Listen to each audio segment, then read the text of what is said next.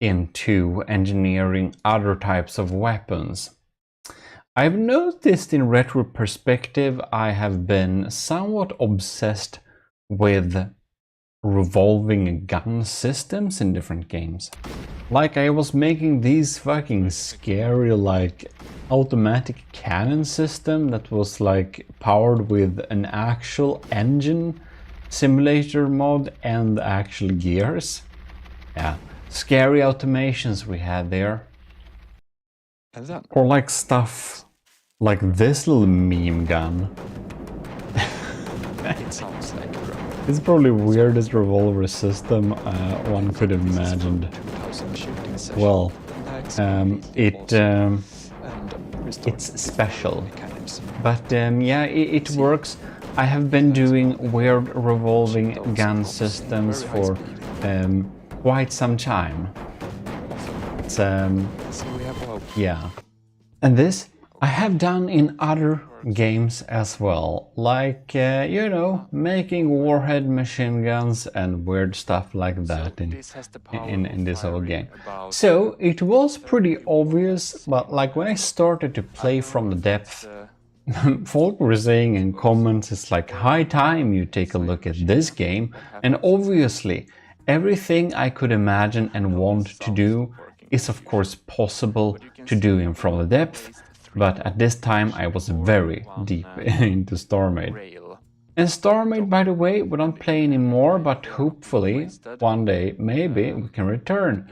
It's been stuck in a non-developer developing lock for a good time, that's why. Almost everyone is like literally abandoned that shit, but the thing is that I built the Pandora Haven. And if you're wondering what that is, well, I thought that it would be a good idea to build a city, and well, it's a big project, and yeah, there is some valid things to say about like just moving on and play the popular games, but you know, I kind of want to finish my city someday. That's you know why. Recording before I will what was that? Recording before the game crashes. So yeah. Thank you very much for watching. Yeah. So keeping with the same games for a really long time gave me this little perk of actually sticking with this game, you know, for very long, and thus been able to. That's we can have into battle. That is true for From the Depth. That is true for StarMade, and you know, Battlefield 2. Fish, 1 get taken, and what the fuck? So they could have their both. But okay, I don't understand why we can't have all our stuff, but never mind. When starting to play From the Depth, I had some different issues. I got quite frustrated with the game because, as I mentioned previously, we'll have to end this recording before the game crashes. Yeah. And at that time, when the game crashed when I was recording, it would automatically ruin my recording. It would be void, dead. It's not the case anymore, but at that time it was. And that was extremely annoying. So the game had this issue before of like crashing before 20 minutes or something has passed. So while Scarab and many others were completely right in that From the Depth was a very interesting game, just up my alley, where I could make my fun little weapon systems and all of that stuff, they couldn't know that for some systems at that time, From the Depth had so severe performance issues that it just regularly crashed for a lot of people. By the way, big shout out to Adnicrius, who's been with us for so long. Montrose Adnicrius were one of those people who were very early with supporting us playing From the Depth a big bit, with giving us a lot of tips and all of that, so this we'll be grateful to as well, not only to Scarab for actually giving us the game, and you know, without that, without us getting the game, without his support, we probably wouldn't have stuck with it. Because as you can see here, I tested my luck. It's very reliable. it will crash in about 20 minutes. Every fucking time. Can you imagine how frustrating this was? It was insane. And well, I'm a little bit uncertain where exactly that was fixed, but this is like 8 years ago and you can see the beautiful old UI. It's darn old. But in any case, so am I. Yeah, we started playing it early on, but the crashes made me kind of quit or play it extremely rarely. But I don't know what it was, but eventually it got fixed and it didn't crash regularly anymore. And at that point, we started to play from the depth for real, if you will. Like more seriously, just not casually, but you know, actually trying to build complex things. And I started out trying to make some Viking ships and stuff like that. That's how I started building stuff in From the Depth. And then it just escalated. And since I already were making a lot of tutorials for other games and tech and all stuff like that, obviously I wanted to make some tutorial for From the Depth as well, because I felt that there was some lacking space to fill out with my tutorial making style there, aside from the in-game tutorial being absolutely abysmal. They're better now, but they're still kind of abysmal. We should make a video about me going through the tutorials to see if I learned something. Well, I just guess it escalated from there, basically. There was a lot to learn, and like this year, I've started to look into breadboard for a change. The game keeps me hooked because there is always new things to learn, and it's pretty interesting. And of course, thanks to all of you who are watching and engaging with the channel as well. That's obviously also a really big thing will require. If you want some more From the Depth content, look at the Relaxism and GMODISM's GMODIST channel, my secondary channel, for some extra videos as well. But that's basically the story how we got started. We got gifted the game. A lot of our then subscribers and people in the empire of GMODISM were just being really helpful and positive, and that made it so that we stuck, and eventually I learned enough to make tutorials, and you know, I like to think that I'm getting a little bit better each year at least, but I don't know. That's up to you to say. And now I have been dropping in here at, well, 3,260 hours, which is great. This is not totally representative. I have accidentally had From the Depth running this past 2 weeks, at least 2 times when I went to go to sleep. So, you know, there is that too. But yeah, I've been playing From the Depth a lot at my free time. I have some backlog of content to make too, so there is that. Well, in any case, I enjoy it much, and I hope you're enjoying these videos as well and all of that. If you wanted to know how I got into From the Depth, now you do. Other than that, this is your host Eric, and we are signing out with a paper replica that's, I mean, with real me. Well, you find the links to the other channels there in the corner where the badges are. If you want to support the channel, you can go to gmodims.com/support. You can join the Ecclesiarchy, you can join the commissioned officers, or you can join the government. In any case, thanks a lot for watching. This is your host, signing out.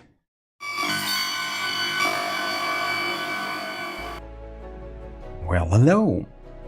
This is your host, Eric. You're watching GMODISM, and I felt I had to tell you a little bit about why most of my series have been a little bit lacking and have been a little bit on a pause for the latest amount of weeks. This is because of the Sword of the Ecclesiarch fleet, which we should look at in this little episode. Here you can see the motto for the Sword of the Ecclesiarch. It's Latin, Igne natura renovatur integra. and it basically means through fires nature is reborn.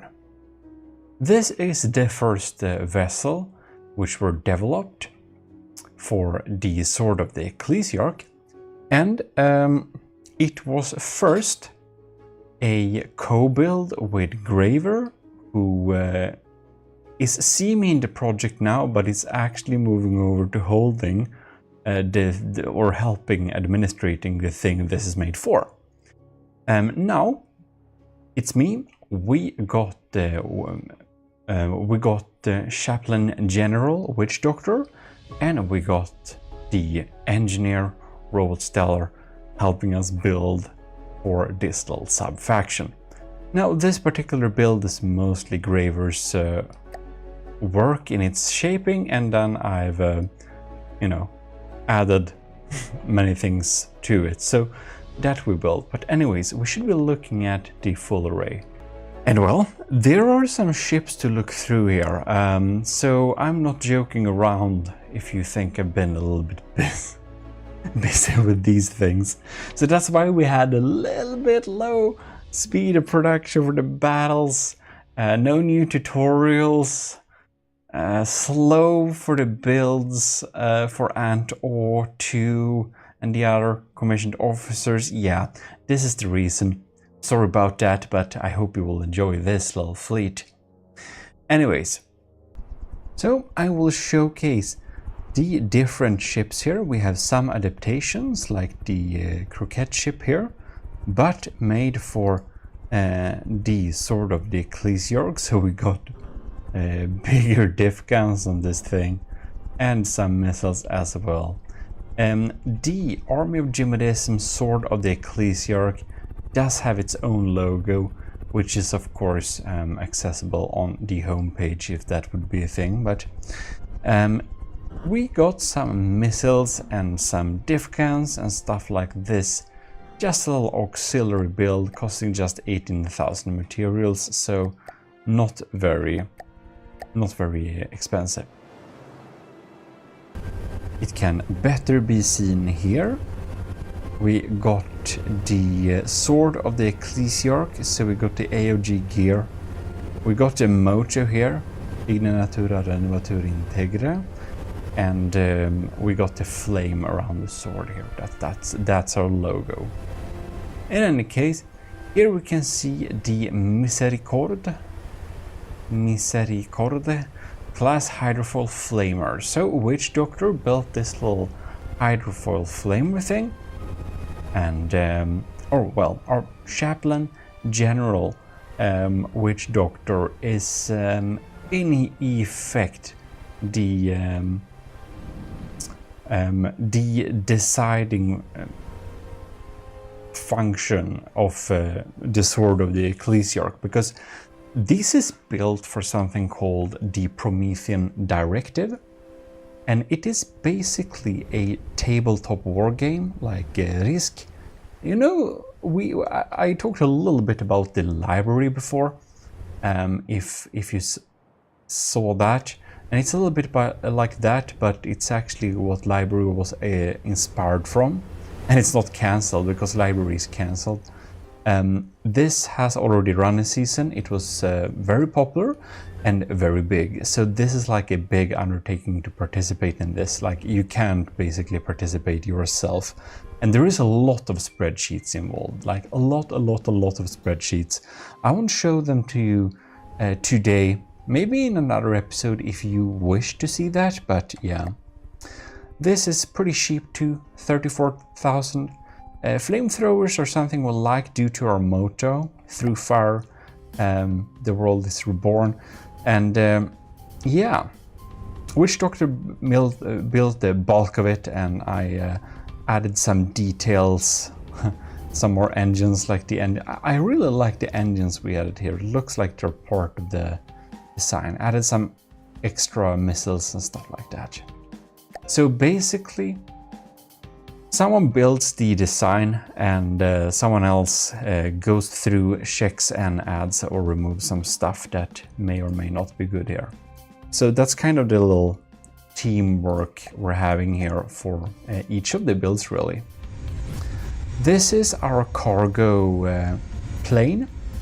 I don't think we are going to use it for a while though, because we decided to not have all the technologies that may be needed. But you can see if we remove the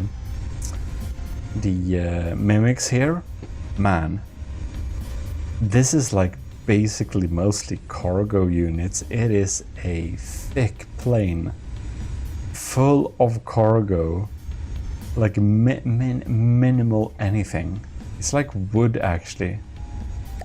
And this beautiful little design was built by Graver. I just add a few fixes. I did basically nothing to it. Just boring stuff. But it works.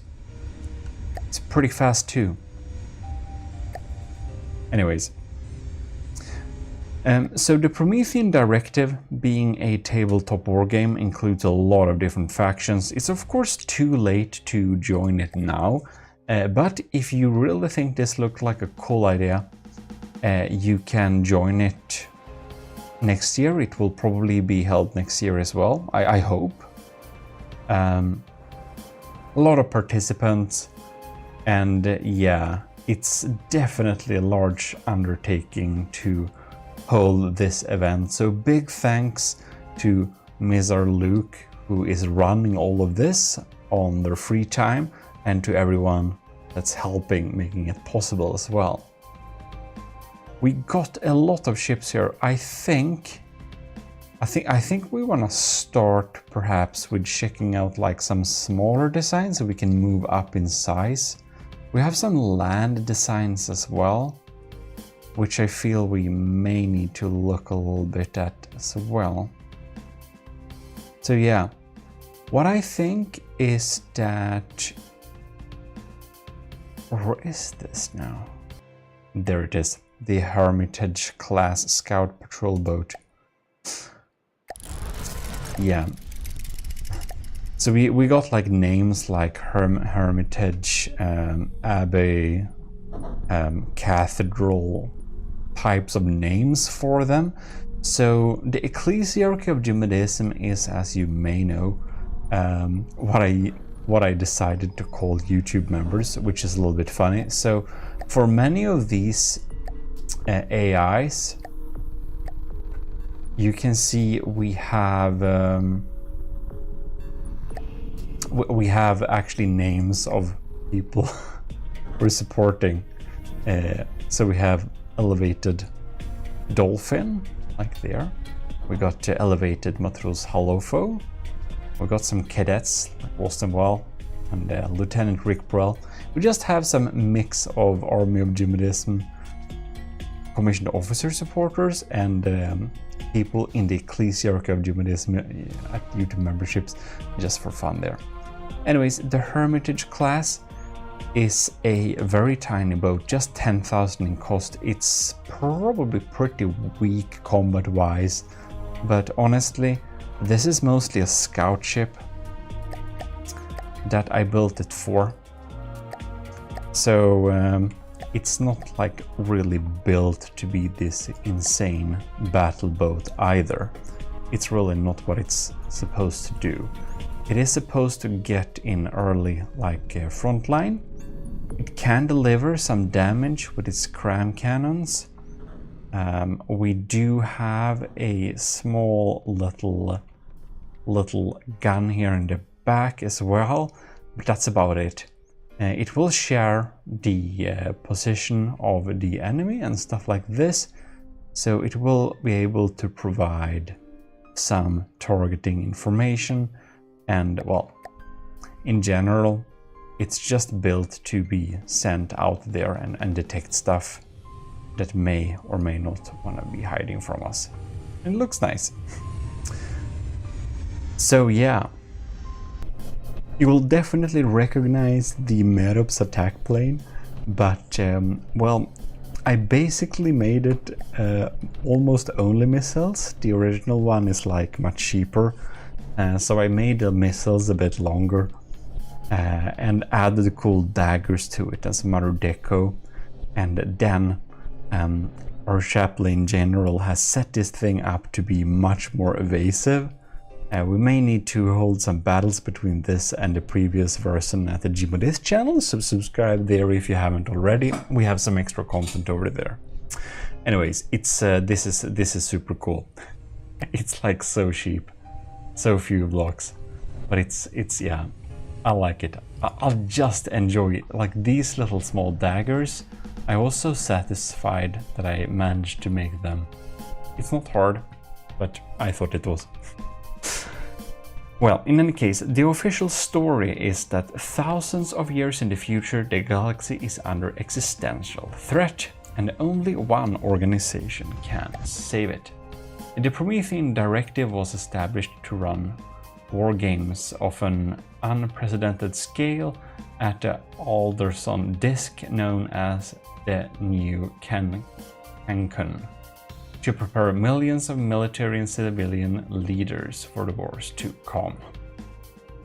Yeah, and the out-of-character explanation is a unique multiplayer war diplomacy simulator for the video game From the Depth. And a lot of text. I'm going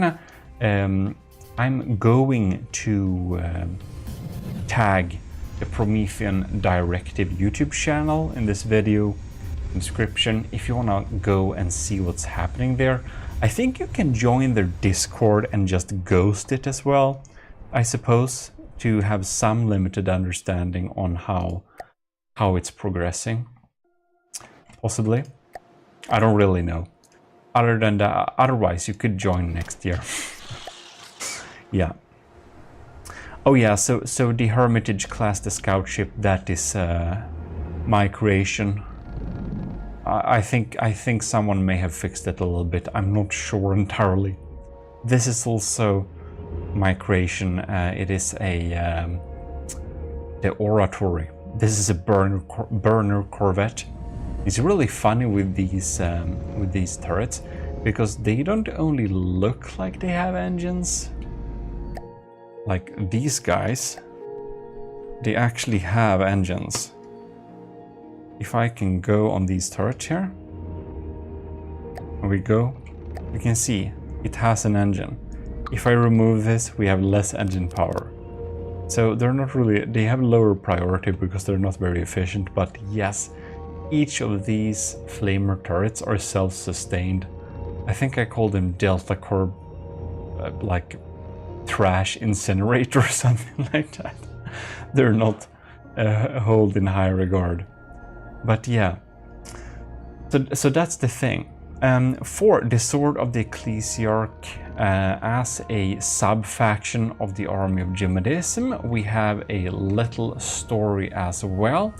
So basically, in ancient times, the empire of GMODism, basically then some kind of historical version of me, the Lord High Admiral and Ecclesiarch Eric of the army of GMODism, of course,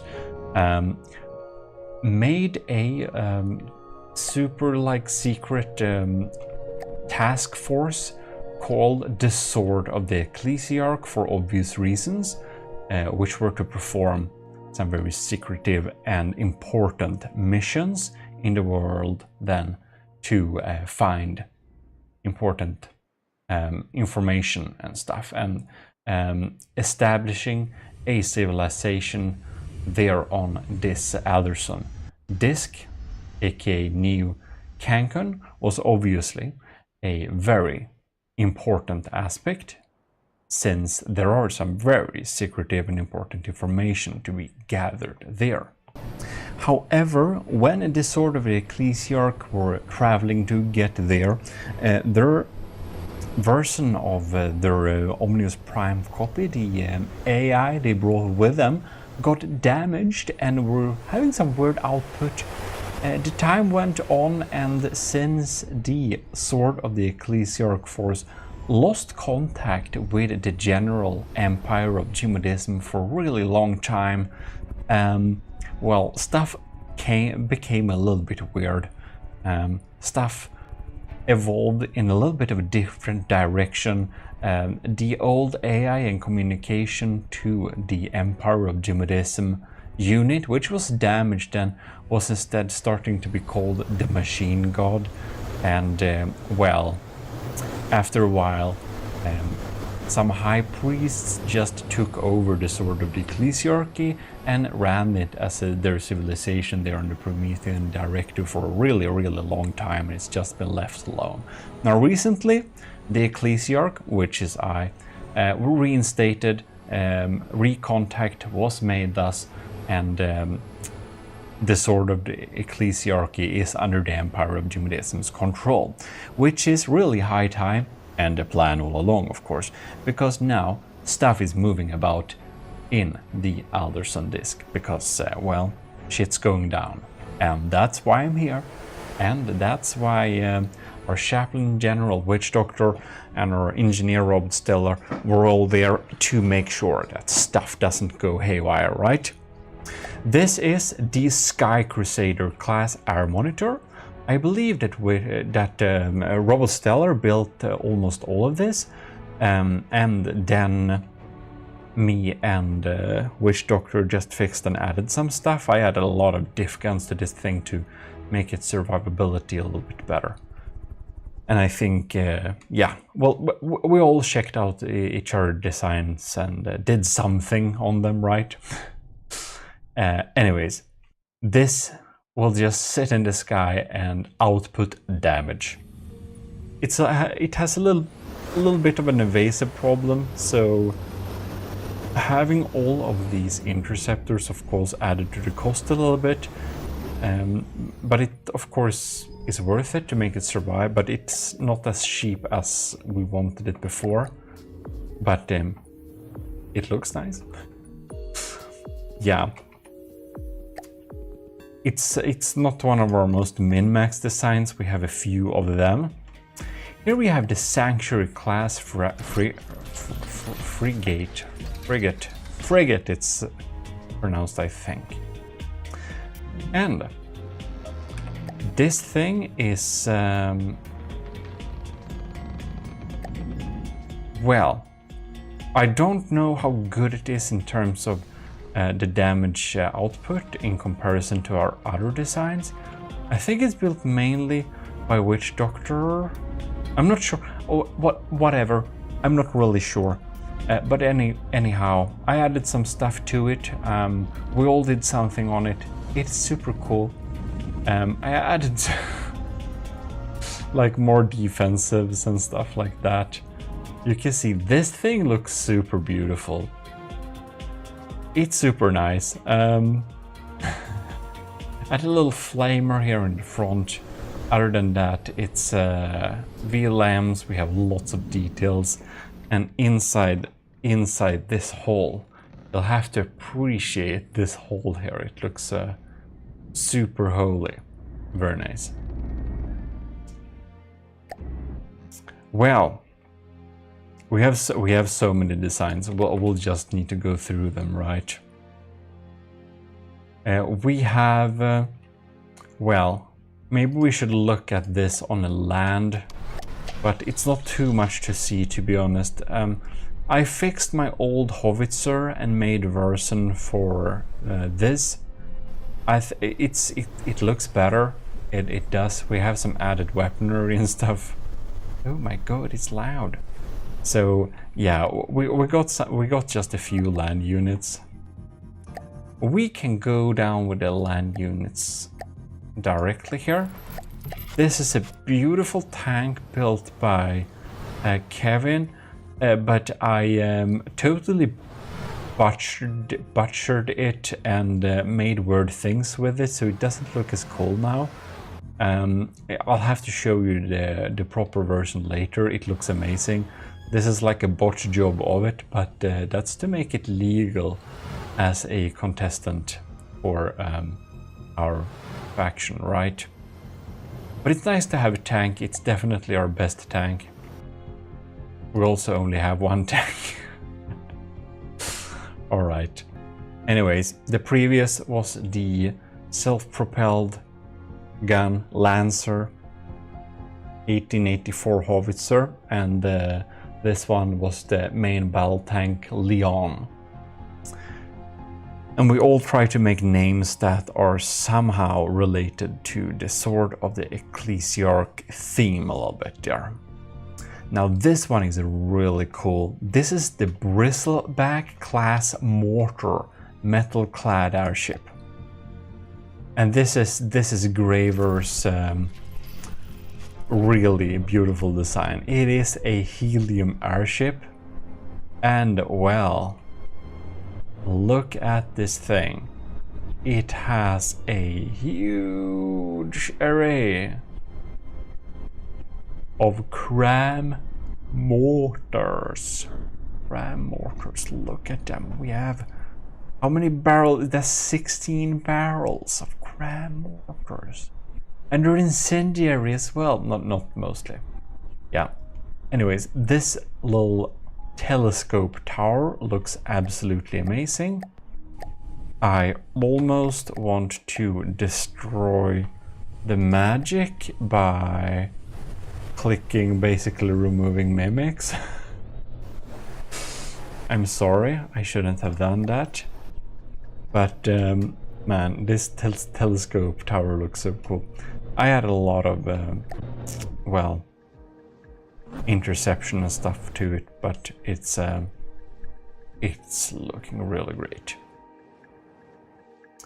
Well, oh god, here we have this thing. This is the extremely insane Army of GMODIST Sword of the Ecclesiarchy Abbey Fortress. Now, Graver made some really cool cathedral looking designs in the beginning, but our witch doctor has made this insanely beautiful. Look at this thing. Look at this facade. It's absolutely amazing. Look at these details, like around the doors. Like, how many layers is this? It's absolutely insane. Well, it looks absolutely great, so I'm not complaining. I was just looking at this in awe, adding loads of diff cans, smoothing out some details, adding some worthless shit details, flamers and stuff, and this is like Witch Doctor's awesome detail. The flaming sword here. It's not only the sword of the Ecclesiarch combined with the motto, Igne part of the motto in specific, but it's also draw some references to King Arthur and the sword in the stone. It's very cool. And we have big crams. Crams looks like some kind of cathedral tower by itself. I added a lot of exposed ammunition here. That's actually ammunition. And these little things, man, it's so many cool details here. And the crazy thing with this is that it has like a full interior. Look at this thing. I kind of want to like go here IRL somehow, and then we can like go out there and we got some diff guns to shoot down incoming target, and this is like a beautiful mimic cluster basically. This is like no solid block, it's just mimics made by Setup for the AOG a long time ago. Well, this facade, look at it, we even have a little poster and stuff. Well, we have so many things to go through here. Now, this is absolutely insane. This is the Cathedral class heavy artillery cruiser.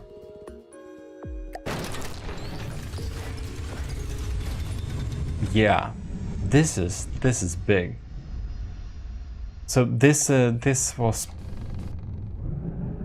I think mostly like Graver built like all of this, and I added some shit later on, and did some interior armoring, fixing things up, making turrets not die and stuff. But as you can see here, Graver done basically everything on this thing. It was where this little telescope tower was built, and well, it's beautiful, and we have this super ambitious interior here as well, looking pretty great. We all try to keep to the theme, but that we have some small differences just makes it feel so much alive. Yeah, it has diff guns and a insane big gun here in the middle. It is, as you can understand, a very scary railgun of 500 millimeters, shooting a pen depth AP frag shell with oh no, why do we have 2 emergency ejection defuses? Well, that's wrong. Well, whatever. Why did I not notice that when I fixed it? I'm seriously wondering. Oh no. Well, we did a little crash there. That wasn't intentional. Man, this thing looks evil. So yeah, this is the very scary min-maxed airship. This is really cool. It doesn't only look scary, it's pretty classic cool too. The Igni class absolutely fire nukes anything. It's absolutely insane. I mean, this thing is crazy. Costing $250,000. It is an expensive one-time fix, but a bit of a one-time fix it kinda is, because this thing just gets in close and unloads insane amounts of incendiary shells at pretty slow speeds. Like, man, it just ignites things permanently. This is thus called the AOG ZTMC Igni class incendiary bomber metal class airship. Very cool. Don't mess with that. And Graver made this Terax pattern drill, which is a really cool little concept. We're gonna have a little testing video here, but I just tinkered around and could make a version that almost deal the same amount of damage for about half the cost, just fixing some interior bits. But it is a little bit slower, so we also made a standard drill unit. Not to speak about the land drill unit, which I started on. This is a complete abomination. It needs to be updated. But you can probably guess where it's gonna go. It's gonna go on land. If we're invaded by a land, we can send out that. It's very scary. Alright, so we don't need to look at all of that Envatur class. No, we don't really need to do that. We're probably gonna forget something anyways. So anyways, here we have the Flying Commandment class air monitor. This thing, together with the ship I'm gonna show you later, has been developed and built to possibly be able to be our main big production battlecraft. That is basically to be mass produced and deal most amounts of damage. Both our designs are Sandblaster based design, and this is Robot Stellar's version, which is a flying version that deals very good amount of sandblasting action. Really cool looking turrets here too. I really love these ones. That Robot Stellar made with some parts and stuff going on them. They look very cool. This man though, just about to fall out of there. Well, there we have, that's that one. Okay, now before we look at my little version there, we're gonna go and check the defensive airbase fortress. So our witch doctor made this insanely cool little main defensive base. It's only costs 177,000, and it does have some flamers, but most notably it has so many TEDx pattern drills that it can just be spammed at the enemy to like great effect. These drills deal insane damage. We seriously have to have a test video over at the GMODIST channel, so check that out now. We also have a lot of the attack planes here too, getting ready for action somehow, that can be spawned and well, sent into combat. But man, Witch Doctor did a real good job there. I haven't basically added anything. Well, and then before we look at that, we're gonna save the best for last, right? So here we have the Cerebro class assault drill carrier. Obviously, to carry these drills into action, we need an assault drill carrier. So this unit holds 3 drills, and well, they will just be launched as well, jet dive bombers, except they won't move away. They are like diving and killing on contact, especially with these flywheels attached inside. They are very scary. So yeah, don't let them come close, basically. And about what I've been working most on, we had the real need to get something really strong. So the light cruiser, the Renovateur class light cruiser,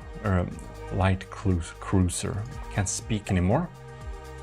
Inside the game there are some reductions of materials, so this one costs almost 300k in the spawning game, but it does cost 250k resources in game, which unlocks it so that we can produce it in factories, which will be a better, cheaper way to do it. This, however, is the only thing which I can say I've really spent a lot of time on perfecting, because we need this to work. And even though I try to perfect it as much as possible, Witch Doctor went into all of these guns. The Vigoletta Marksman, this is a new version of the Vigoletta Marksman. It's actually rail assisted. And we have these one, the Fort SA Sandblasters. The ammo has been changed on them because they needed more accuracy on long ranges, so they use Sabofin Fin. And the Vigoletta Marksman is a little bit more how it was before, but still different formulation, faster shells.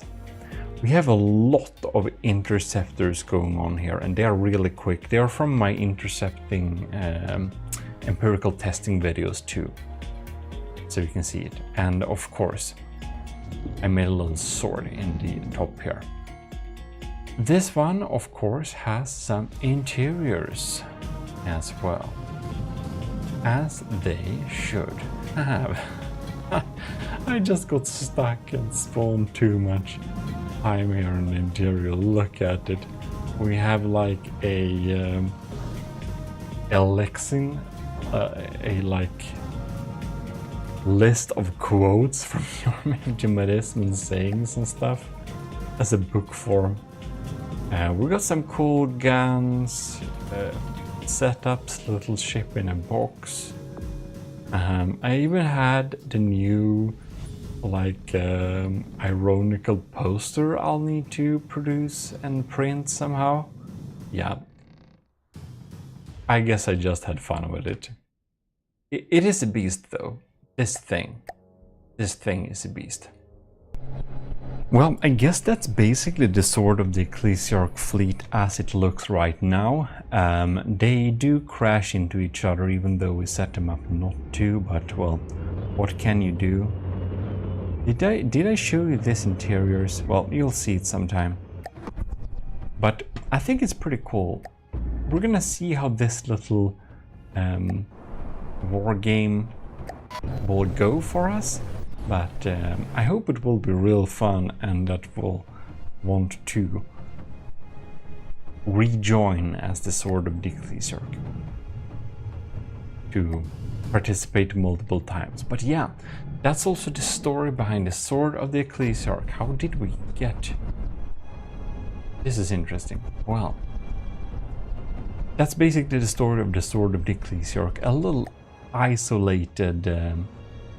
Oh man, I'm fearing the game will crash if I don't stop doing stuff like this.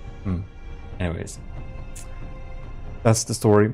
Our little task for getting isolated, corrupted computer, which is then the machine god, and the high priests being corrupt, and well, we're trying to clean up this just before shit's gonna happen, to be able to get something out of this mission at last indeed.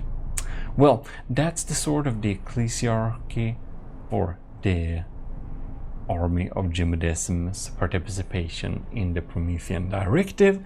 Link to their YouTube channel in the description, and yeah, subscribe to GMODIST channel too. Well, I'm not in a state of showing myself here, so we'll have to suffice with the paper replica. Well, I hope you enjoyed checking this out, and as said, GMODIST channel you can check out here on the cards on the upper right corner. If you want to support the channel, please consider doing so. A big thanks to all in the Ecclesiarchy of GMODISM, of course, and to the commissioned officers in the Army of GMODISM. And with that said, I think we should be turning off this little video and keep the suspenseful action which is soon to be unfolded for another time. This is your host Eric of GMODISM, and we're signing out. We're coming back with a normal series soon. But this is the reason why it's been drawing out a little bit. See you. GMODISM. Well, hello. You are watching GMODISM channel. This is your host Eric, and we're back with a little video with a little update. I actually intended to post this video yesterday, but here we are. So yeah, it's a Monday, and I have now updated the files for the commissioned officers. So that means all Patreons get the updated files.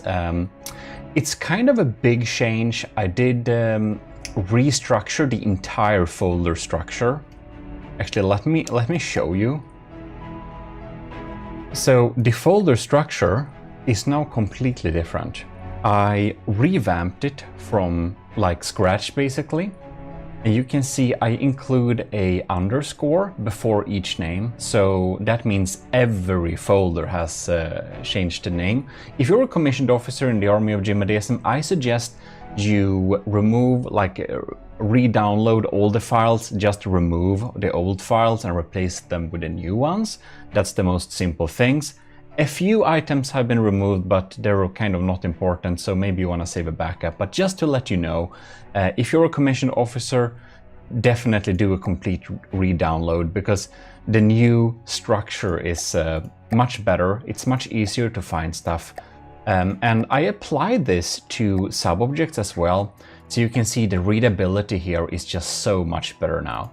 So that's a big tip for all of you, to have an underscore before and after. That way the like brackets won't collide with the names, so the readability will be a lot better.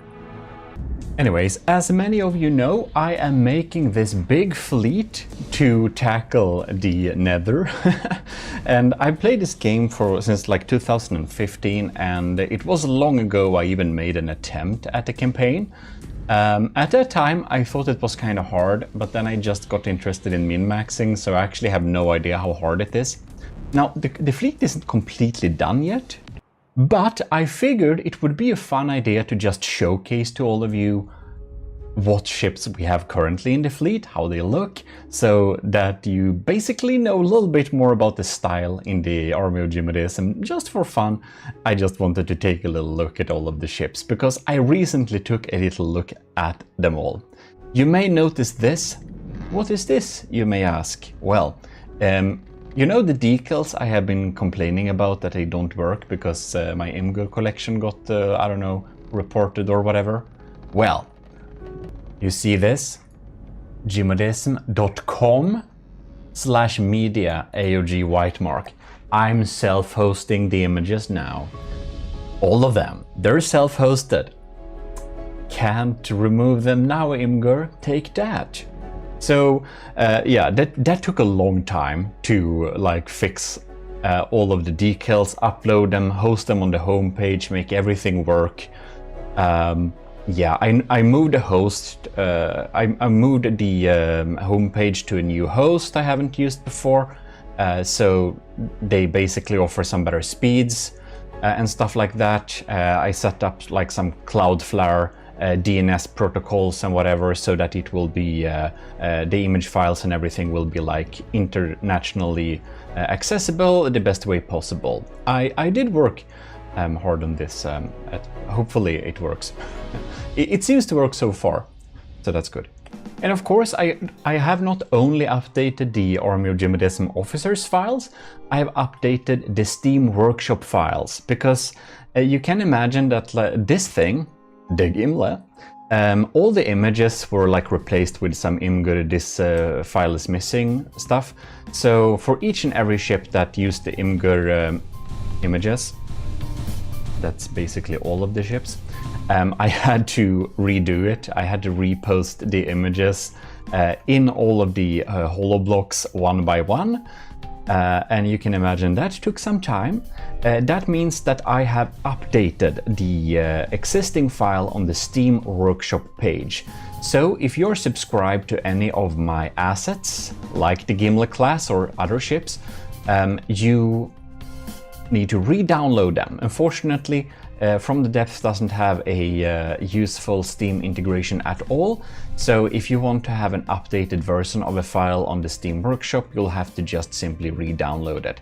So anything that you might have subscribed to on the Steam Workshop from me, please re-download it and save over the previous file, and you will get the working image files. Also, some very tiny hidden small fixes that were some small issues on various ships I have been fixed too, but they were kind of, I didn't bother writing them down, so yeah, re-download stuff, thank you. And that will be quite splendid. And while you're at it, do leave a 5-star rating review on the stuff you have downloaded from me, then I will be very happy. It's fun. Anyways, about that, do like this video as well. That helps a lot, of course, it helps the channel. You may have noticed there have been a little bit low on content lately, and if you're interested about that, I posted some messages on Discord and some video explaining that a little bit as well. So we're back now, it's the most important part, so yeah. That's the more important part. So I'm going to continue making the videos. That means, of course, continue on the Yamato project. I'm so sorry we have so much delays in the Yamato refit project, but you know, sometimes stuff happens, and yeah, at least we are continuing on it, so fear not. In any case, I think we should be checking out the gmodism.com homepage. It is not 100% done, I'll need to fix a few things more, but it's basically done enough, so I would like you to check it out. I really try to make it a fun and new type of experience to go to this site. Yeah, I don't know if you will think it's fun. The house you go to home, of course. Sorry about that, return is just backwards.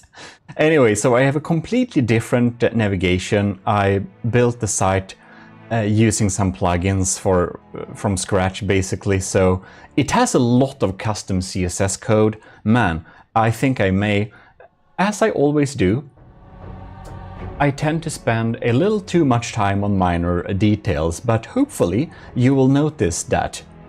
So here we have some like current news and stuff, so that's cool. You can click on get in touch, so you can go to like our subreddit here if you want to. That's in a new tab, yeah. You can even like join our Discord here. You can even like send a contact email, and you can go to our like X page. It's not called Twitter, if you want to have some updates and stuff, because I made it so that my like videos, when I post a video, it gets posted on X as well, so it doesn't matter if it's a Twitch stream, a YouTube video, or if it's from any of my 3 channels, you'll get a notification there, which can be pretty smart.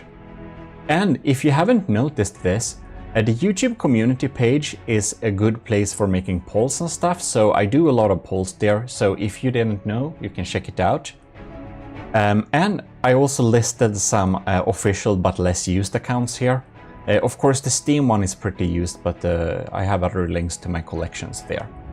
So here we can see some other like shortcuts to our channel's commissioned officer, the Imperial store. Anyways, if you go here, you can go to the support page. So here we can join the government of GMODISM. I did set up this new support option, and this is like the best support option for me. It doesn't offer as many integrations. So what this basically gives is if you want some like discounts on our store, and if your most important thing why you want to support the channel is like general support, this is the best option for me, because this one basically takes very little in between money. They don't require many percentages like the other options on YouTube and Army of GMODISM on Patreon does. So that's really cool. So if you want to give general support to the channel, well, this is the new place. And if you want to have member recognition, well, I'm gonna set this up so that you will get a member recognition every video. So if that's most important, check out that. We have the, whoops, clicking on OBS now. We got the, well, the Army of GMODISM on Patreon here, of course. Yeah. And we got the ECCLESIARCHY. And that's of course YouTube, if you want to join YouTube like that. So you want to become a... like over-voicing myself. And of course, we're gonna get back to a Twitch stream. I feel I always say this, but honestly, I really want to. So obviously we have like a Twitch sub option here for those that are most interested in the live experience. Yeah, and then we got like 2 our different stores like this, where this is of course the most important one, but this store honestly has some of our, according to me at least, coolest projects with, you know, the desk mat here, which is nice, and the flask, yeah, that is not available. It's like a specialty store, but the things that are here are nice, I think, especially the desk mat. Anyways, there is of course like the donation options too, if anyone wants that. There is like that. Yeah, but please like check out this site yourself. It would be fun if you could just take a little look at this site and say what you think, because of course I spent a lot of time on this. We got a new IP to our Garry's Mod server, by the way. And here's like a list to all of the different assets that anyone can get. And naturally, the Steam Workshop downloadables. Oh, I just uploaded the Gimle After Party, by the way. So if you have struggles running the Gimle because it lags too much, this version, while losing against the Gimle in single combat, it's pretty strong, and it has so little sub-objects. Captain Y refitted it like a good while ago, and it was participating in a special tournament, and that tournament didn't allow a lot of sub-objects, so that's why it happens to be a very low lag. Yeah, so that's fun. And to finally get to it, here is the Army of GMODISM media asset library. So here you can see we got all of them uploaded, looking pretty neat here. So obviously I have listed the link to them for simplicity. but you can always just click on something, just right click and copy image address, and you'll get the image address. You can use it in from the depth, so that's pretty neat.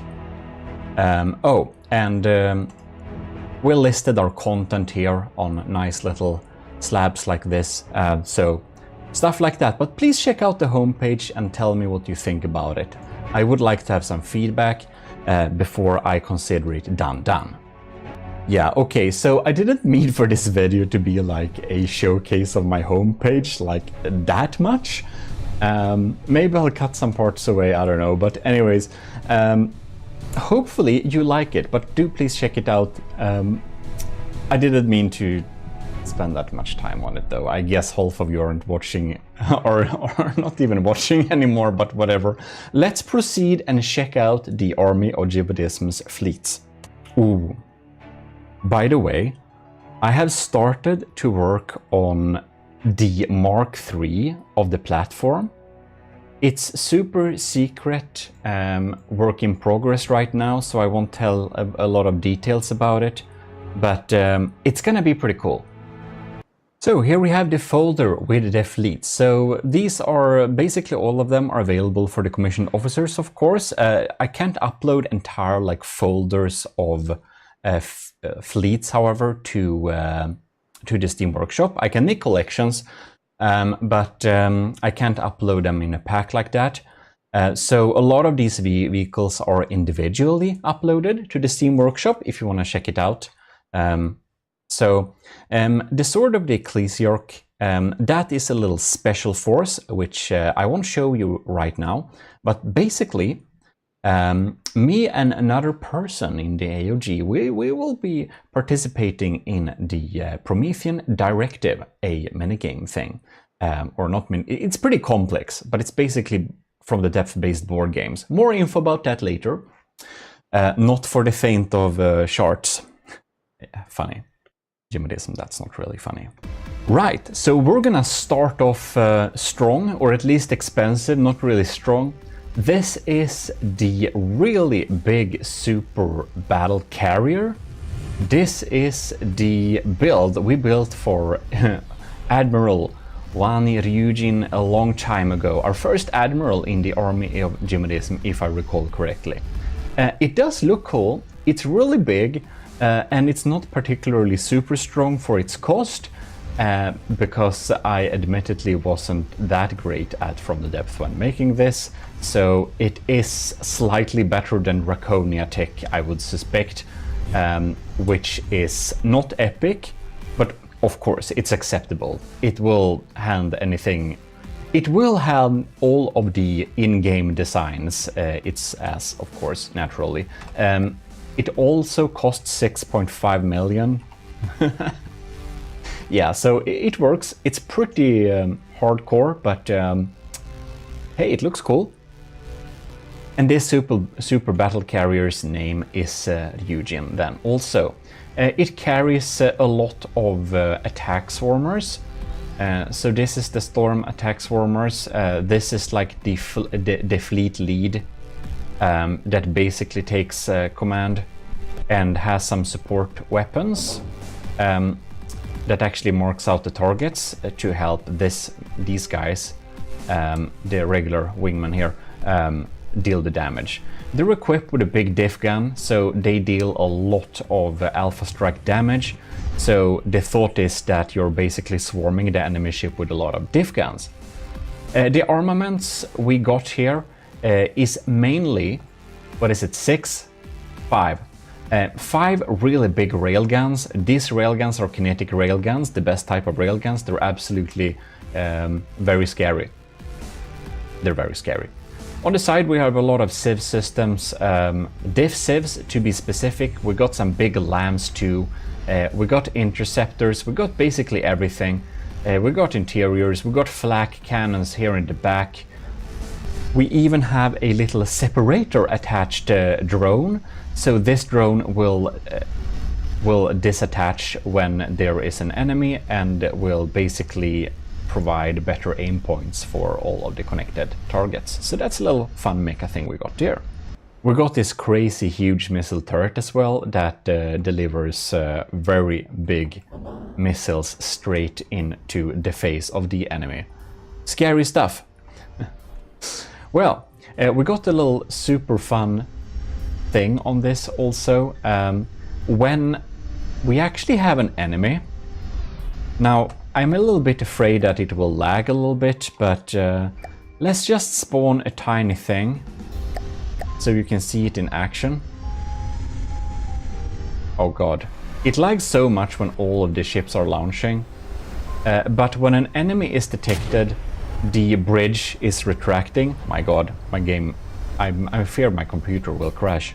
Okay, I removed that thing, because if I think a little bit more closely, it actually doesn't, it's manual.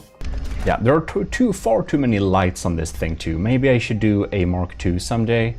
Anyways, what we basically do is we click a button and the entire bridge will retract into the safety of the innards of this ship, which means that, you know, the captains and admirals and rear admirals and commodores and everyone that could be aboard this ship is safe and sound inside the innards of the ship and not exposed up here.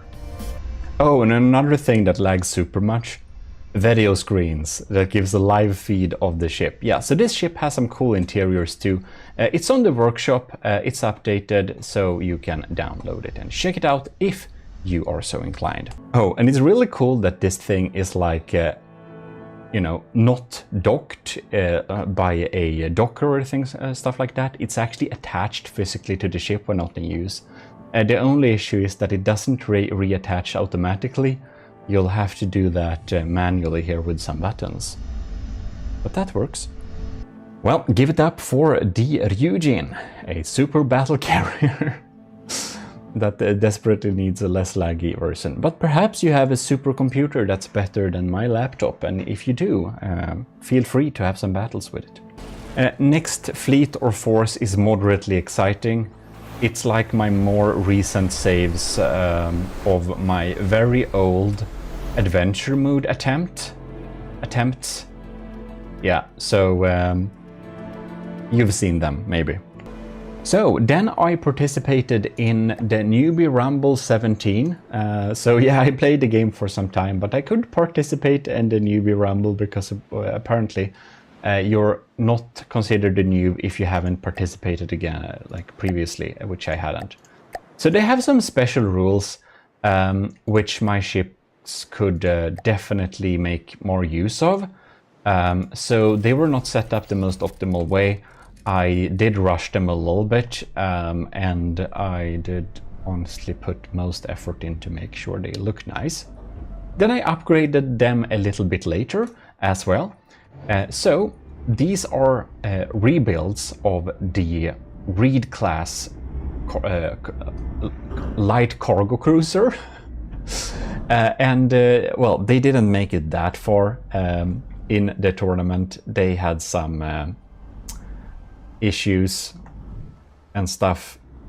Yeah, they spent, yeah. I think EMP was banned in the tourney, but they are still EMP proof and stuff like that. I upgraded them a little bit afterwards, however.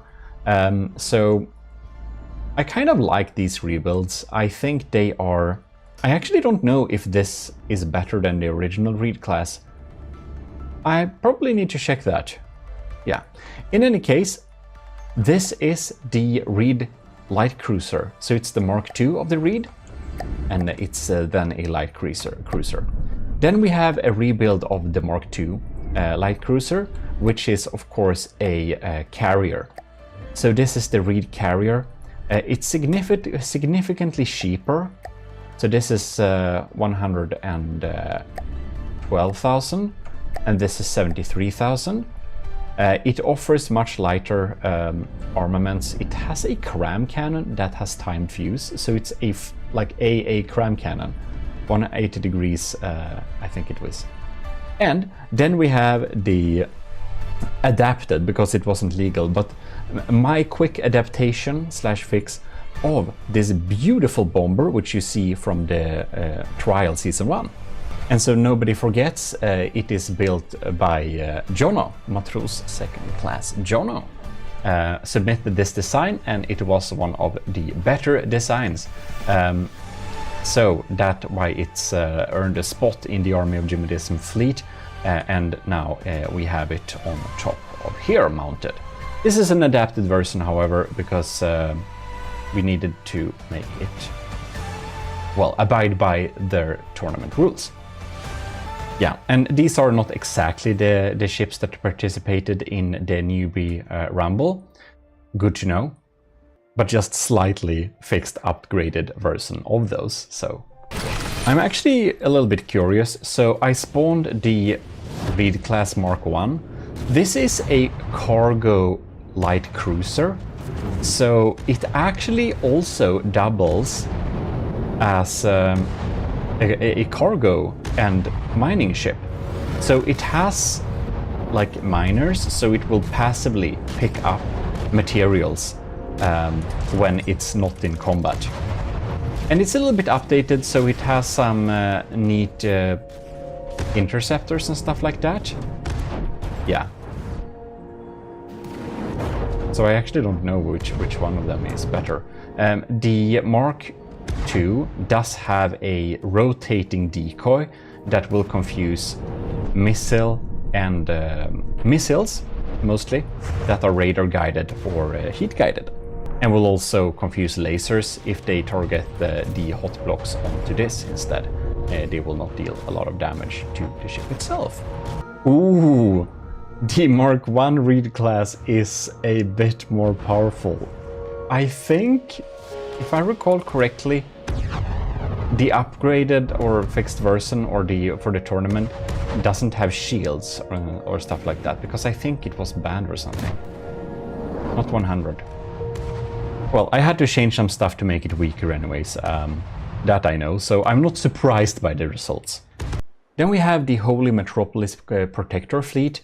These are insanely large, the S. Davidos. Here we have the afterparty version of the Gimle, which you can check out on Workshop too. The S. Davidos is also updated on the Workshop. Oh no, I spawned it in as lightning hoods. Well, in any case, just to check out a little bit quickly, we have Captain Y made this super funny thing where they kind of clean up this messy party. And other than that, it looks very similar, but a lot of the turrets, like this one, is actually not a real turret because it's very low on sub-objects and stuff. Well, so this is like the lag-friendly Gimle. This thing is my thickest battleship to date. This is the S. Davidos Mega Super Titan battleship, basically. It's a super battleship apparently, and it looks like crap. I know, it's only made to be somewhat effective, and then I hastily try to deco it a little bit. Yeah, but it's really strong, and I'm not sure, but I don't think it has ever lost against anything that has a higher cost per that has equivalent cost. I don't think it has ever lost against anything that has equivalent cost. It has defeated some really big strong ships by well, Suzu likes to build really big ships, so we fought some of the ships she built, I think the Juno and well, an array of ships anyways. It's pretty strong. It's not very interesting to look at though. Just has some cool turrets, that's all. But if you want something extremely strong to fight, I would recommend that one. Then we have the Constabulary of GMODISM, which we built for Admiral Scooby-Rocks. So this is the State Trooper observational drone, or a reconnaissance drone. And this thing, I think it looks pretty cool. It's of course not super strong because it's not able to be that evasive, but its main function is actually to provide and share aim points and stuff like that, which it does pretty neatly. Then we also have the officer, which is a very small little jet fighter, and I'm actually gonna upload these to the workshop independently because I feel they deserve independent uploads as well. Not to match it against anything that may in particular be matched in any regard, but just to see them in action. You can see they are making a mess of this, and here we have the beautiful laser controlled missiles from tubes like that. It's just doing its thing, vibing in the sky, firing some guns. Yeah, I think it's pretty neat. These like black medium distance rockets feel really cool. Like the menacing black smoke is just a nice little addition. Very nice.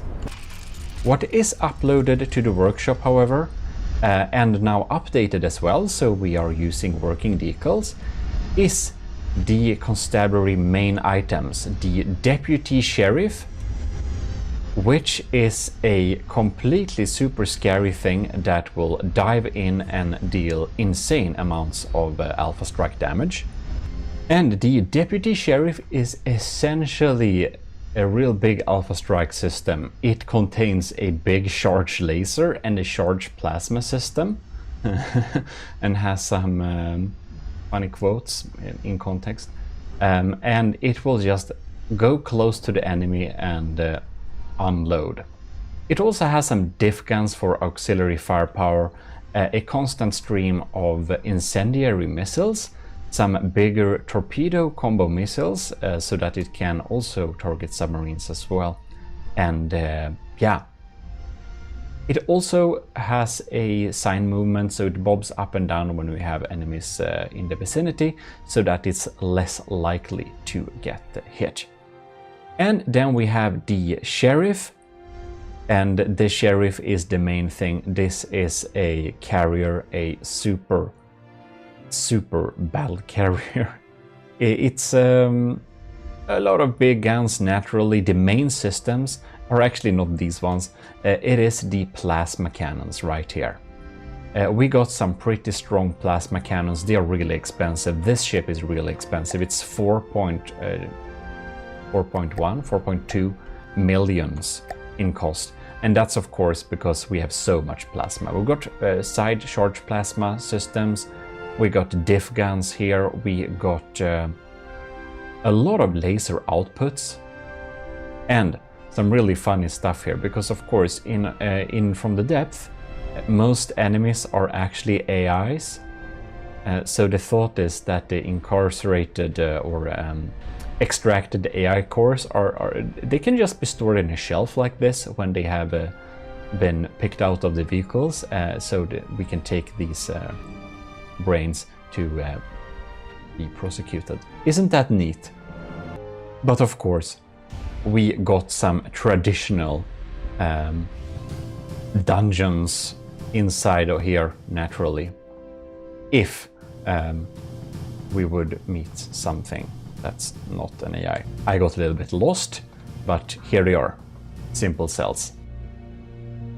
Got a pretty fancy big bridge here with some controls and a lot of mood interiors. And naturally it carries the fighters and stuff like that.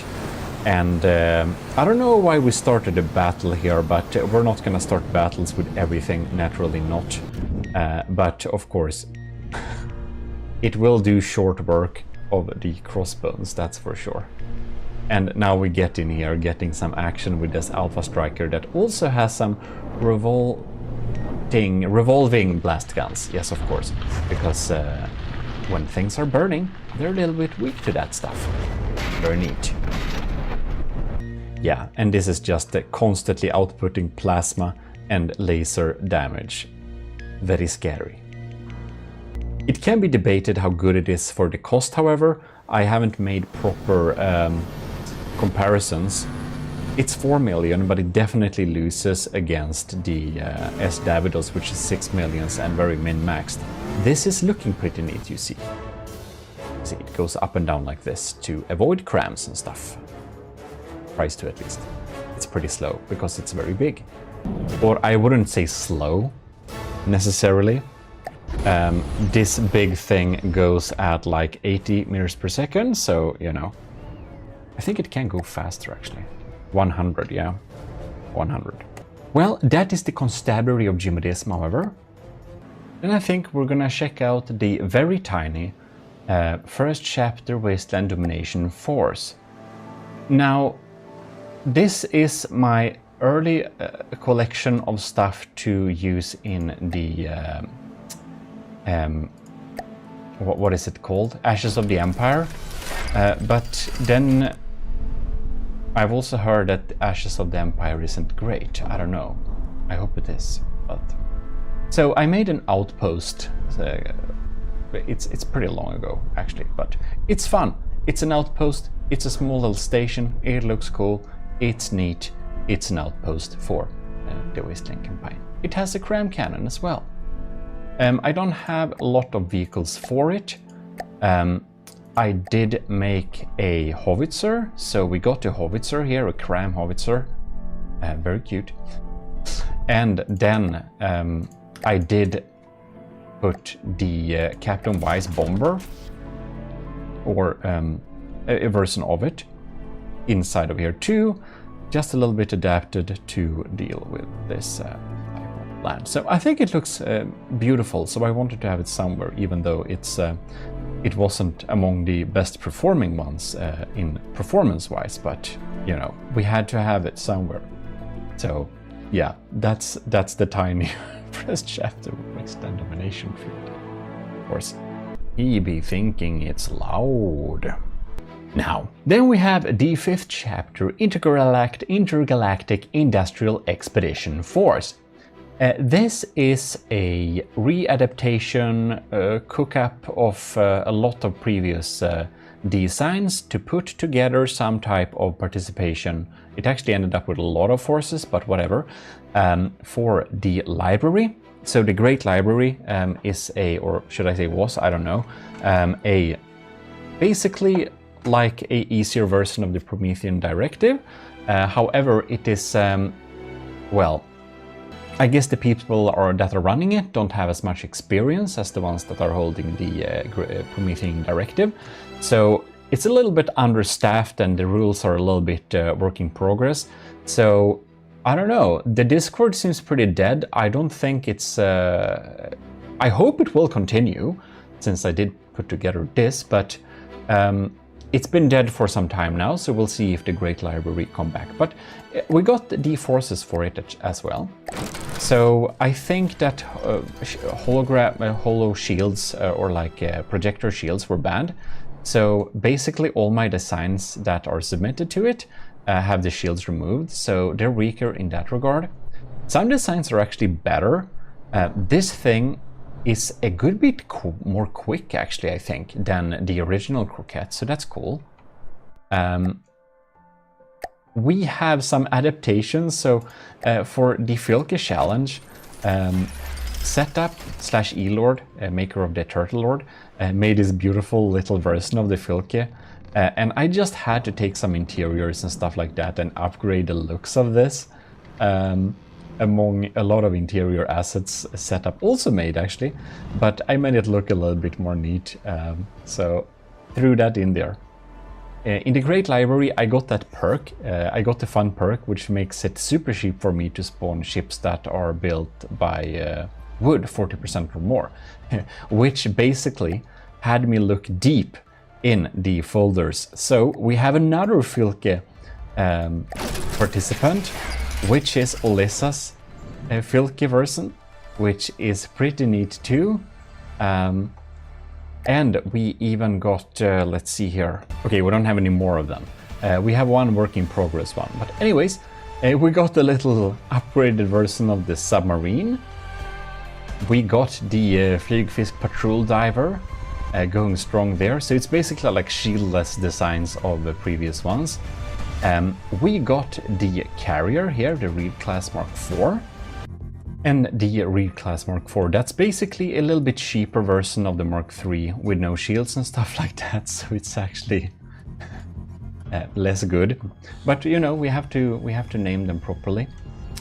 Let's go there. Now this one gotten into the water, unfortunately, so I guess we'll need to help it out because I spawned it there. But we have the flygfisk. No, this is the balloonfish. I'm so sorry. This is the Explorer Mark IV. So this is a little bit upgraded actually. This is much better than the previous one. It even has a little propeller. It not only relies on sails, it has missiles, so it's much more heavily armed. And it's, well, a little surveillance balloon, which probably should be put in the main fleet for the Nether campaign as well. We got the upgraded version of our Type A fighter. So it's a big wooden fighter that has gotten a facelift, you could say, with some nice decorations and, well, adhering to the rules. I also took one of our best fighters in the Trials Season 1. By the way, Trials Season 2 is coming soon. It's gonna be a real simple challenge, more about that later. But I took the beautiful Mantawar by Matros Kovrax in the army of GMODIST, and this was absolutely brutal, super strong design. I have been looking forward so much to use this design in the library, where we just spawn a bunch of the send a bunch of this to like attack bomb somewhere. That would be beautiful. Unfortunately, that hasn't happened yet. But in any case, Kovrax made an absolutely beautiful design out of this. It looks amazing, and all I did was adapt it so it would adhere to the rules and be basically only wood, so it would be super cheap for me to make. Right. I made a service droid adaptation of the observer drone, the state trooper. So this is basically a repair and rearm version of it. It carries material and it can repair and fix stuff. That's basically the difference. It doesn't have shields. Yeah, very nice. And we got a little version of our helicopter as well. And this is the Chopper Mark III, to be specific. Also, they have their own little adaptation here. They got their own version of the of our little fighter here. I should actually put the Officer Mark II versus the Officer Mark I and see which is best, because it uses a different strategy. I'm not entirely sure which one is best, but this thing actually contains sticky flares instead of chaff to confuse radar. So it has active decoy system instead. So yeah, we need to put them against each other. Not really worthy to display, but this is the work in progress mobile base for the Great Library campaign. So yeah, it is what it is. All right, Officer Mark I from the Constabulary Peacekeeping Force versus this, the Officer Mark II, which is from the Great Library. I guess we can just spawn them both and see which will... Oh. Well, that's fast. Well, the original wins. Ooh, I think they banned EMP. EMP is great against small aircraft. Well, now we know. So that's basically the 5th chapter Intergalactic Industrial Expedition Force. You know what? They hated the name. I can understand that, but I like long names. So, last but not least, obviously, we got the 2nd chapter. Yeah, 2nd chapter Frontier Fleet. I know that. I guess I just can't speak, you know? I had a little bit of a hiatus on recording, so I think I probably lost my ability to speak somewhat. In any case, the 2nd chapter Frontier Fleet We'll need to find some deeper water, man. This is like shallow. This will not... It can be funny. It's gonna be funny. We can spawn it here anyways. Well. Look at the poor thing. This is the broadsword battleship. It's really tall. It's really low tech. It's not one of my most recent min-max designs, and it's mostly made to look decent, which I think it does. It needs to go somewhere, however, for it to stay at a nice, pleasing level. Now, we didn't spawn that in our own fleet, so that's a little bit unfortunate that we don't get the exact colors that we use, but it's pretty cool. It uses broadside, a lot of broadside cannons, not like a lot. And obviously, even though they're many and small together, they deal some decent damage. Probably would be pretty easy to take out with interceptors, but whatever. Most in-game craftons have interceptors. And yes, this thing is bad, but yeah, it will actually work decently enough against many of the in-game designs, so that's nice. Then we have the Aerobics Mark II. Mark 1 is deleted. This is a jet fighter that is pretty good, to be honest. It moves so janky, it's really hard to hit. It usually wins against many of similarly priced Steel Strider designs, and definitely works against the Deepwater Guard. Now, I'm not super happy with the design of it anymore, because I kind of upgraded or changed my style at least. You may think this is cooler, I don't know. It's up to you. But it's pretty... it works. Then we have the funny Filke class destroyer from the Filke battles, which is a super funny design because this thing will actually jump up and down when incoming fire is coming there. Compared to many of the participants in this little mini challenge, it's of course really bad. A lot of you GMODists out there, you are so much better on building stuff than me, and I'm happy for that, because then we have really cool challenges we can make with cool designs you submit that are just so much better than whatever I put out there. Yeah, so the Filke was a wooden boat, and the challenge was basically make it decent, and people did.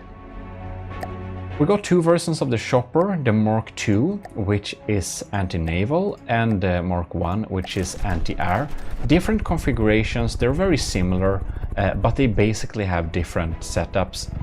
The anti-naval version here, obviously, has torpedoes, and the anti-air doesn't, you know. It has anti-missile missiles. And no, anti-aircraft missiles, AA missiles. Oh, and one of our good old battle participants, the Draconia. My first battleship that were made to be half decent. It's half laggy, that it is. Half decent can be discussed, but it holds up. It holds up. Naturally, it will, obviously, deal with all of the in-game crafts that I tested it on. Maybe some new have came that are better, but it obviously delivers great result against the in-game stuff. It's described as a killer baby seal for obvious reasons. It is equipped with a not so good APS, some really scary laser systems, and some really funny like interiors. It's like a mini city on top of it. A little bit inspired by Philip Reeve. I think his worlds are super cool. If you don't know who Philip Reeve is, Google Mortal Engines. Yeah. To spice things up, we're gonna spawn a paddle gun. Because paddle gun is funny. Well, in any case, we're gonna continue to spawn in some stuff here. Oh, this will be unfair. Well, whatever. I made, for fun, I just thought, why not make the broadsword fly? So I did. I made it fly. And it does. This is the broadsword air battleship. I think it looks pretty neat actually. I'm very happy with the looks of this thing. As it's a naval variant, it's not great by any means, but it does what it's supposed to do, which is look pretty neat. And I'm particularly happy with like having on-board engines like this that are just there to look neat. Yeah, I think it's nice. I think paddle gun died, unfortunately. Well, we have the crossbones in the background instead. I'm guessing crossbones will do short work against the air battleship. And while we're at that, we're going to continue to show the second chapter from Fleet. These are missiles for another submission you'll see in a moment. Balloonfish Mark III. You saw the Mark IV, so this is basically the bare bones version of it. Now I don't know why it does acrobatics in air. Oh, it's too far high up in the air. Yeah, it's not set to go that high, so it will just fall until it reaches a nice altitude. So yeah, the Balloonfish Explorer is not great for seasick or like, I don't know, airsick. How to say that anyways? Yeah, I don't know. Roller coaster sick people or well, enlisted in the army of GMODISM it would be. Which you should be. If you're not enlisted in the army of GMODISM, you can simply go to our Discord and apply the role and you'll join the army there. And if you basically want to be an officer in the army of GMODISM, well, Patreon is there for you. And we should actually, while spawning in the subby anti-surface, which is a really sad thing to look at, so we're gonna continue on spawning something else. The Carver class hydrofoil, obviously, because that's what we built for Lieutenant Gravy. So that's fitting. Anyways, huge thanks to Commodore Owen, Captain Sebastian Dode, Captain Shiro, Lieutenant Ant-O, Lieutenant Gravy, Lieutenant Flores Dragon, Lieutenant Joseph Vyshkovsky, Lieutenant Parberg Reed, Lieutenant Vincent Veritas, Lieutenant Rick Pearl, and Lieutenant Scooby Rocks. Thanks a lot for your continued support. It really helps me a lot because the income from our supporters, be it the commissioned officers in the army of GMODISM, or if you're watching this video as a YouTube member, you're in the ECCLESIARCHY, all of you that are helping, and of course the government of GMODISM that nobody joined yet, so that's you know, but it helps a lot because it keeps the continual like expenses the channel has to pay up. We obviously need some services to make it all fit together, and the homepage and all of that stuff. And to stream, I obviously need battery internet, and all you supporters help me keep this thing going really well. So thanks a lot. Man, but the air battleship is no joke. Obviously, it's not great against anything that will shoot at it very effectively, but just because it's kind of bad, it's also kind of big. It's 1.2 million, so it's no joke. It's no joke. Ooh, and here we have the Merops Interceptor, which I made very recently when I just started to build, and I realized, how small can we make a fighter? So this thing is, to be exact, this large.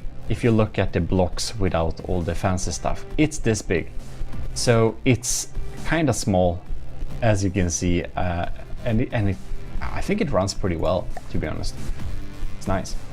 I like this thing. I'm very happy with it, and it will be uploaded to the workshop pretty soon as well. It's also 2.8A materials, so much cheaper fighters you won't find. Do remember that most of that cost is actually the small missiles. Yeah, if we remove the small missiles, actually, let me do that. Get over here. Ugh.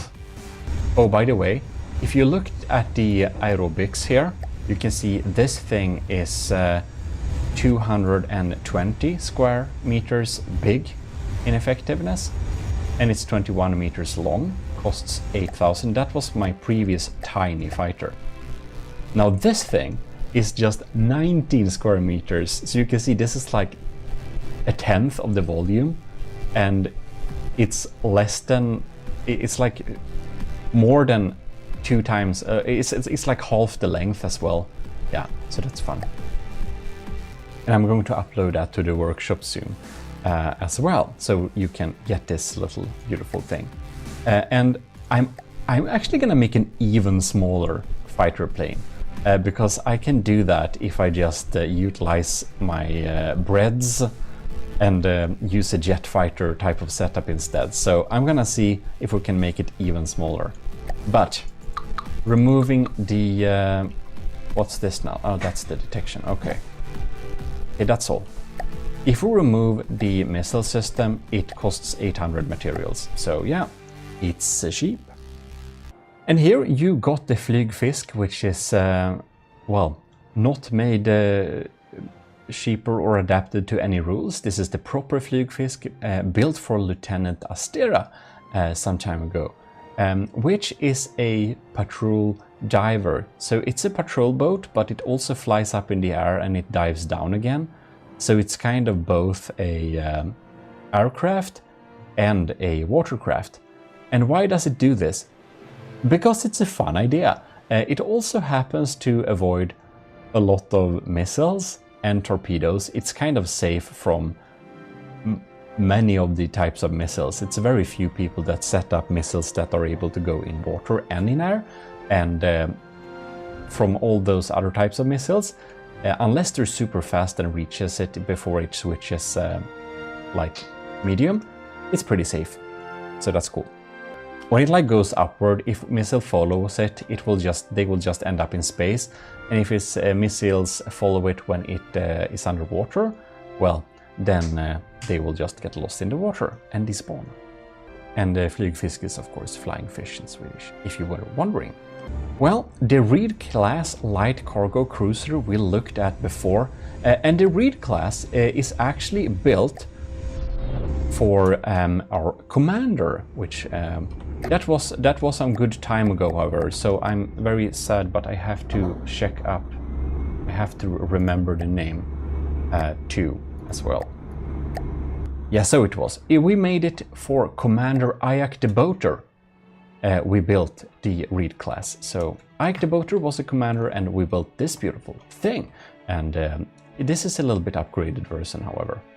And it's pretty strong. I like it. I'm very happy. I'm very happy with that design. Another design I'm very happy about, but I'm not happy with the performance. That is the Fred. So we built the Fred actually for Scooby Rocks. Scooby Rocks was a long time ago a captain before he became an admiral and then a lieutenant. So basically, if you are in the army of GMODIST at a lower tier, if you jump up and join a higher tier, you will get the higher tier's rewards. So you can like jump up and get rewards, and obviously if you have a higher tier and then jump down, you won't get that rewards of that tier automatically, because that's like not very practical for me. Then it's like less support and more work for me, and if people upgrade, it's more support but more work, which is fair. Anyways, to keep things not too long-winded, Scooby Rocks was the captain and wanted something to beat the stronghold. So I made a Fred. The Fred has a very cool setup with a lot of engines underwater. It's so adapted to take on the stronghold specifically. And even though it only costs 700k, it could defeat the stronghold, even though the stronghold was twice as expensive. Yeah, so it has a very cool weapon system set up to deal with the stronghold, in particular lambs. It's keeping itself pretty safe against basically anything the stronghold threw at it. Thing is, however, the stronghold got upgraded. So now the stronghold is much more formidable and like uber scary. So it doesn't beat the Stronghold anymore. The Stronghold is also more expensive. Anyways, this is the first ship we actually used the Vigoletta marksman cannon on, which is, you probably heard me talk about in the Gimli videos. We already basically took a look at that, but here we have the Croquette, and it's a light, little rigid airship. We got some helium tanks inside of here, so that's why it's a lighter than airship. We got some sails hidden too, to provide some propulsion, and we got some engines. And the engines that are on top of this are like tiny.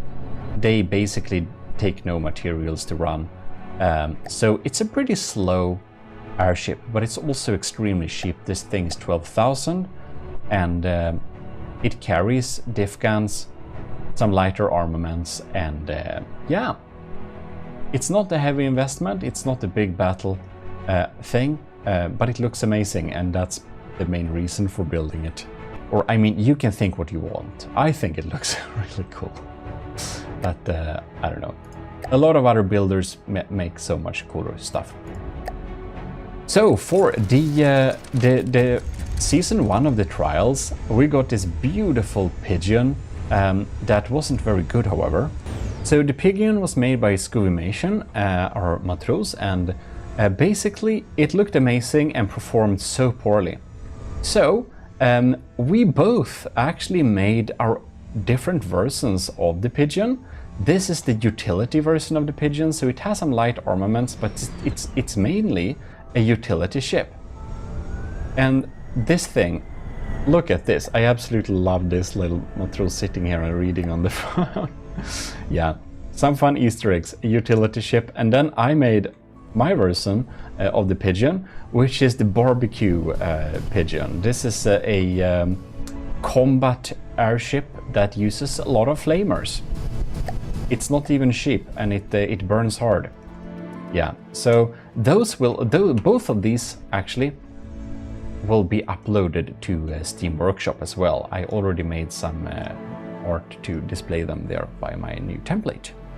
Oh, and this is the aesthetical winner of the Slabman challenge. So the Slabman was a really bad ship, and I wanted it to be upgraded. So Setup, aka E-Lord, that made the Turtle Lord, made this beautiful stridsjacht, and it's absolutely amazing. I even made it into a desk mat, which anyone can get if they want to by a blueprint style.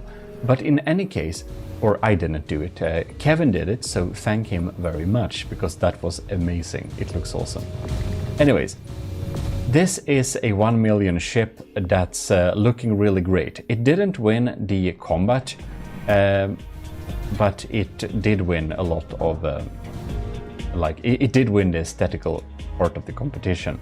And obviously this is also where Setup designed so many assets in AOG style, like the cupboards and stuff, which we have used on other areas as well. Isn't this nice? It's very nice.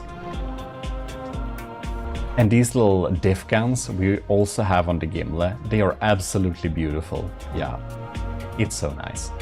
I hope Setup will do some more cool stuff in From the Depth in the future. I think he's taking a little break. This thing has so many decos and so many details. It's absolutely amazing, and I know Setup was a little bit frustrated with reaching the deco limit, because you can see here, if you try to add some more decos, you can't. And it even has this little aquarium of this the rat from the Deepwater Guard inside of it. It's just too funny. Well, anyways, it's absolutely amazing. What can we say? Huge thanks to Setup for sending in this beautiful design. It really is gonna be like the base or the flagship of the fleet, where we're going to sit when we do the campaign. We're gonna exist on it. So maybe less glamorous, but here we just have the Type A attack plane, the original version. So yeah, a little not as cool as the one we just looked at a little while ago. Here we have a, whoops, I'm not sure it can spawn inside of there. Oh yeah, it can. I actually provided balloons for it. This is a hover tank. It's a flying heavy armor brick that does hover tank things. It has a burst railgun, so that's cool. It doesn't have a great evasion, however, so I don't know, it's old. Then we have the bolster repair and rearm. This is a very fast little transport hydrofoil. This was our build for Lieutenant powered by greed.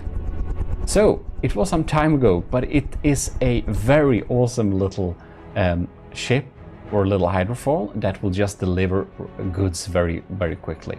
I tried to set up the AI very carefully to not collide and stuff, but it doesn't work.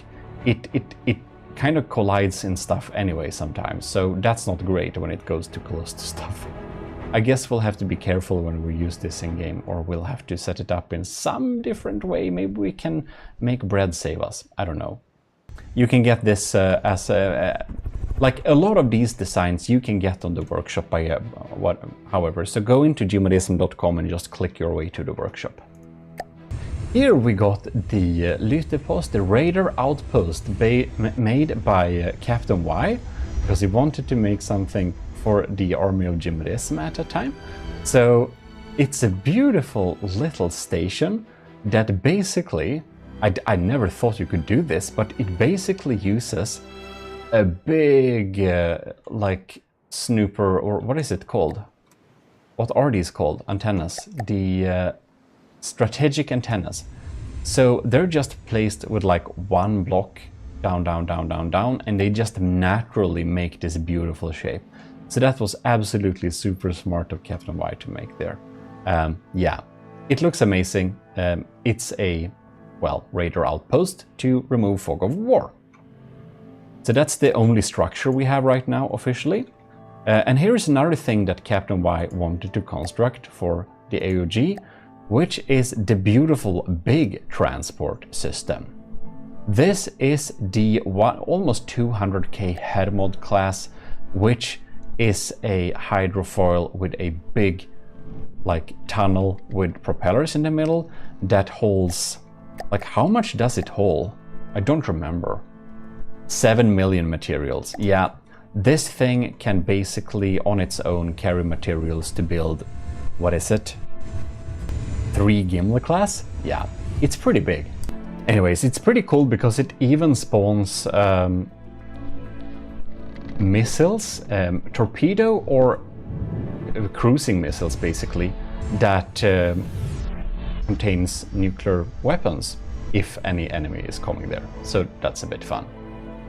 Then we have the CH Minuteman. So this is made by powered by greed actually for the Slabman challenge, and this was the winner of the performance part, I believe it was.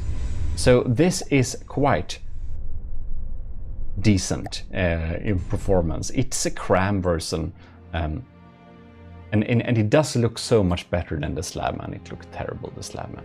Yeah, it did. The Reed class Mark III we already looked at, and lastly on the list is obviously the Gimli class. You can see a little picture. That's from when I measured the Gimli, so that's a bit fun. It is 1, 2, 3, 4, 5 Marauders long roundabout. Well, I think you've seen the Gimli class before, and we did take a little look at it previously as well, but that is our fleets and forces.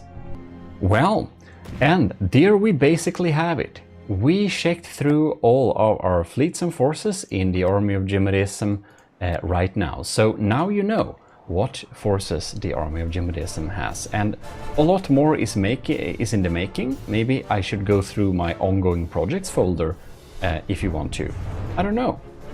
In any case, we just spawned 2 crossbones to keep it a little bit interesting here while we end this little video.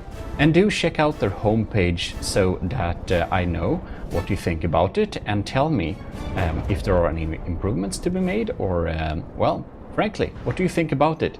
I didn't get inspiration for the design's navigation or anything like that. I just basically made it all up. So it would be interesting to see or hear what people think about it. Or think. In any case, huge thanks for watching, and do stay tuned. If you would like to like this video and maybe even share it somewhere, I will be very happy. And big thanks to all of you that are supporting the channel right now. Well, the government, maybe right now we have someone there. The ECCLESIARCHY, Twitch subs on there, and as commissioned officers. In any case, this is your host, Eric of GMODIST, and I'm signing out. Thanks for watching. That's our fleet.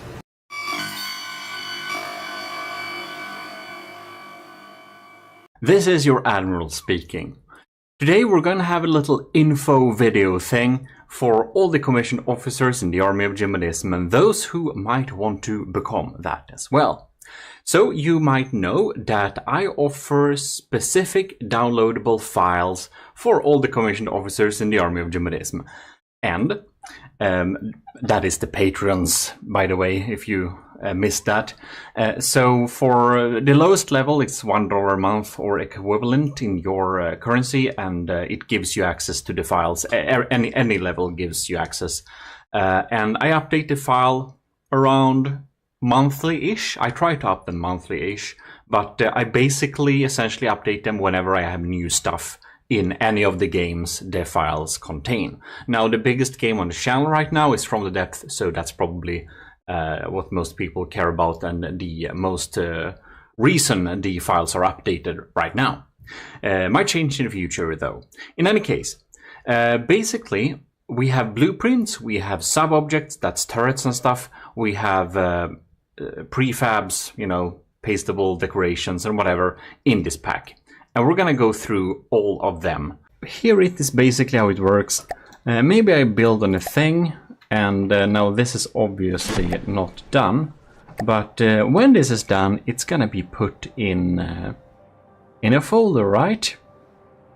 And whenever I'm going to finish a thing, it's put in one of the folders here. Now most of the things will be in the fleets and forces, but we of course also have the platforms. We can check the platforms a little bit too. So here is the standard platform. This is for testing and stuff, and that's of course available on the workshop for public download. Now it can't be that high up in the air, but anyways. We have different platforms. We have a civs testing platform, which is a little bit rudimentary setup here. Just testing some different shells. Some of the platforms are actually my personal tests. So here we have, for example, the 3x armor switcher test. And in this thing, one can select the different buttons, G, H, and J, and then fire a shell on each of them to then determine the penetrative capability of that particular shell at that particular gauge. Pretty nice, isn't it? Right. Then we got, here we have the proper APS tester.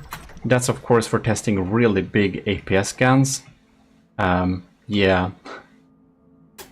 And here we have the battleship armor simulator. So this is just the thickest armor you could imagine. And it has one of these. So we can make this an enemy, which means that we can target this with a weapon on another platform and shoot at it. So if we, for example, load in, I don't know, some test. Now, that's not gonna work very well, is it? But here we have the cram test. And this cram test tests cram cannons. Makes a lot of sense. And by the way, when you test cram and APS, you can reload them instantly by going into the Q menu. Very nice. We also, of course, got laser test. So here we can connect up different modules and explore how different lasers work and how they burn. So the only thing we do here is we just we attach them in whatever pattern, change them up. This is just some example ones. And then we have a weird laser which is both continuous and then pulsing. Pretty neat. Now we spawn this too high up in the air. But we do have a missile testing platform too. So we can test some missiles. Now this is of course testing kinetic missiles mostly and charge head missiles. Well, you can test other missiles as well, but it's most useful to perform tests with kinetic missiles and shaped charge missiles, because that can be a little bit difficult otherwise. And you just connect them up by a block here. Very simple like this. And yeah. We of course need to have a plasma test as well. So here we can have different connecting canals. We can connect up like this. And yeah, we got some different lenses to switch in between too. I need to stop spawning things too high up in the air. And I made them go super slow so you can really see the effects of the plasma here.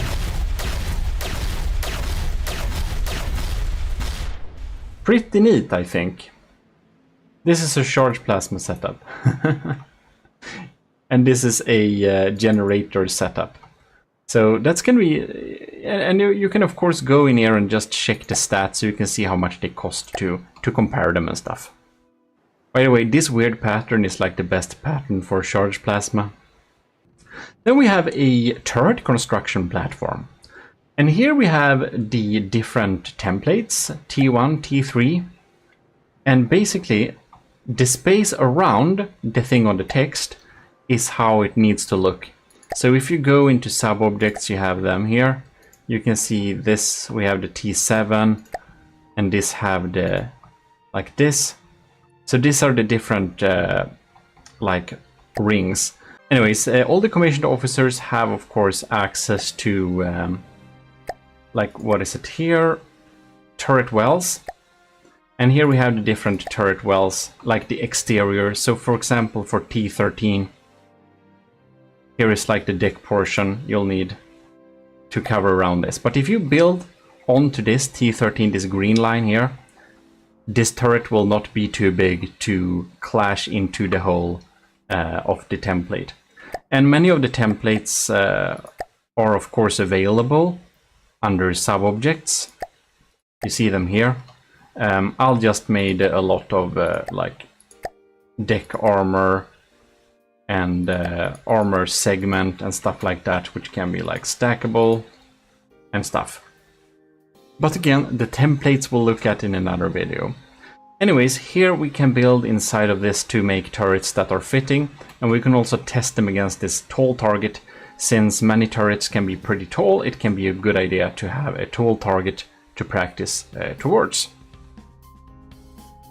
This is a weird A/B test. If you want to test two turrets beside each other to test the performance, well, we can do that here. Do you recognize these from some videos? You probably should.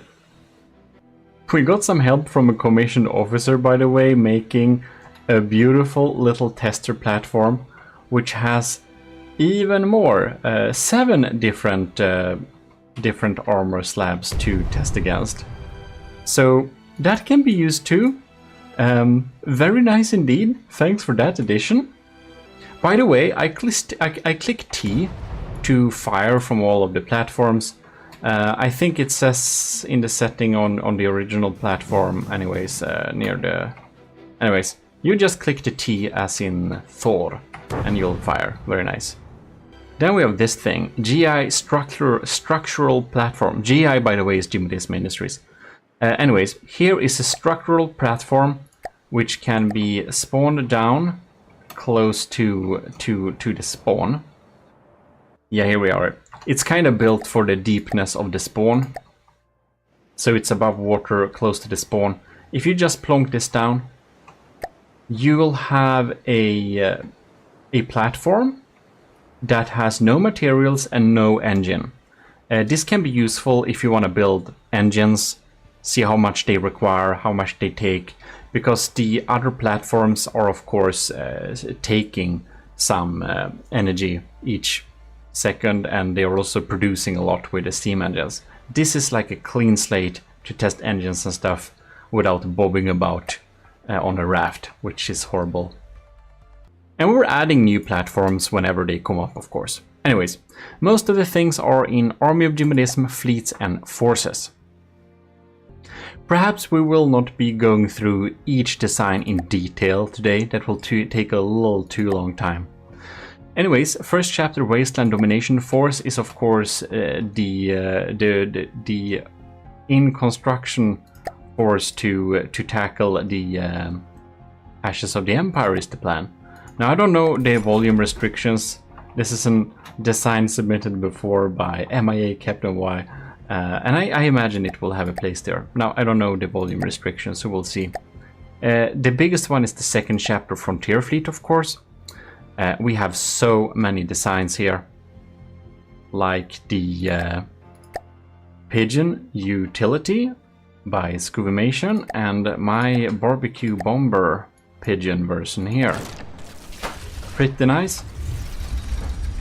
And here you can see we even have this thing for Lieutenant Asteria, the Patrol Diver.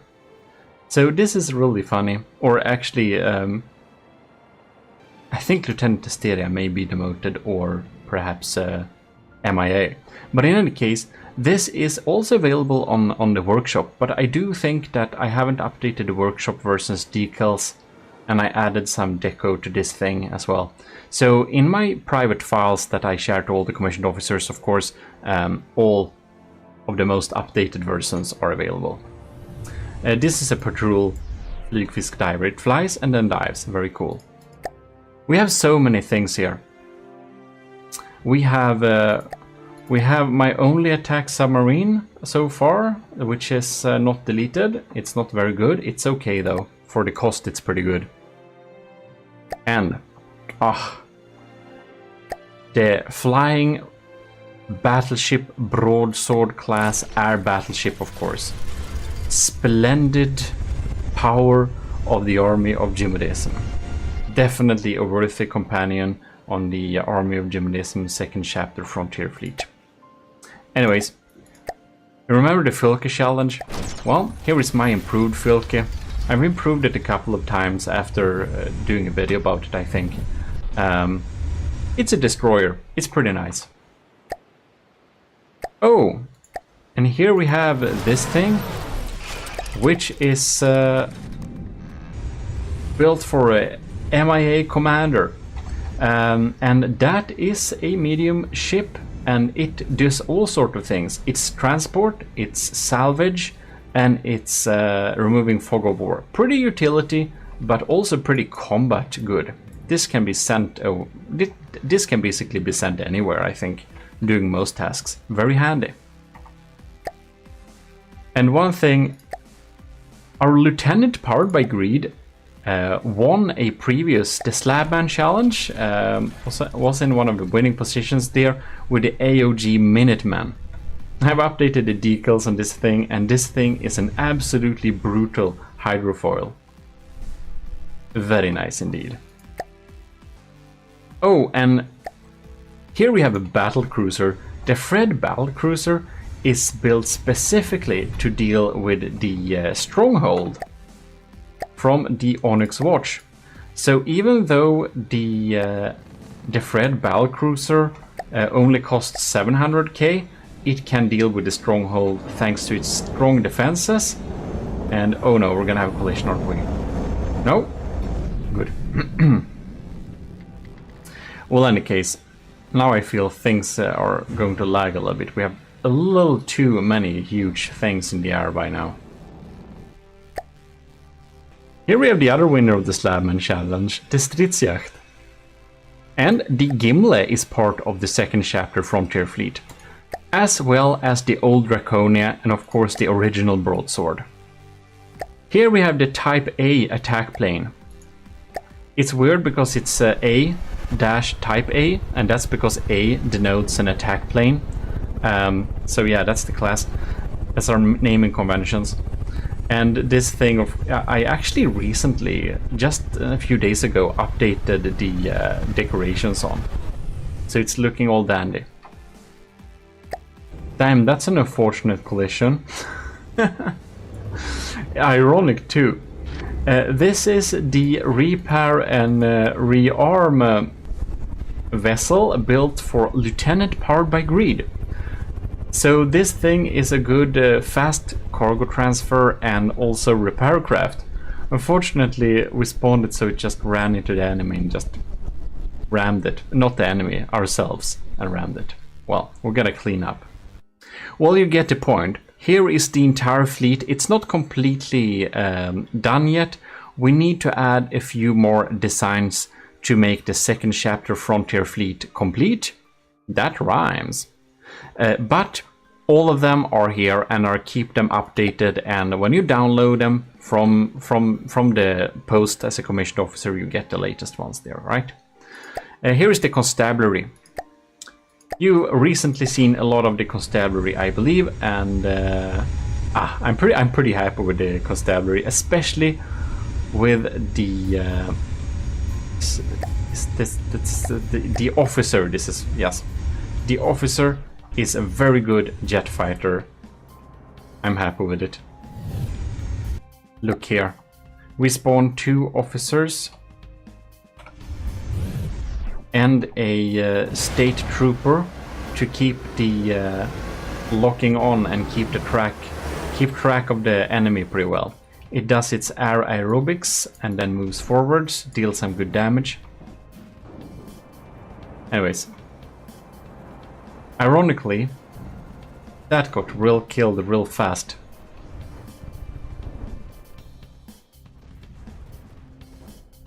That went so fast.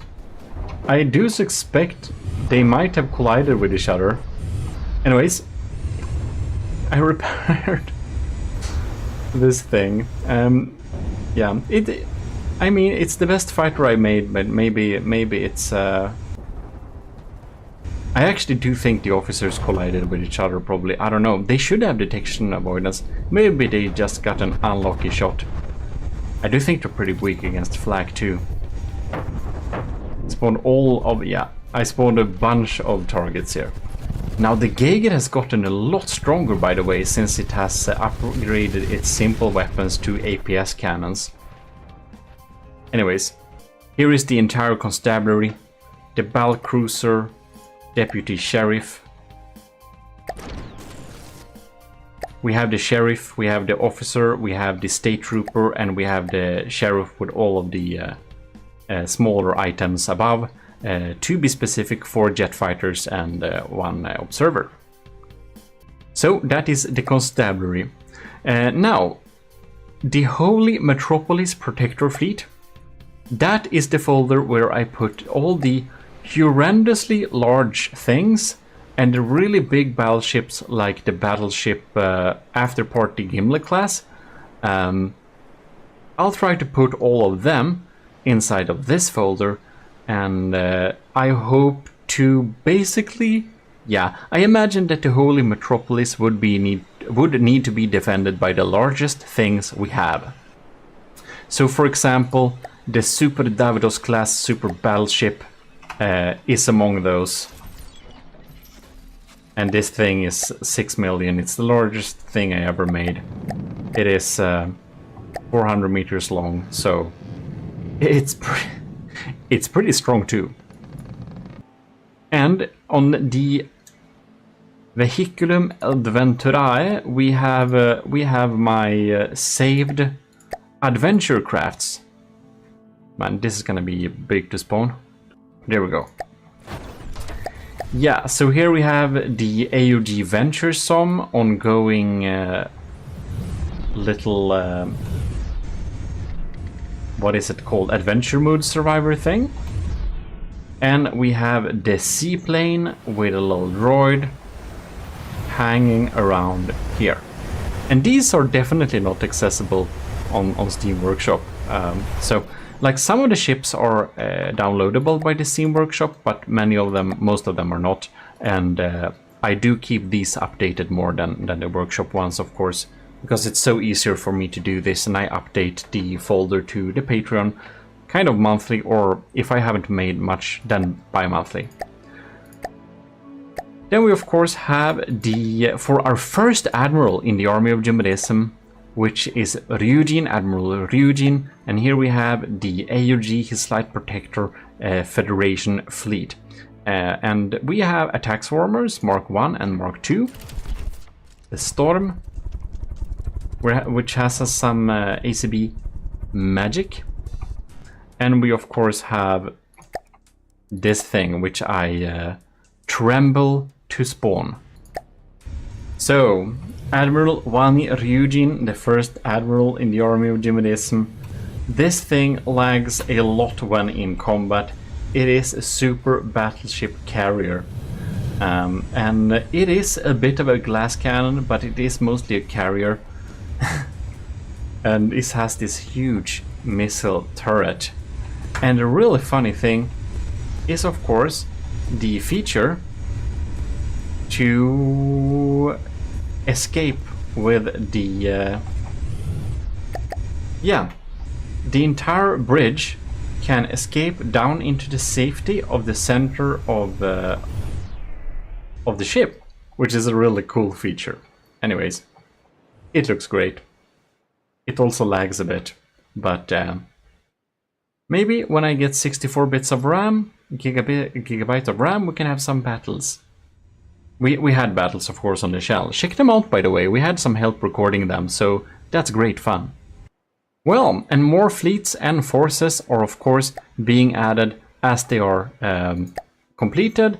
And the more people who join the army of GMODISM, of course, the more forces I'll have to build. So if you join the army of GMODISM as a commissioned officer at a certain level from lieutenant, you can request a craft.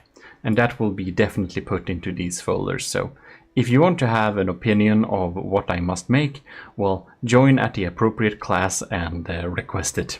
So we're here at the testing platform.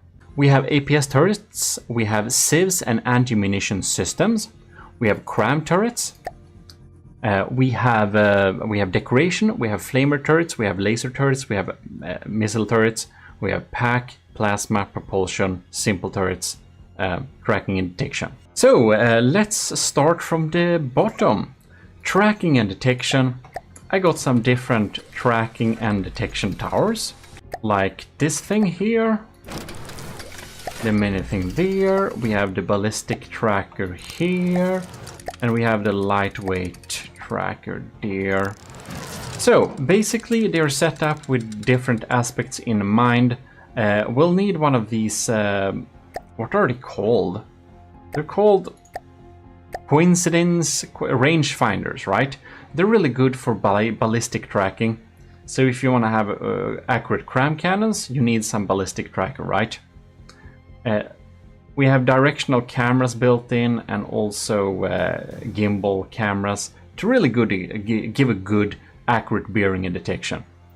We have different ones in the different units. And this one is, of course, the most decorated one with a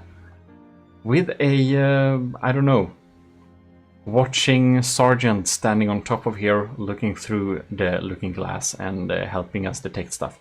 This is, by the way, EMP insulated. So if we just look here, this one is a little bit too tiny, can't EMP insulate it. This one was a little bit hard too. Is this one? No, this is not. This one is, however, EMP insulated, so you can hit this all you want with EMP, and it basically won't take any EMP damage. This one is a pretty redundant thing for EMP. And having a tracker turret, of course, helps a lot with detection, because then the cameras and stuff will be pointed towards the enemy and will almost guarantee that we see the enemy, basically. And then we have some basic simple turrets. They're super basic, but I use them from time to time. The only thing that's, neat is supposedly the settings, not for that one, for the other one. Yeah, we have revolving blast guns here and there. And when we have a system like this, of course, we have some mimics, but we also set them up so they won't activate for over 400 meters range, because the blast guns won't work very well when shot from far away. And then, yeah, that's basically that. Now, the azipods are pretty neat. I use them for most of my ships here. And you can see that inside of here, the power required to use one of these is listed. So it's pretty handy. We have a really big azipod here. This is the one that's on the Gimli. Or is it this one? I don't remember. Anyways, the azipods are really good at providing maneuverability and propulsion. Here we have some of these that are not steam and a tiny one for smaller boats. We do have a paddle wheel as well. This is used on the S. Davidos, so that can provide a lot of thrust actually, but of course it requires enormous amounts of engine power if you want to use them spinning fast. Then we also have a vertical azipod. Now that gets stuck here, and that's of course supposed to be used like this. And it can be placed on, let's place it here actually. Well, we'll have to put it one block outward. Oh well, never mind. It doesn't need that. It's just that it's a fortress, so it won't spin. Anyways, this can be controlled using ACBs, and I have a prefab with ACBs to control them, so that they will pitch forward when you go forwards and pitch backward when you go backwards. We can have some more details about that, but it's basically an azipod for aircraft, right?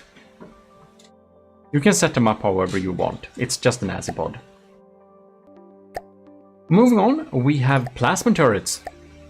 So, we got the Belinus, of course, big one.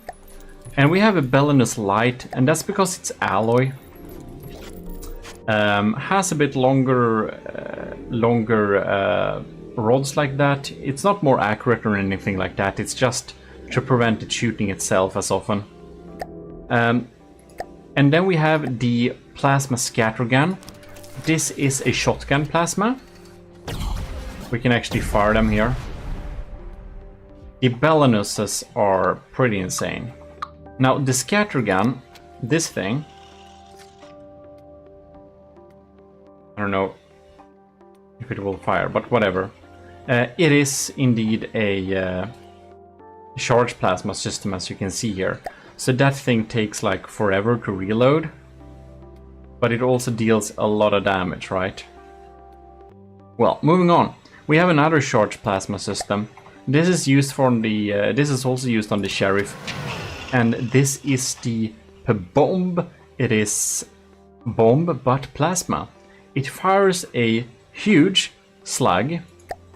We can check here. It fires a huge slug of 64 projectiles in a... you might imagine it's a shotgun, right? But it really isn't.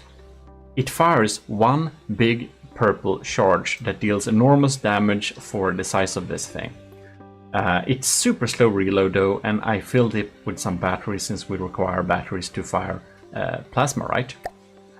And it's of course supposed to be mounted on the sides of ships and airships or anything else that needs a broadside. It's a broadside cannon, but it can of course be front mounted.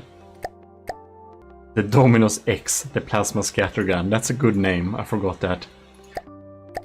Here we have the Primus Plasma, and this is actually primarily a Civs cannon. That depends a little bit how you set up the these weapon controllers. So if the weapon controller is set up to prioritize over the Civs controller, then it will foremost, I can't talk today, then it will mostly shoot at the enemy and then sometimes at projectiles. And right now it's set up to shoot at projectiles if there are any, otherwise shoot at the enemy. This is a continuous plasma system, so it just shoots streams all the time. It feels like a light sheep gun, but then you realize that it costs 50,000. Anyways. Here we have the Streaks Plasma Mark 1, and this is like 3 tiny shots of plasma. Very cute, but very handy. So it has some pretty built-in redundancy, right?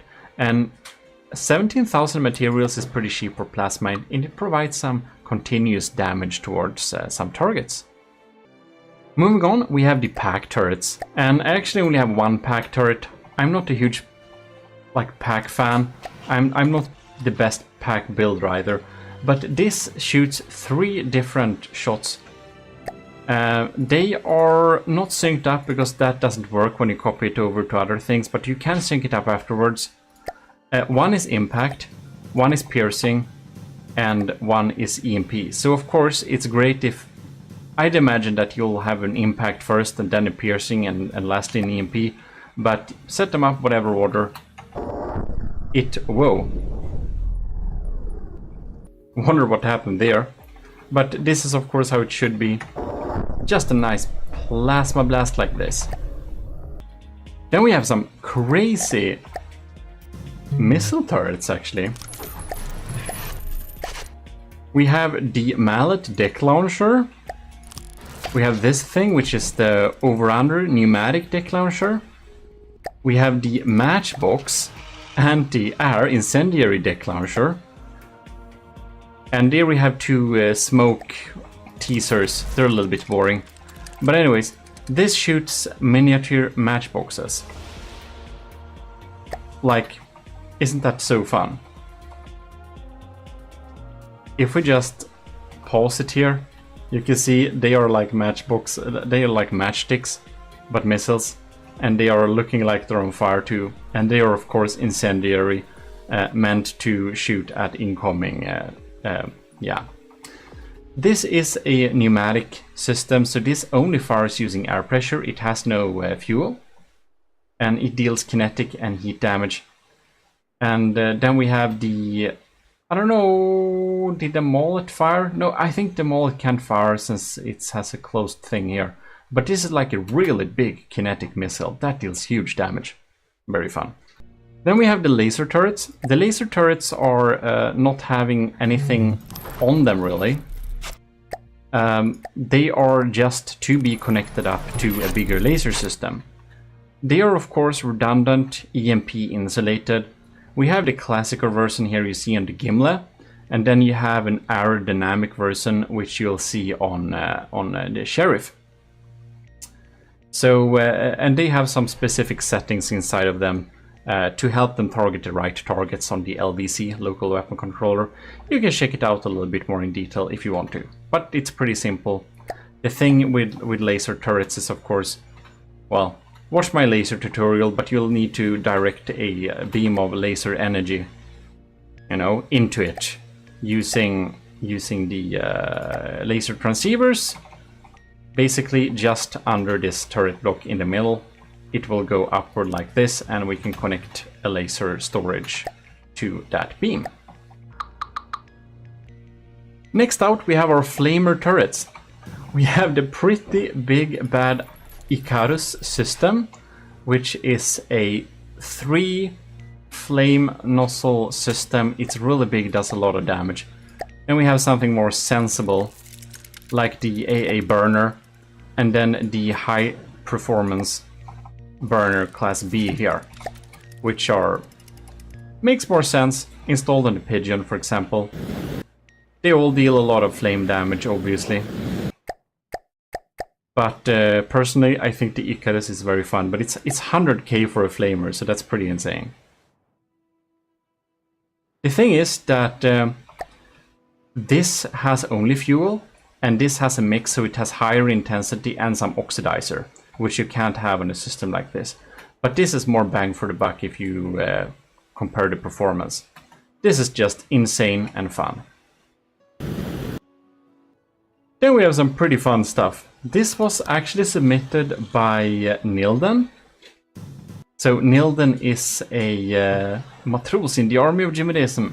And this is actually an energy generating setup, but it's on a sub-object, so we can have all those beautiful details. And yeah, doesn't it look amazing? It's like gears and stuff spinning around, so it's super advanced. And inspired from that, I wanted to build a V10 engine also on a spin block, of course, to make it have this angle. And this is basically a, well, it's a steam engine. That is a V10. So that's why I wanted to put them in this angle, so we could actually have the V movement going on there. Pretty neat, I think. Brassy and nice. I want to have this on a car or something. It's really fun. You can have energy generation on sub-objects. Now, cram turrets I built a lot, so we won't look through all of them in too much detail. But, whoops, we'll have some different ones here. On the smaller one. So, for example, the lead cast brass one. We have the 1650mm there. We have the crusher, which is a previous turret for the gimlet. This is real big. It uses hollow point. We have the detonator Mark II, and the detonator Mark III, which is going to be put on a future and more updated, upgraded version of the gimlet. We got the dragon's claw here. We have so many ones. The holy power is the largest one. It's an incendiary cram turret. It's insane. Stealth dagger you've seen before. It's a little bit stealthy. Many, of course, these you have seen before. We even have a cram mortar here on the gimlets. We have the pipe organ, and we have the type A's in different configurations here. Different classes and configurations here. So let's see here. This is a little bit more accurate. That's a nice one. That's on the Filke. Yeah. And we have GMODIST Industries flak cram. This is a new one actually, and it's made to shoot down airplanes. Very nice. Maybe not so new. Maybe it's not new, but we have the Delta Corp Type 9 Airburst AA cram, and this thing shoots a layer of shrapnel in front of the enemy aircrafts. So yeah, it's an airburst cram. I don't see if we will see it detonate. Probably not. Anyways, it's laser targeted, of course. So a while ago we streamed with Rorsten and this cram cannon, which is called, what is it called? Arkem Quad. I was pretty impressed with this thing when we streamed with Rorsten, so maybe the type of design will get stolen and put on some future Deepwater Guard build. It's a pretty nice. It's also flak based. I think it's laser targeted too. Now the civs and anti-munition system, we have a lot of different ones here. We have, for example, the Vigoletta Precision, kinetic civs. That's a new, that's actually a new system. And we have the Exacto, also kinetic civs. Here we have my older kinetic civs, which is much more expensive, but works pretty well. That's also on the Gimle. Here we have the Type I flak. So it's a flak system, but it's not super good. Let's see here. This one is a better flak cannon in that case. It's on the Eugen actually. Here we have cram civs. So this is actually a cram cannon that is set up as a civs cannon, will detonate in the air with a big explosion, and does actually reliably take out many things. It doesn't deal enough damage to take out Doom Cram, but it's really good to clean up missiles. So that's nice. Here we have the Type A's, and these are my very nice little anti-missile and cram turrets. They're pretty accurate. Since they aim towards the target, they're really good. Here we have the Orion Combined Speedex. It's very good at shooting incoming crams and missiles. Expensive though.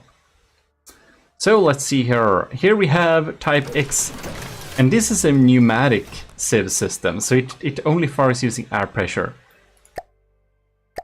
Here is a torpedo sieves used for, this is of course for underwater use, gonna be placed under ships. Same as the Submarina, but this is instead a kinetic sieves system for underwater use. And they are of course having their shells included, so it's gonna be real easy to install them. This is a little bit experimental, but it's a charged laser sieves cannon, short range. Should work well in theory, haven't tested it too extensively. The AOG Shred and the AOG Shroud are two pneumatic sieves systems. So they are just placing them here in the air, and they are actually provide really good damage. And the upside with using pneumatic sieves is that the reload time is like cut down to, I think it's only 10 seconds per missile. So we got the Shrapnel Frag Sieves 2. This is pretty good, but doesn't hit too reliably. So the Shrapnel Flak version is much more reliable. But the thing is, when you have a frag sieves, if you hit dead on a target, you can deal more damage than a flak. We did, or rather, not we, Cadet Kovraks did some good testing with that a while ago, so I decided to try and build my own. Here we have a subsurface, another subsurface system to shoot at the incoming things. Crackler APS. This is my only burst flak system. Now burst flak can be very, very powerful, but of course the reload time is very long. This system deals 136,000 damage in one like blast, so that will take out many doom crams. And we got the good old Defender that has a lot of missiles on it. Then we have an extensive amount of different diff sieves systems. You've seen most of them, and neither of these of course have built-in. This is from setup, by the way, as it says the setup's manual. But these of course require us to add an ammo to them. My favorite is probably the Vigoletta Skyfire. It proves to be pretty efficient. The S-Corp Iron is pretty good though for the cost. Yeah, of course, all of them are good-ish because otherwise I wouldn't have them in the folder. Then the only thing that's left is the APS turrets. So same here, we got APS diff guns. Here we can see the one on the Sheriff Deputy. The Octodads, they are pretty crazy. They actually have built-in shells. That's the only diff gun with built-in shells. And they fire 8 shots each, 8 times, what is it? It's like 8 times 5 is the number of shot of it has. Here we have the regular one. So they can deal a lot of damage from a very cheap turret, since it's only cost 6 or 9,000, but we get 500mm almost super scary shots. Anyways, we have a broadside cannon here. So we have a diff broadside with three shots. I think it's pretty cool. And we have a single broadside here that's present on the Sheriff. This thing, this diff damage gun, I think looks pretty cool. Yeah, we have many different ones. Check around and find your favorite. You'll see the stats on them. Yeah. I like the Skyfire so much I did a damage diff gun version of it. Oh, and we have smaller ones too. This is like the manual gun, so it's a 67mm diff gun, so it fires like... It looks like a manual gun and it fires every 6 seconds or something, dependent on the shell you put in it. I think it looks nice though. For the APS cannons, you've seen many of them. This is the Arquebalista, which I like a lot, which has like max penetrative capability and a Design I'm very happy about. We also have the bolter, which is huge, expensive systems with a nice sound. We have the dome. Fang. Fang shield killer is fun. It's built to basically help with taking out shields. I wonder, was the horror part of the Draconia? No? Can't remember. It's a pretty sniper one though. Mini bolter looks the same as the bolter. Here we have a deck gun. I'm looking forward to use this on the Ashes of the Empire. And even though this is like a tiny deck gun, it actually has ammo built into it.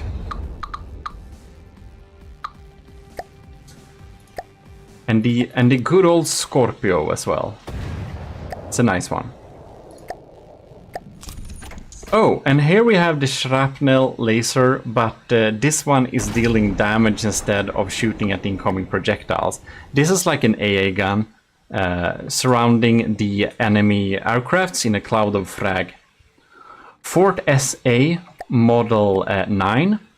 We have different sizes, the taller and the shorter one. And that is a minimaxed sandblaster. It's a gunpowder based sandblaster. I'm looking forward to use this in future builds. And we got some older ones too, like the Bang Bang and the Pankasus and the Cheddar. They look really fun though. 500mm small shell autocannon. The Type K is pretty small but pretty efficient. The Type J perforator. This is this is on the Ryujin. This is a railgun. It's a pure railgun, so no rail assist. It's no gunpowder, it's only railgun. Then we of course have many, I don't show you all of them of course, but we have all the different Vigoletta marksmans.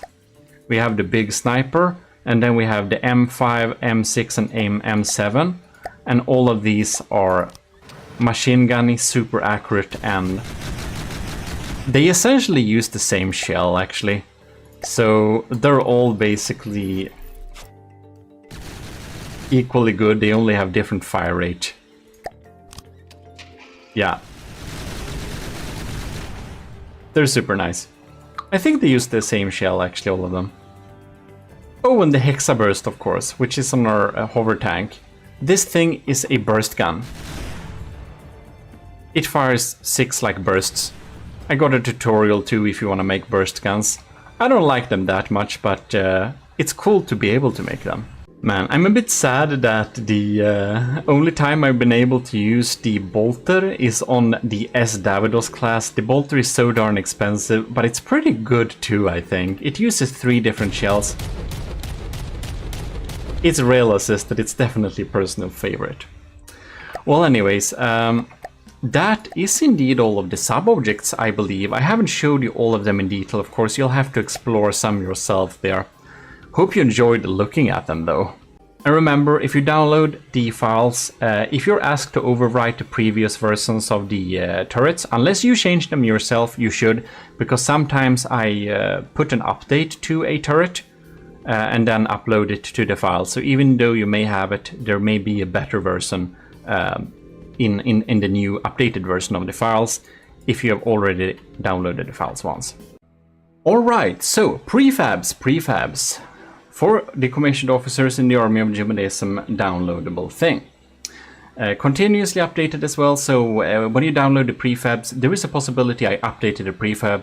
So when you download the updated files, since I do update them monthly or bi-monthly, you'll get a notification. I usually talk about that in the hashtag Army of GMODISM quality, Army of GMODISM officers board in the Discord, and there is of course Patreon too.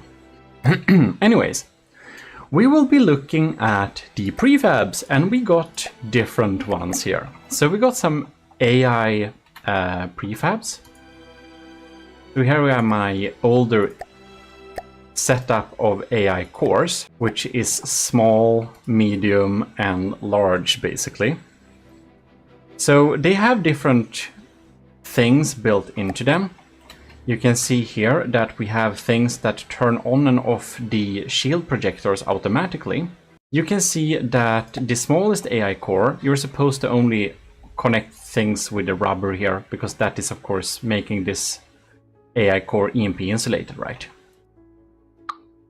So you can see here the MQL.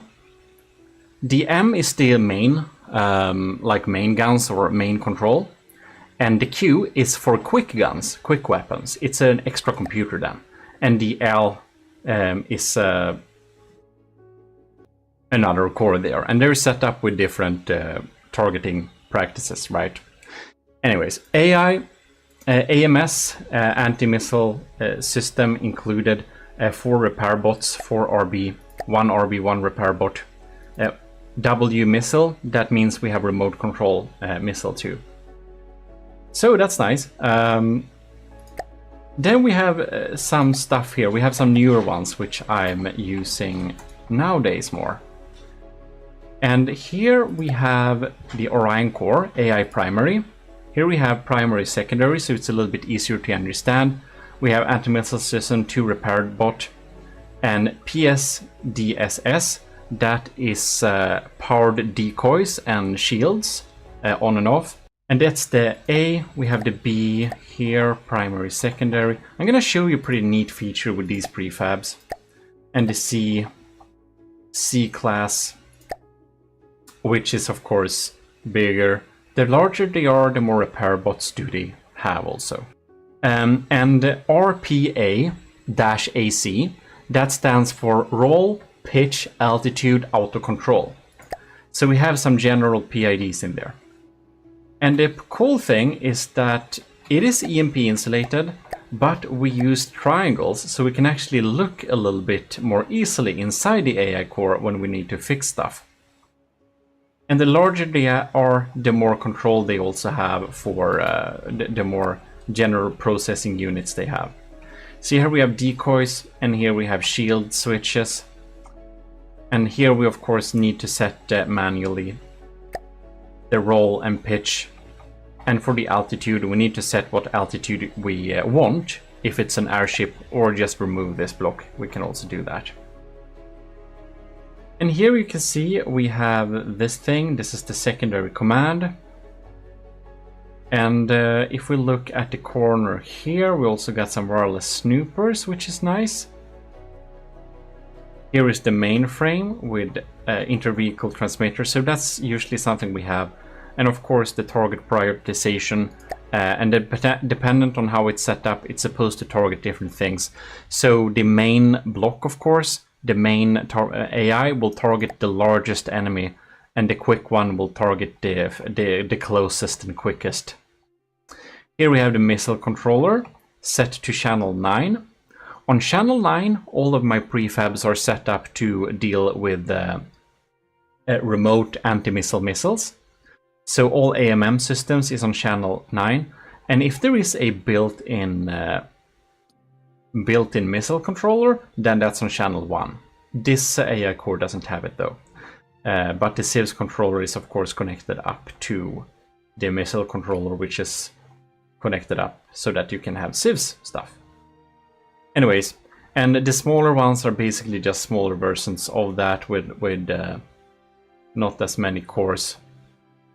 And this one is the most rudimentary one. They all have the smart switch, however, so that's handy.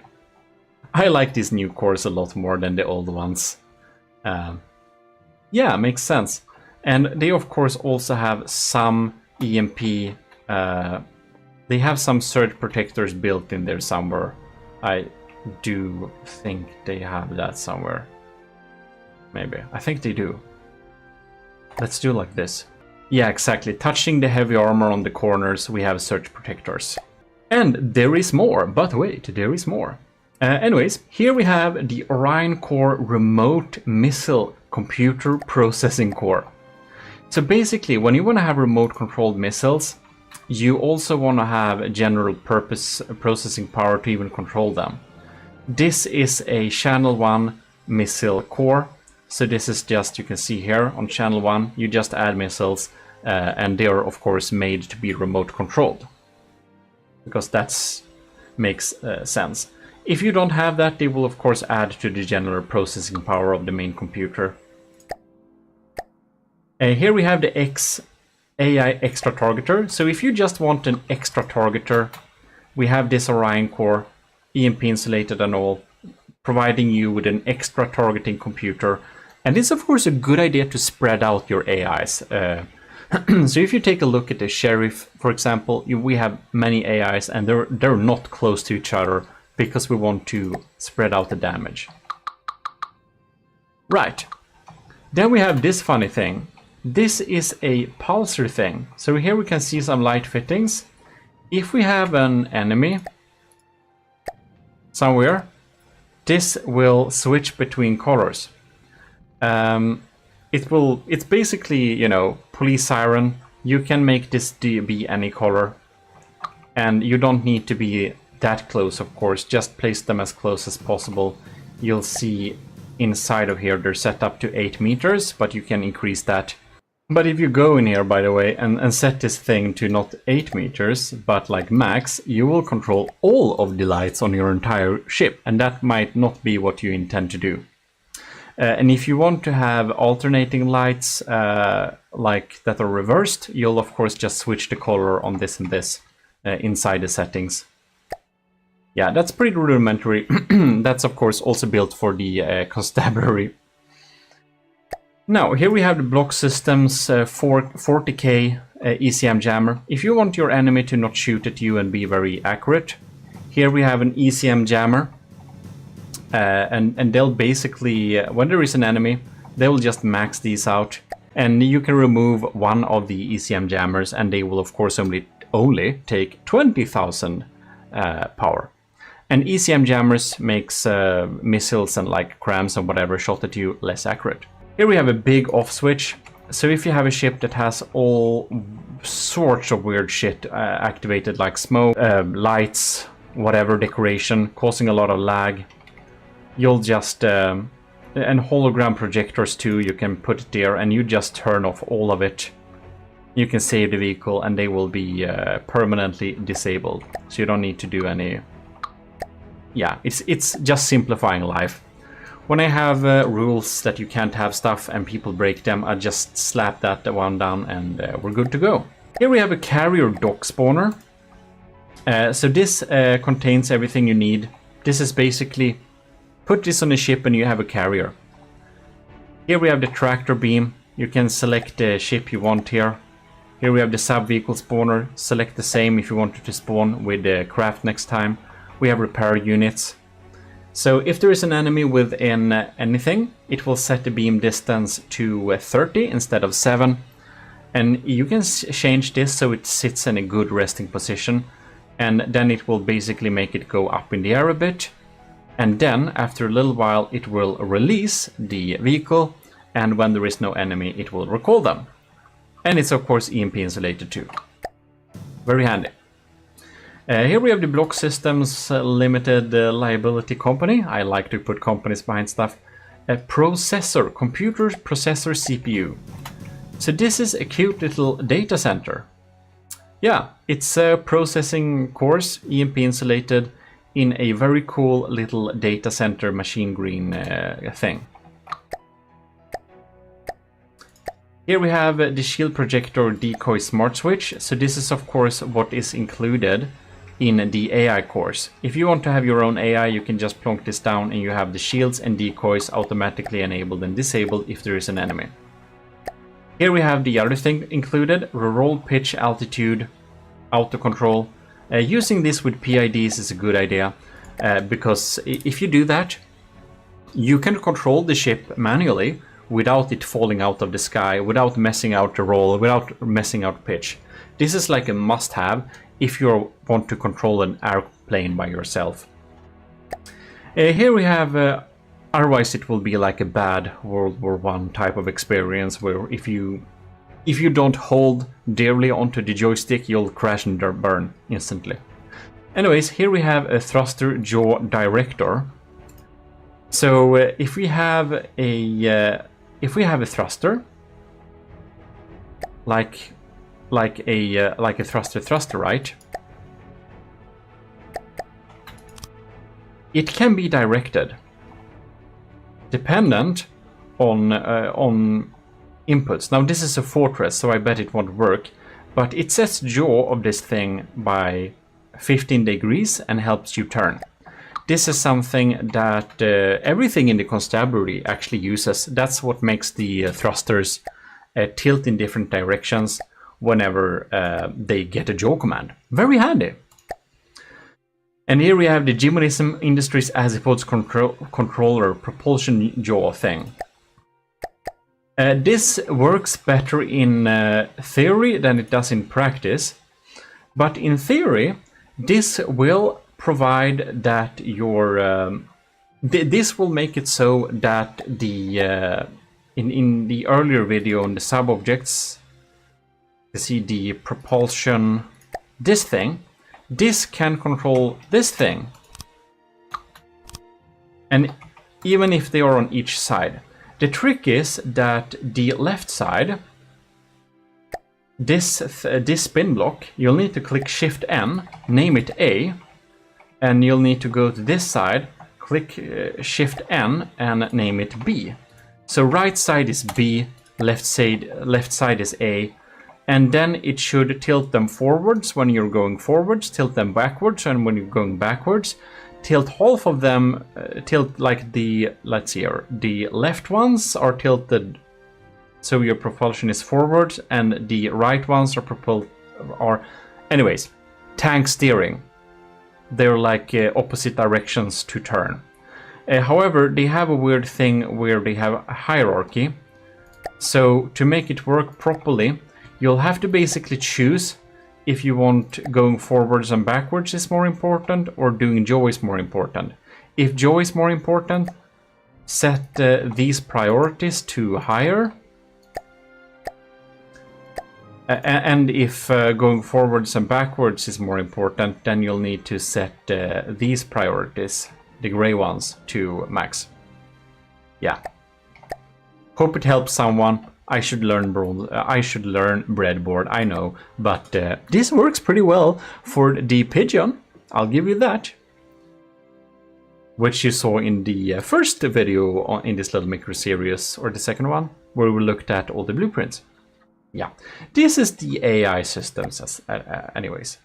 The following folders are not as large. We have ammunition.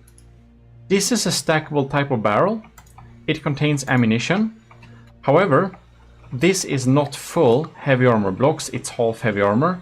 And I found out that this is the minimum thing we can get away with when stacking ammunition like this and not make them serial detonate.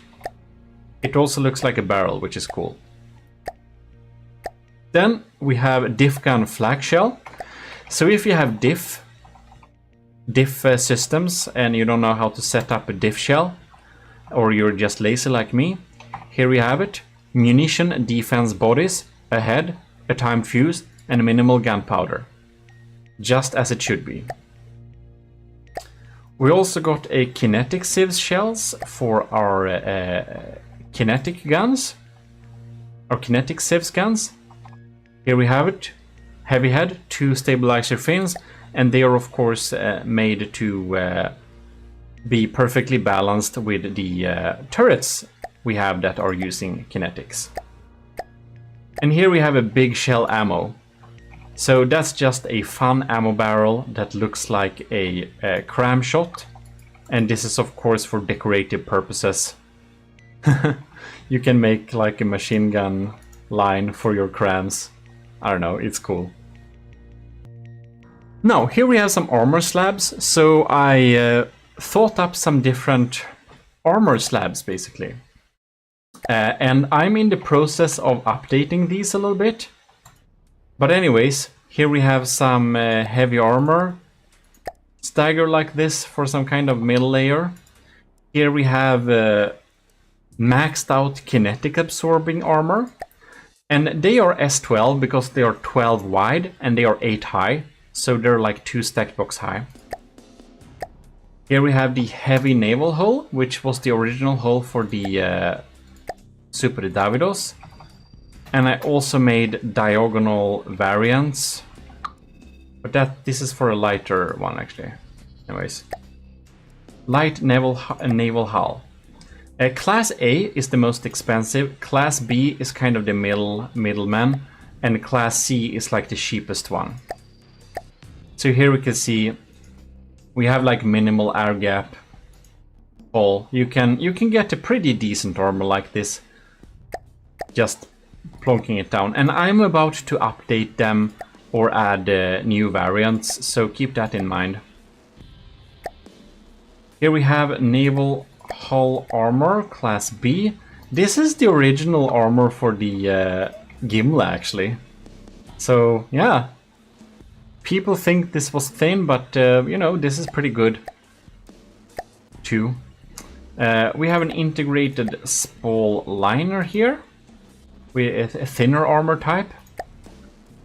I won't go through all of these, but here we have aviation armor. I think the name is so cool, I want to use them. Anyways. Here we have something useful. Diagonal staggered era armor. Back staggered era. So that you can easily just have this under the first layer of armor and you'll negate incoming... you'll negate incoming HESH and heat shells a bit. And AP heat. And sap heat. Here we have a funny diamond coat that is basically a nice way to deal with high armor piercing but low damage shell and also redirect stuff. This is also for redirecting HESH shells, to be specific. So this is just a studded wooden board. You can plonk it on top of your flat armor and you'll redirect some HESH shells. This is the only new armor slab. This is the ultimate HP sponge. So the thing hits the metal here, so it got some armor debuff, whatever. Then we have wood and stone. So we have some float, and we most importantly have sheep health points. This armor slab is only meant to be internal armor, and it's a HP sponge, so it's not supposed to be on the surface. It has no air gap, right? Next out, we have cram systems. Now, we do have some pretty funny cram systems that may not be too much up to date because they are not 3D crams, but this is basically a cram broadside cannon. The broadsword uses these. Now, the ones that are really cool are the stackable ones, because they take inspiration, they take energy of each other, they take packing, you know. So if you stack a line of them like this, they'll be more powerful together because they get connections from each other. And we have this one is stackable too here. Yeah, stackable broadside cram cannons, if you ever wanted that. Here we have flat Tetris. This is like 3D Tetris, 3 blocks high. So if you want to have broadside cannons with a decently more efficient Tetris, well, here you got that. Now here we go with our other Tetris. So basically the furthest down layer should be the top layer here, and then you'll just add on top of them like this. And the funny thing, you can see this green pattern here. That tells you how many barrels you can have at max. Now they won't be equally balanced, but they don't have to be. So how it works here, this is a D11, so with the diameter is turret 11. So yeah, the standard turret widths. And they have up to 5 barrel support, and you can connect them up together. Here we have a D13 with multi-barrel support as well. I didn't bother to count them for some reason. And here we have D15, 7 barrel. Here we have D5, only 1 barrel support. So you'll connect them all together. Yeah, and of course 3D Tetris is much more efficient. We have different D5s. If you want a 4 barrel, you can just check the stats, which is more, which is best for your project. D7, D9, diameter 9. That's of course how wide they are. The diameter should explain itself. So we have a 3-barrel support, we have a 2-barrel support, 4-barrel / 2-barrel, depends how you... Yeah, they have a little bit different stats, but are in all, very good 3D setups, all of them. And one of my favorite for smaller cram turrets, this is a stackable 3D cram that's only 3x3. Of course, it's gonna be less efficient at these sizes, but it's as good as it gets. And of course, here we have the T17. So we have the different layers here. Now the layer A, this is the good stuff. The layer C, that's like the cheap stuff. This is the connection layer.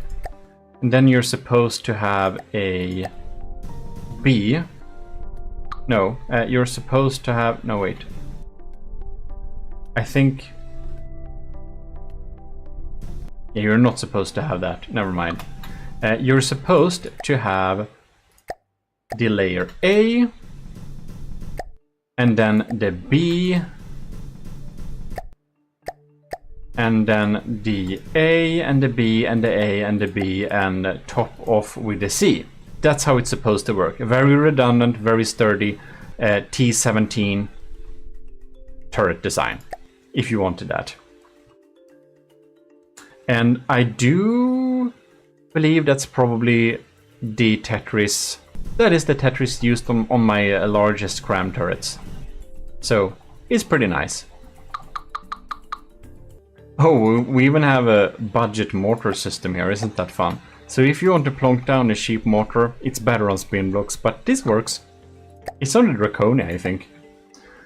Anyways, moving on, we have decks and detections. This is not the best, it's just I wanted to make some decks. So yeah, this is actually on the Adventure Seaplane. Here we have the Lavish Cabin. This is on the Super Davidos. It looks like a train cabin. Well, and here we have the EMP resistant detection tower. So if you want to have a nice big piece of superstructure, you can just plonk this on top, and this has detection inside of it, and it's also EMP insulated. Isn't that quite nice? It is.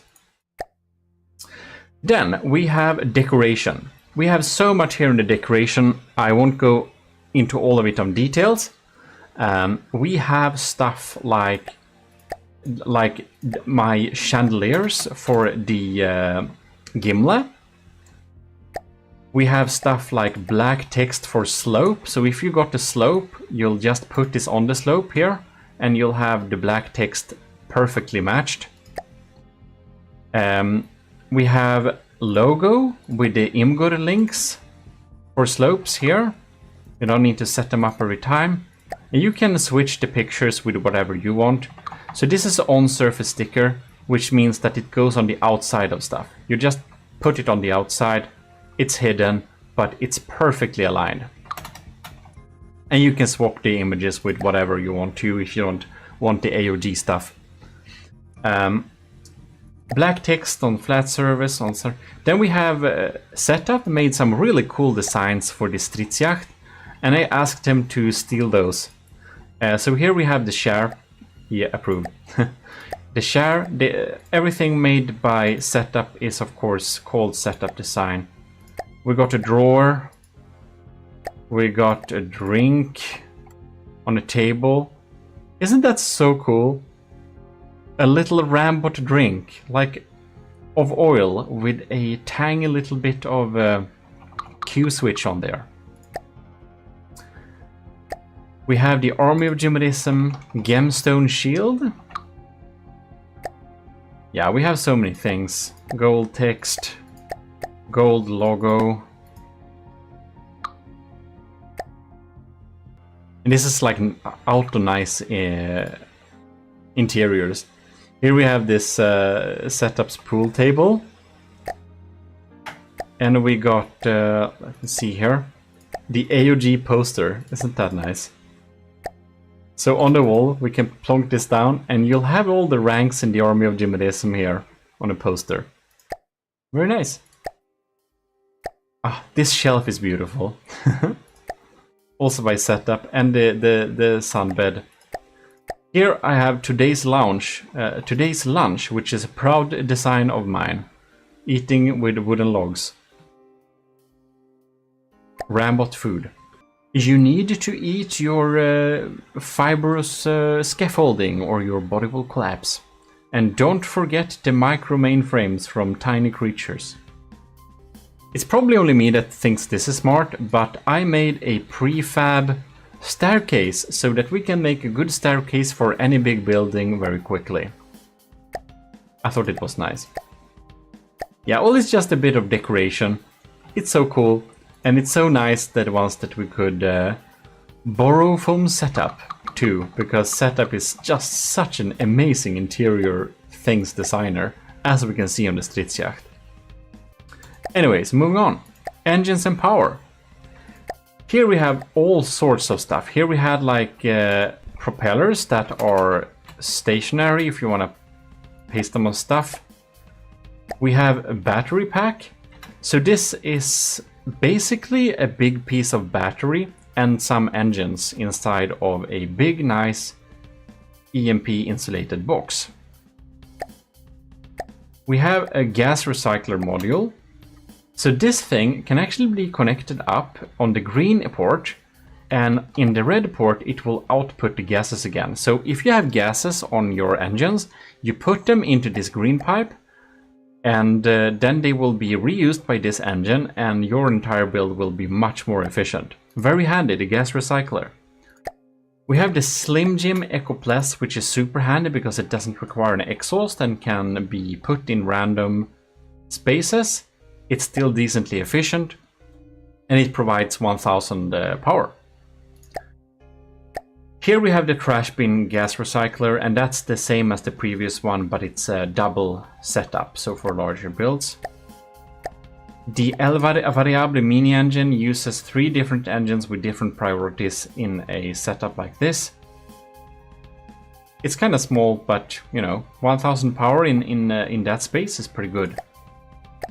We have a 3-stage fuel engine here, which been around for a while, but it's still pretty good. It's so asymmetrical, I'm owing myself how I made this work. But it does work. And this is the better 3-stage engine. I like this one. If you want to be really stylish, we have 9000 power per material in this super nice little shell. This, my ladies and gentlemen, is the 2 SI3000 Echo Army of GMODISM engine unit. Very nice indeed. We have a similar thing, the 8000 power lightweight power jet engine for all your aircraft needs, not underwater. This thing doesn't provide any thrust, it only provides engine power. To a very, in a very nice package. The Power Flower injector engine is pretty insane, but pretty good. And the Power Rod, it's the same thing, but gigantuous basically. It has 12,000 power, so this will solve all your power needs. The Snålis fuel engine is, as the name would suggest, very power efficient and probably not worth your time. But it's, you know, for things that will sit and chill for a long time. People seem to love this one. This is the steamed pork. It's a nice little slab providing a lot of power actually. 23,000 power to be exact. Here we have a structural generator. It provides power, but it's mostly here to look pretty cool. It's like a little, you know, mobile energy station. Now, we have some different big S-Corp main engines. So the main engines are kind of powerful. But you can see the 1K power is of course very small. The type 0 is, as you can see, using big stuff here. Yeah, it's very nice. They have a different coding here. So A stands for that's small, B stands for medium. So here we have A, we have a B, we have different main engines, we have like medium, and we have small. And the C ones, they are actually the large steam, which is of course really good for battleships. This is a 4-stage engine, 3-in-1. This is present on the Gimli, for example. And we of course have more compact, smaller Class A variants as well, looking pretty good. This is actually in the constabulary. Anyways, we have the same for generators. So here we have the largest generator, 80,000 power, big steam, perfectly balanced like that. So if you want quick energy and quick engine power, you can just select whatever, it's labeled here. Here is my newest one. This is a battleship engine. It is providing, 10,000 efficient power. So if your ship or airship or whatever costs 10,000 to keep alive, then this is perfect. And it can go up to 22,000 power if it needs to. But it can run at 10,000. It can provide 10,000 engine power in a pretty darn efficient way. And of course this one has an exhaust, and I made it directional so that you can, like inside of here, turn this whatever up if you want it to go up or forwards or whatever, down. Yeah, very handy. So this is my newest multi-stage engine, and I'll tell you, this was absolutely hell to set up. It's a 3-stage engine. There is a big portion of super efficient engine, which is here, and that exhaust goes to this engine that's using cylinder and carburetor turbochargers. And if that is not enough, it uses injector engines to refill. Here you can see the injector engine in the middle there, and that injector engine feeds the turbo. Yeah, also it's a mess, and all of it is also getting recycled here in the gas recycler here at the end. So it's actually technically a 6-stage engine, I think. No, this is a 6. Yeah, I don't know. It's 4 stages in total. It's crazy, but it's good. It's crazy good. I don't know. For a fuel engine, it's the best I could do.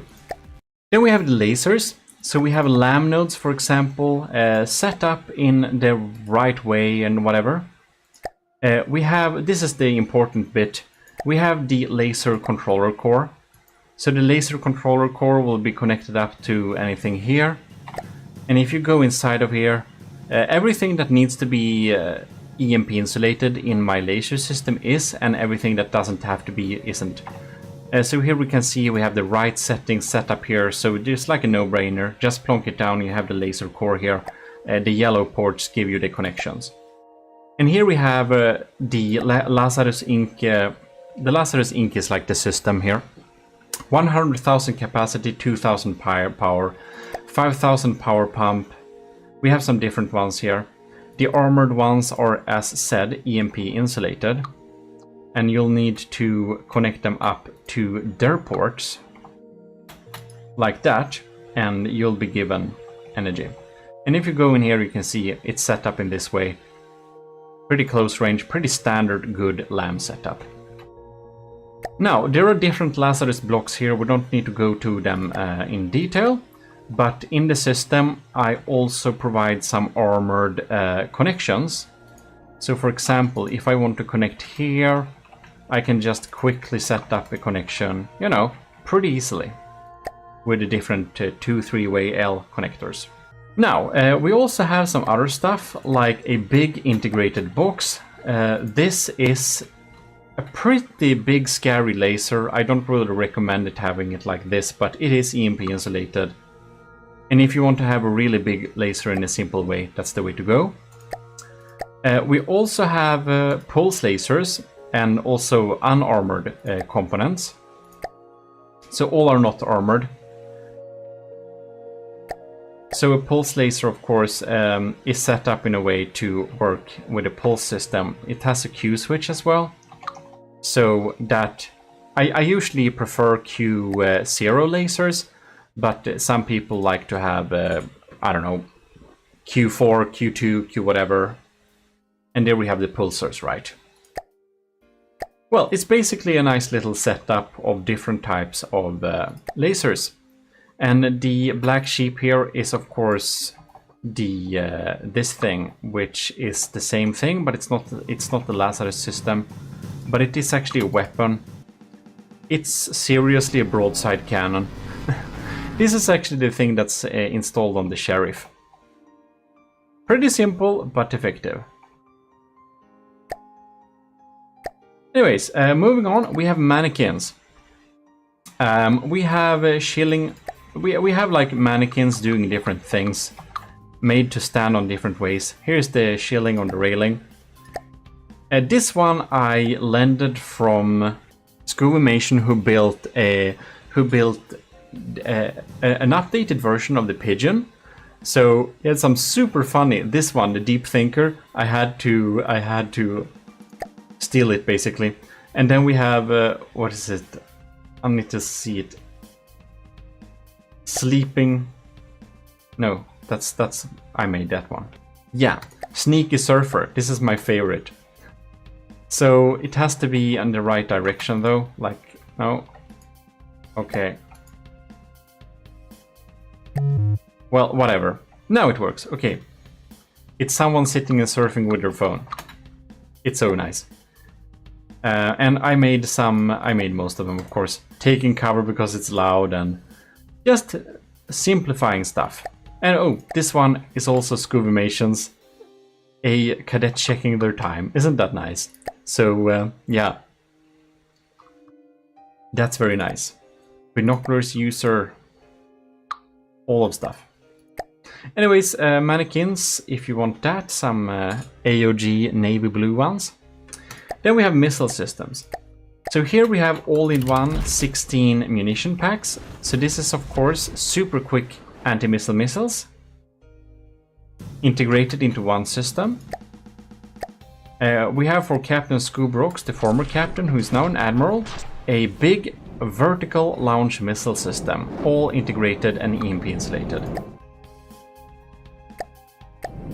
We also have some anti-torpedo systems to be mounted under your hulls. And I even have a amphibious system. So these work both under and over water, targeting missiles and torpedoes. We also got some super quick armored and EMP insulated VLMs. And these are of course very good at shooting at incoming cram shells also. They have been super tweaked to have ultimate performance. So I'm pretty happy with the Ultra 21s. VLM we also have in an EMP insulated Sifney if you just want that. And you can make them how large you want to as well. Very nice. That's gonna be expensive. You can see this costs like 21,000 materials too. Here we have the Daruta KK AOG Metropolis class huge vertical launch missile system.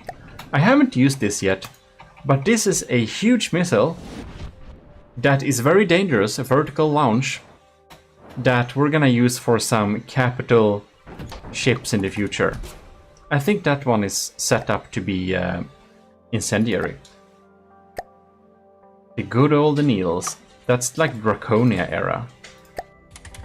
And this one is super good for two super tiny builds. We have the Type A little, well, integrated anti-missile system. So that's the missile templates. Now we have some plasma, and I just provided some plasma patterns. This is basically a big nice slab of charged plasma. So if you want to charge plasma system, this is a good way to go. You can just copy and paste this. And if you want continuous plasma, you'll have stackable redundant plasma, which you can just build into towers like this, and you'll have constant damage redundant plasma. And the funny thing with this is that it can be basically built in all and any directions. You can just add on top of them like that, and it should work absolutely fine. Also got some integrated power, since we require a lot of battery power for plasma builds. It can be smart to be having it integrated there. Then we got some shields. This is some iron rivets which can be installed in the hull of ships. That provides you with laser warners, detection, automatic release of smoke, and a shield projector that is activated. We also got a diagonal one that is supposed to go into diagonal hulls, so it's set up in a pretty good way. And of course, it's also EMP insulated. So the BIR is the black iron rivet system, different versions of that. And we have one under the waterline as well that doesn't have, that doesn't need things that don't, you know. We don't need smoke there really, and we don't need laser warners or munition warners because they don't work underwater. Right, then we also have ring shields. This is a gigacube of ring shields to improve that. And we have a slice too, an EMP insulated slice, which we can add onto stuff to make it more safe. This blue little rod here symbolizes if this thing breaks, where will the enemy beam go? So don't place anything important in front of this blue little exhaust port, because if this breaks, there is the exit beam. And as you know, with the ring shields, the exit beams are pretty scary stuff.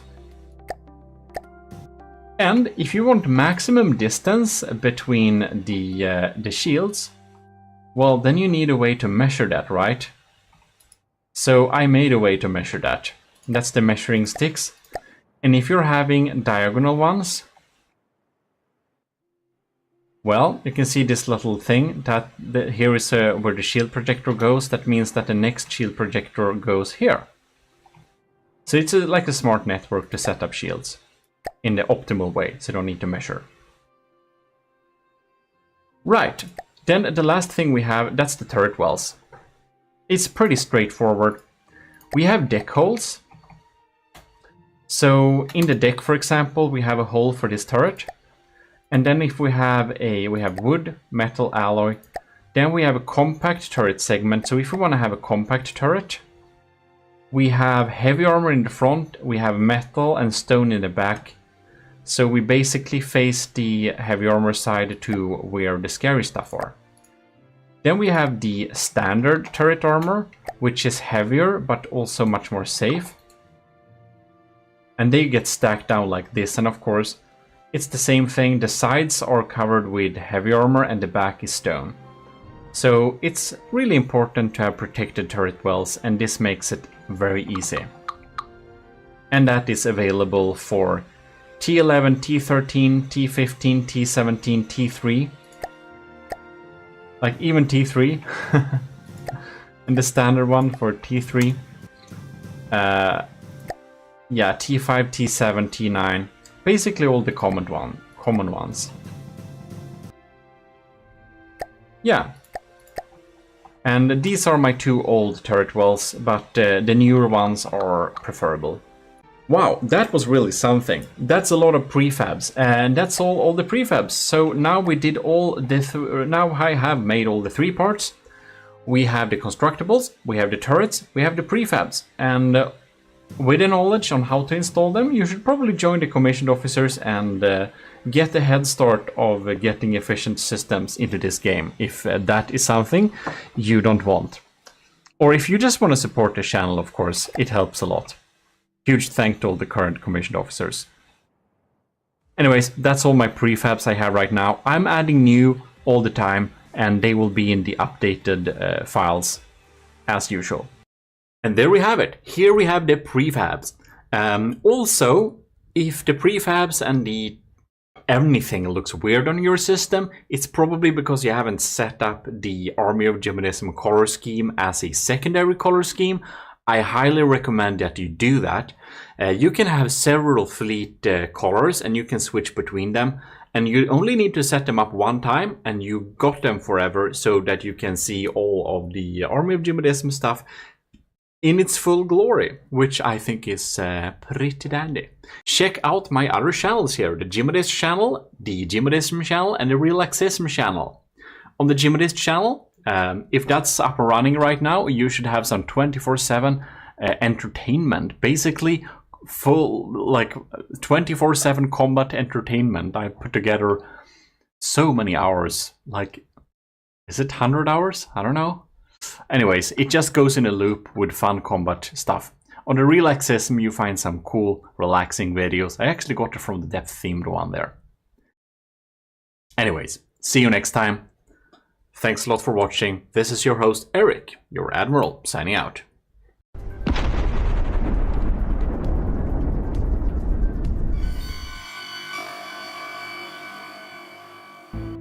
In the midst of the oceans, a new airship rise to dominate the air.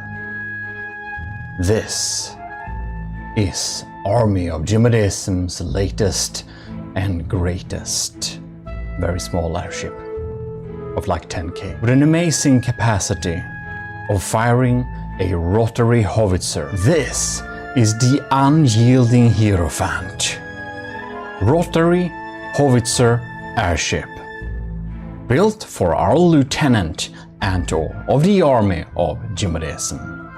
And this video is about how it was created.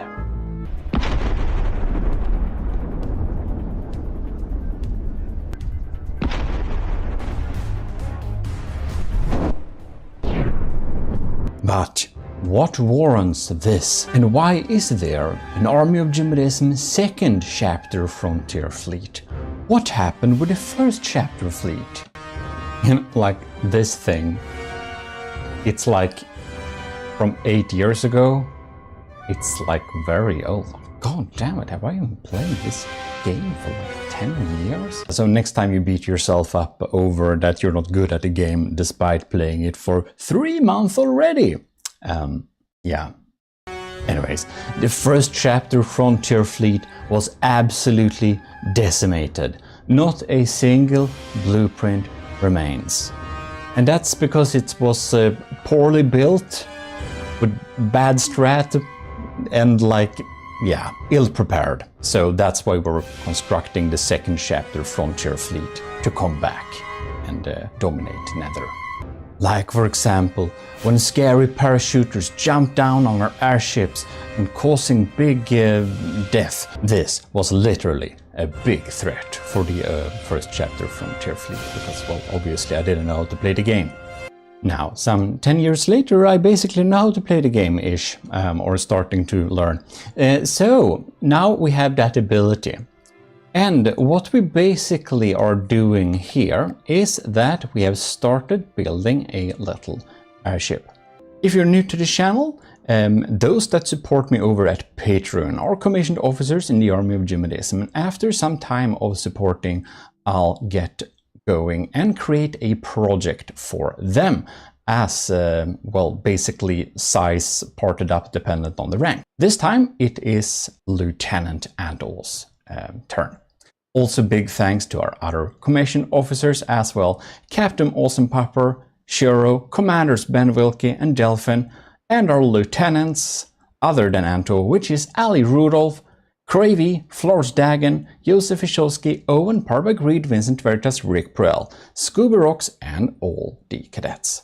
In our contact with Lieutenant Anto, we got some instruction on how to do it. Our Anto likes black point bits and doesn't like plasma, for example. I have started to do a little smart thing. I have like a template vehicle where I have saved all the colors on. I'll upload them to the workshop later too. If you want to build something AOG style, you can get the colors, or if you just want to use the colors your way, you can do it, of course. The fleet colors you'll need to set up elsewhere, however, but whatever. If you download the style board, you can actually like disattach a thing from it, and that basically gives you basically this, but in another way. Anyway, this is the first iteration. We just created the shape, or quickly going over and basically making a little outline looking like cast iron a little bit, a style I do like. Now it is a lot of like black point bits. I really try to incorporate this somehow, and I think we are starting to get an interesting shape here, which is of course I save this down.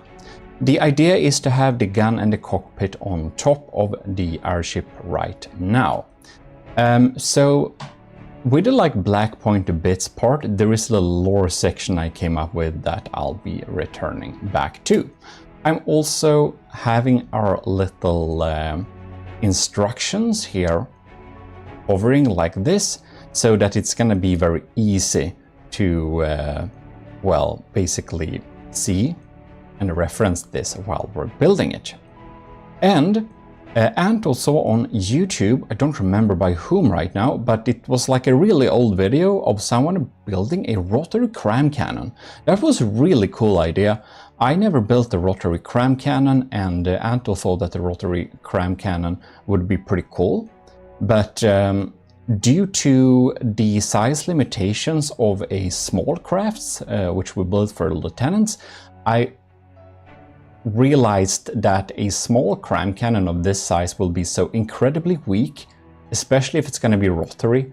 It might not be the best idea, basically. So I said, how about direct input fed APS guns? That's probably where your firepower lies. I basically said, might be possible to do on a micro scale, but it's gonna be challenging. Well, in case Anto accepted, and we moved over to make a diff system instead. However, I got completely sidetracked and started to build a modular AI system, which basically removed my need for having prefabbed, pre-defined size AI cores, and instead having the Army of GMODISM modular AI system. Nice. Very nice. It has everything from empty modules to like really cool stuff. This is the wrong area, sorry. I mix up my buttons here. I have them bound to like backwards and forwards on my mouse, so that I need to do the control movements. Anyways, we have like pre-set up bread, we have AIs, we have different target prioritization. It took some time to put this little AI system together.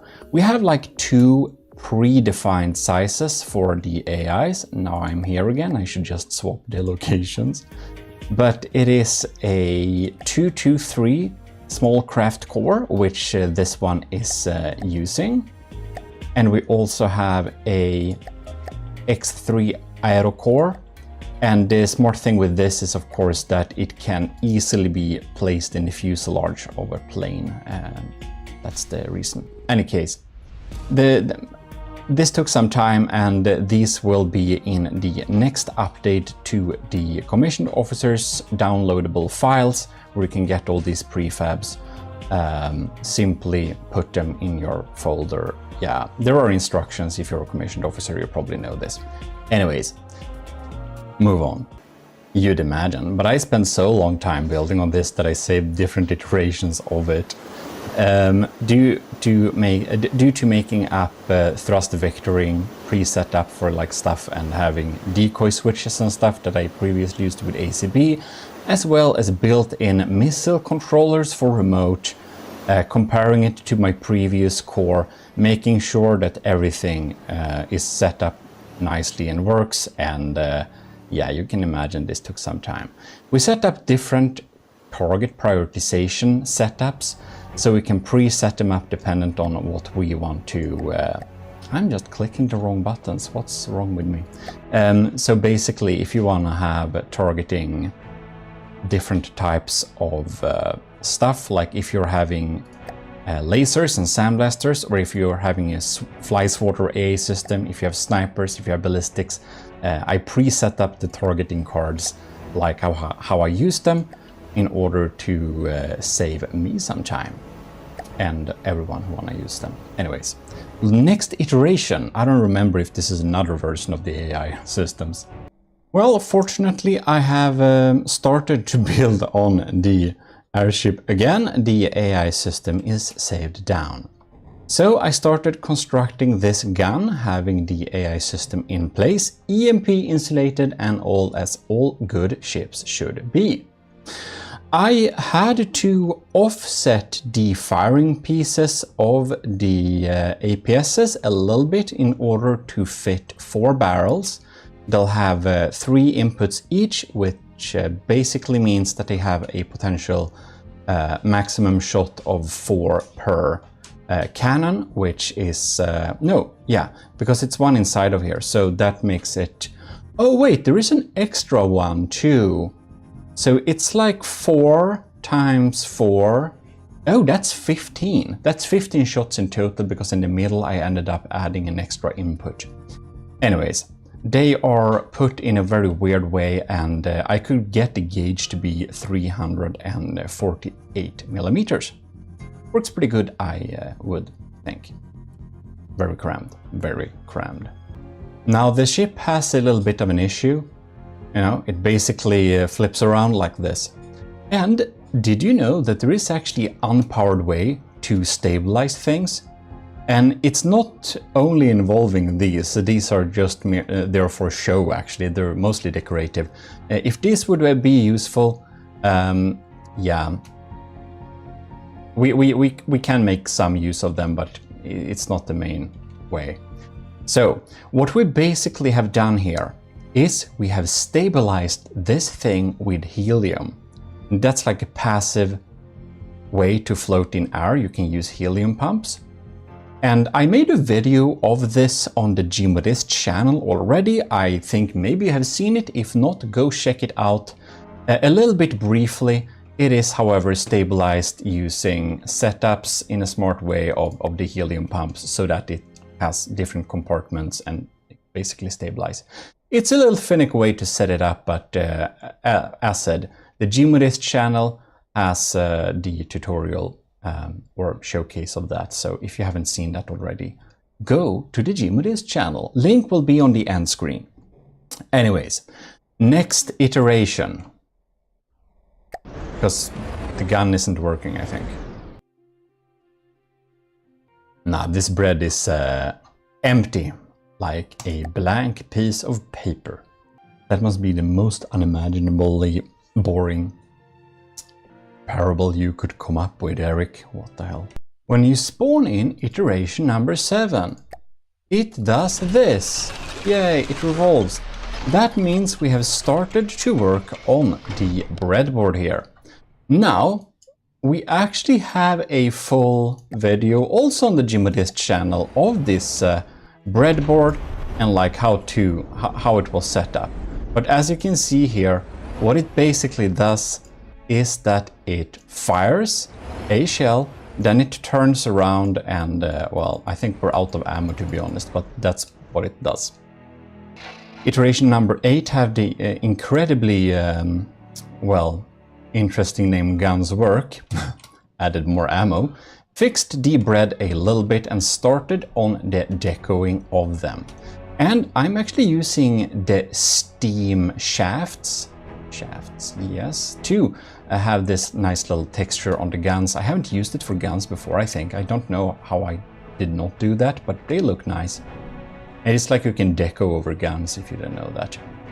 Anyways, I kind of almost never use the light block, but in this we had to use light blocks to connect the different spin blocks in order for it to like move in an acceptable way. Something like that. And it turns, and it should line up for the next shot. It's pretty neat. It needs some more deco, and even though I added like a good bit of actual lead to the base, it's still just refusing to stay up straight to counter that recoil. Obviously there is a good bit of recoil here, but yeah, a little bit shortly. It takes the fire, puts it through an equation, like spins it 90 degrees and switches system to make all guns but one even be able to fire. And it kind of does that. So, good times, you know? With iteration number 9, we have started to become a little bit, well, heavy, shall we say. And I think perhaps the previous version actually wasn't neatly set up in terms of the placement of the spin blocks. But here it's kind of how it works. This is the, like this one, and then we have a elevation going here. And this obviously can't sit on a thing that rotates. So inside of here, now you can't see it because light, or you can see it if you look very carefully. But as you can see here, it's a light block. Light block provide connection points while being ethereal. Can be damaged though, so not a smart way to use regularly. And yeah, we place it here to be able to basically host this spin block up here, which holds all of these barrels, guns, yeah, ammo intakes, all that stuff. Neat.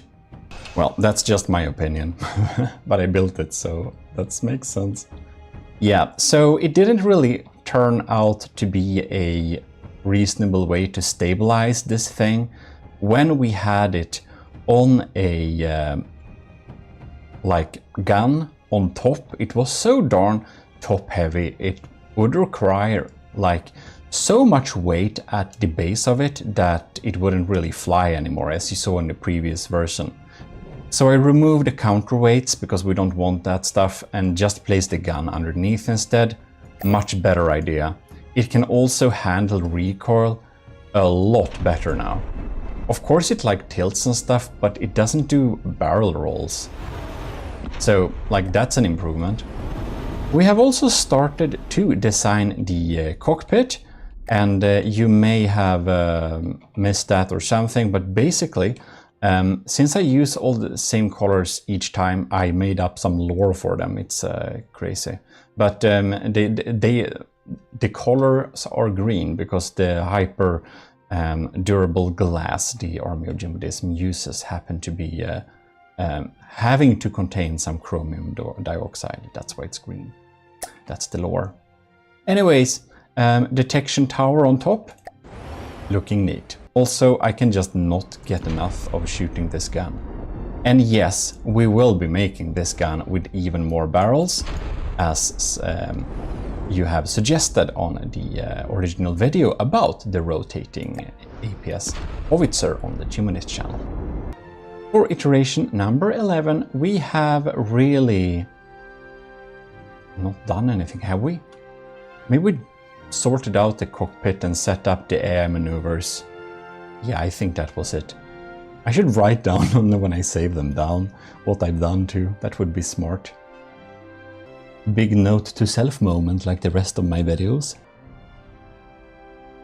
You know, at least I'm aware of my incredible ability to ramble forever. I don't know, by the way, do you think this like little part of the video start with like narration and all that jazz was like interesting or just a regular cringe? Please tell me in the comments. And if you don't want to do that, comment for the algorithm. Also, this is definitely going to be a bit useful. The end system costs 12,000, so like that's okay. And it does deal some decent damage. And during this development of the project, I also made a lot of prefabs. Like I made this to a prefab as well. This little pod to the side, which we can just slap on like future airship. It has a built-in engine, so it kind of looks decent, and it has a built-in propeller. They're not connected, of course, because that's not how From the Depth works. It's a weird game.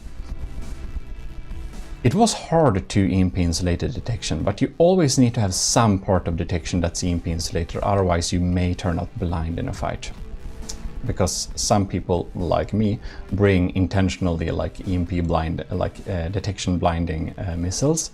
If you have radar missiles to spread out, then you can like blind detection using that with EMP. Anyways, not to go on tangents forever, I've set up this little metal frame around it to make it look nice. That's basically that. And now we come to iteration number 13, this is.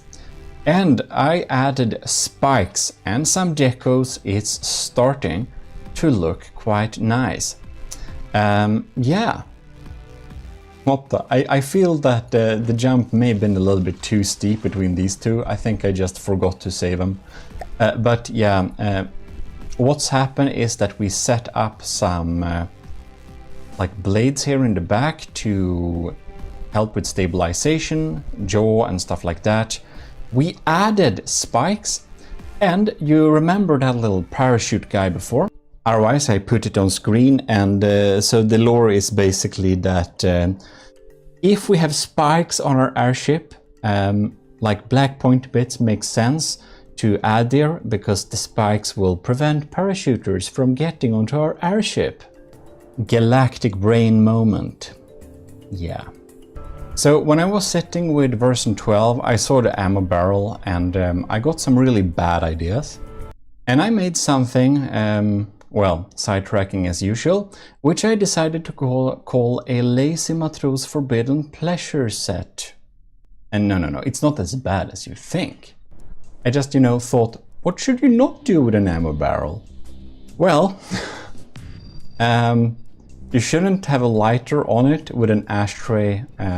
You shouldn't use it for smoking. So, yeah. I don't know, I think it's funny. So inside the cabin we have an actual ammo barrel or cockpit where we have like cigarettes and an ashtray. Yeah, bad humor. I don't know, maybe I'll get demonetized next year for this, I don't know. Anyways, hopefully not. This is really starting to close in on the finished setup. We added an auxiliary AA gun, and yeah, it's starting to look neat.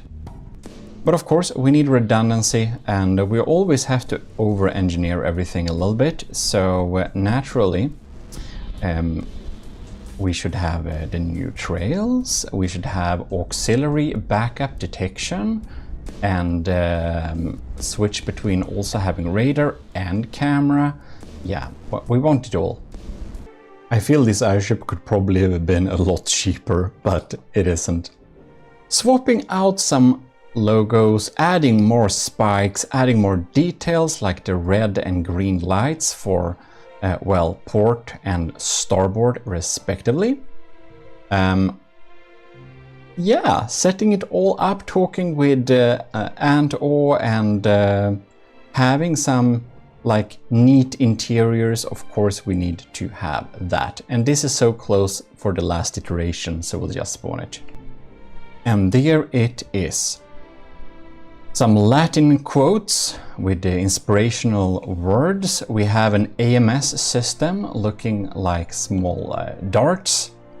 We have set up the AI so that it will do decent combat performance, get as close so it hits, but also not getting hit too much. We have designed the APS shells in a smart little way. So the first round that comes out of this system happens to be a disruptor conduit. It will basically bring the enemy shields to 0% and deal internal EMP damage. The next shell popping in here will be the party mix we developed before but an upgraded version, armor piercing, high explosive frag with a little bit of incendiary trails. And the last shell, or the mix-in shell, the last shell is actually the APP, that's armor piercing party mix, will be an armor piercing heat shell. So, whoops, it basically just secondary heat penetrates, then releases a heat. Can kill some designs in one stroke. So obviously this is meant to provide fire support to battles even later in game. Now I did take some tips from Imp, one of our builders that has submitted a lot of Gimli battleships, and due to this cannon having a tendency to miss sometimes and the recoil is getting out of hand, it needs to be really accurate, especially the first shot. So we actually changed the detection components inside of here so that the averaging times are longer than usual. This means it will be really bad against fast targets, but it will have a much better chance at shooting stationary slow targets. Well, we do have to do some exploration here. You can see we have the nice little area here. We can then go out and down very carefully. And of course up here to the AA gun, and yeah, of course, it's a tiny design. It's actually probably a bit large to be very small, but yeah. It's an airship. Blimps take space. Also, I felt before it was a little bit naked here in the back, so I added these like rings here for some reinforcements. Okay, we no longer require your service, thank you. Like, the bot being discardable is, yeah, it just introduces a lot of problematic lore details, I feel like. Especially with that image portraying a person inside the Rambot. Well, the time has cometh to test it against a target. Namely, the very stationary, not very scary Marauder, because that is the benchmark of all good things. No, the airship isn't this slow. I'm running it at slow motion. Because I'm hoping the first shell will hit. Oh, I think it's getting ready to fire. The firing computer has its like first seconds locked, so it cannot fire, and that's because the detection need to gather detailed detection before any gun are allowed to fire. And I'm hoping to use that on a future update of the Gimli class in order to hopefully get rid of that little issue that makes my cram cannons miss the first volley. I don't know if we can pull it off, but I hope it's gonna do the same here like it did there. Glad we have those fuses, at least we did some damage. I feel we don't need to slow-mo this. Let's just see what damage we can deal with the first volley. And it turns around and goes to the next input. Now the issue is that when the first round of volleys have been completed, well, we kinda have this little problem called recoil, you know? Because it kinda makes it not stable. Oh, damn! I think we probably AI sniped something there. Or we just got lucky. Anyways, very nice work of the Unyielding Hierophant class, which is on the workshop right now as you're watching this video, so remember to go there and upvote it for the Empire of GMODISM. We request your service. Anyways, we should paste this in the second chapter, Frontier Fleet. And about super slow sad ships, well, the obvious thing to do is to measure it. How many Marauders long is it? The important question. Roughly we can say it's about half a Marauder long, give or take. And now, checking the stats, 12k cost, 700 blocks. Armor cost is very small. Top speed is 29. Weird, I've seen more. We'll need to check the details, of course, and the length of this thing is 34 heretical units. So we'll just input this in our heresy converter. Length marauder units 34 gives us exactly 0.45 length marauder units. We can also see how much it costs. It costs 12,000, and that gives us a cost of 0.28 cost marauder units. So now you know. Cut away units, views, I can't even speak, is always fun to look at, so here is how it looks inside. It has huge tons of ammunition inside because, well, diff guns require a lot of ammunition. That's like their downside. They run through ammunition faster than they say they will in the stats. Anyways, on a bleak, perfect weather day, the enemy is spotted. Swiftly going to action, letting the computer think for far too long before we're even firing the first round. We are engaging the monkey barrel. Gloriously missing the first shot, following it up with a perfect shot. Killing it once and for all. We didn't even need to install those spikes. The parachutes unit of the deep water heretic guard will not even able to land at us.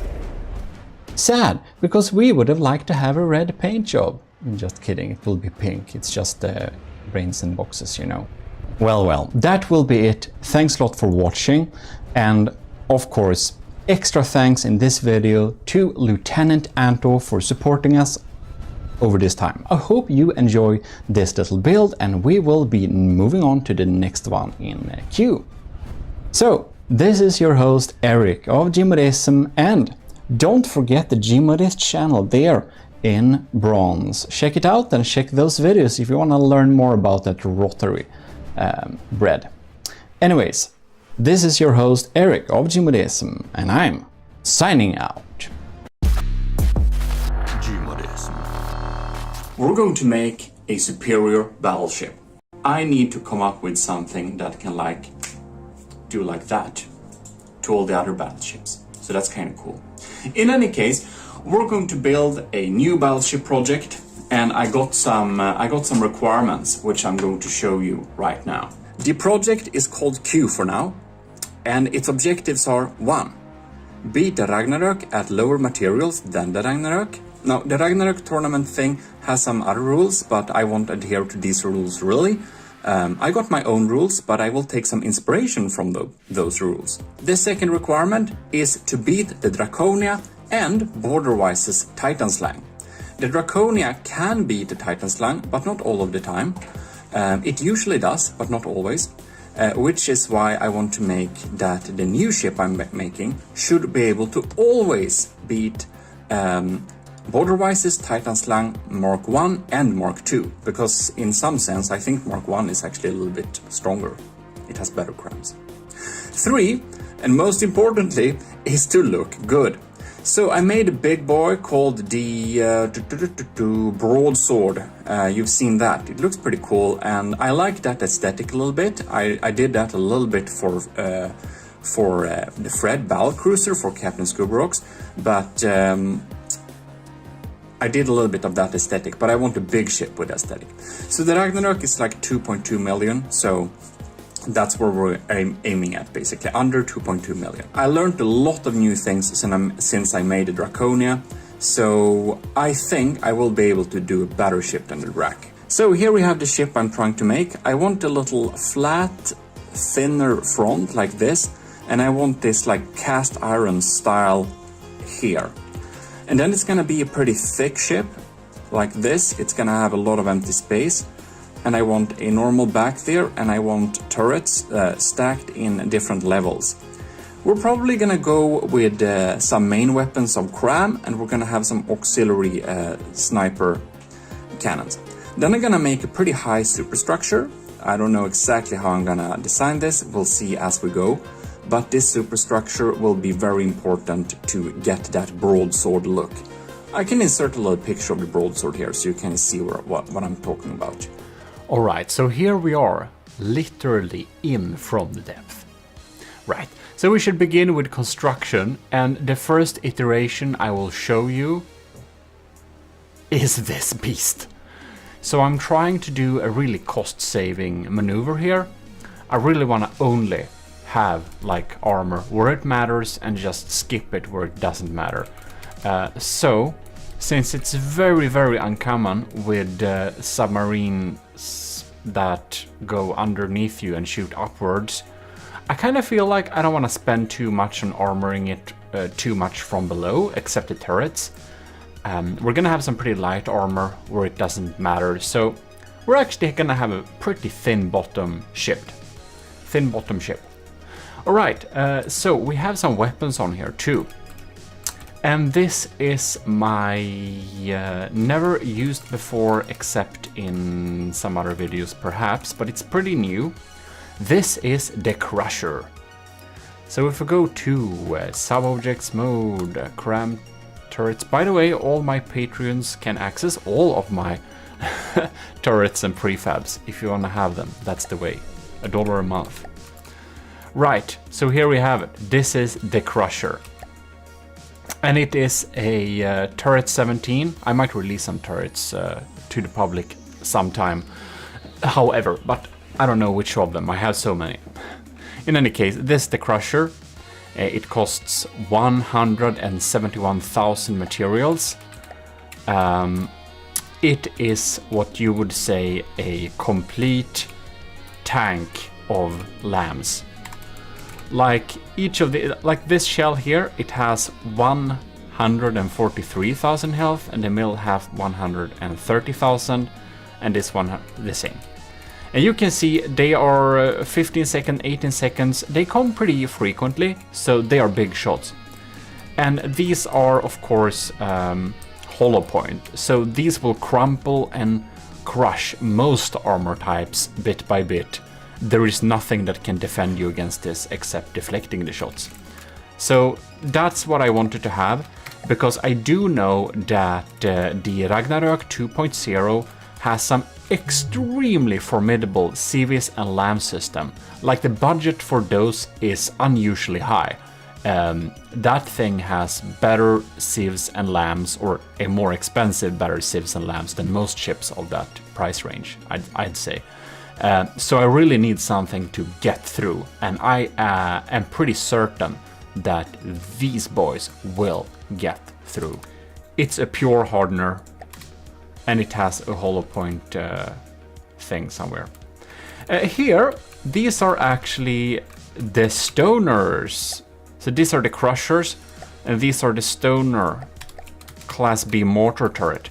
And I'm thinking to have 6 of these mortars, because if anything doesn't confuse lambs as much as mortars, I don't know what does, because this is also a hollow point, by the way.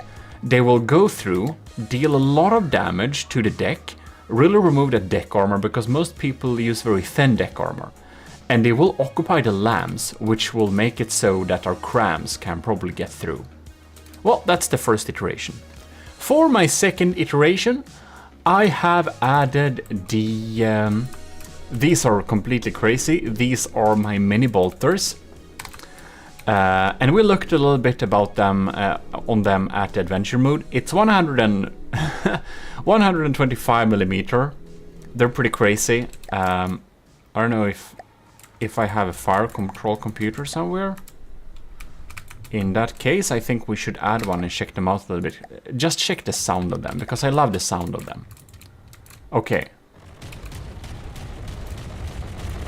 Listen. Isn't that beautiful? And here we have the regular bolter. As I said, we looked at them a little bit in adventure mode, and like this thing fires pretty quickly. It has a RPM of, well, 2000, and this thing has an RPM of close to 200. So they're pretty fast firing, shoots a pretty good party mix. I can show you this. I'm sure all of you don't watch my adventure mode. So this is Squash Head and Super Cavitation, so we can shoot underwater line. This is Armor Piercing Secondary Heat, also Super Cav. And then we have a Visible Tracer with a skimmer tip, so it bounces. It doesn't hit things underwater, it only hits things above. It kind of bounces off and hits the superstructure, and that's EMP to deal some AP EMP type of damage, because the skimmer tip also has some AP capabilities. So you can see Armor Pierce Modifier 1.4. So basically, it's made to disable detection. This thing is a completely, it's a little bit of a different thing.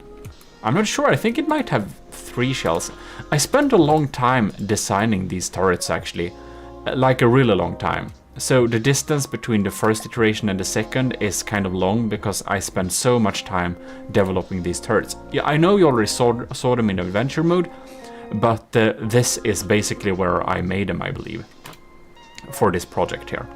So it's an armor piercing heat for this one. So it's a small one, or 125 millimeters, not super small.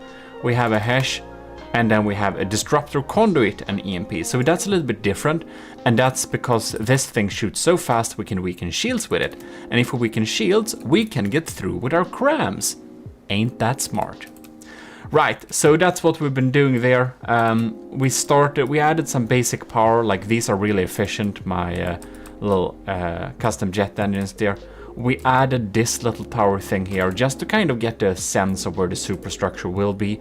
As I said before, I want to have a pretty high superstructure. And I believe that this thing actually, oh yeah, I just spammed propellers here, so it actually floats. And I did say that I wanted to not have water pumps, because water pumps just lag too much. So we're gonna skip that. Yeah. Just to test, I'm actually gonna spawn the Ragnarök, and we're gonna see if our weapons get through. So this is the first official test, and see if we can get through the civs. I'm gonna turn on God mode for this thing, because of course it doesn't have any armor. And by the way, I started to use asymmetrical armor for turrets, so all my new turrets have all the armor in the front of the turret and no armor in the back, because it's so rare that the turret faces the wrong direction. So I think that's a trade-off that's worth it. Of course, from time to time, a drone will be behind you and try to shoot, but man, we do have armored turret wells as well, so, you know, you gotta spend your materials wisely. And that's kind of the main thought behind this entire project. I'm trying to spend my materials so wisely that I just don't use like armor in a place that it's not needed. So hopefully it will pay off.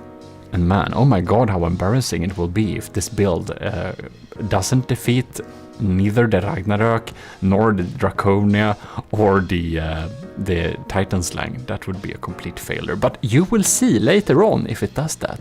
By the way, a little update, it's up to 1.6 million, so it's starting to be expensive. I don't know how we will solve this budget, by the way, but whatever. It's Robas meal time. Here is the Ragnarök. And I wanna pause this because I wanna, god damn it, it escaped. This bar is so funny. Here it is. I hope you're hungry. Anyways. Right, so this will be kind of interesting. Oh, look at that. Many of the shots get sniped by lambs. It's so fast. You know what? I think we should turn down time a little bit. We're gonna see. Alright, so here comes the first Quran barrage. And this is like, these have loads of health, man. It's so much health. It's completely insane how much health I put in these. Ah, look at that. Look at that. Of course this is just empty air, but it's a pretty fail-safe method. Oh yes, 2 of the barrels completely gone. It's like, of course, they will be able to shoot still, but I'm thinking this is a pretty good strategy.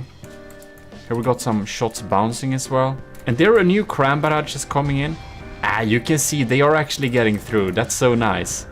That's so nice, because most crams won't get through the Ragnarök. It's very good at killing cram shells. Of course, hollow point damage ain't the best, but it's something. Yeah, I think we can use big crusher crams to do this. And you might wonder why we have several barrels. Well, that's basically because if one of these shots hits our cram turrets in the right spaces, they will be completely disabled. So I thought it's a good trade-off to have several firing pieces.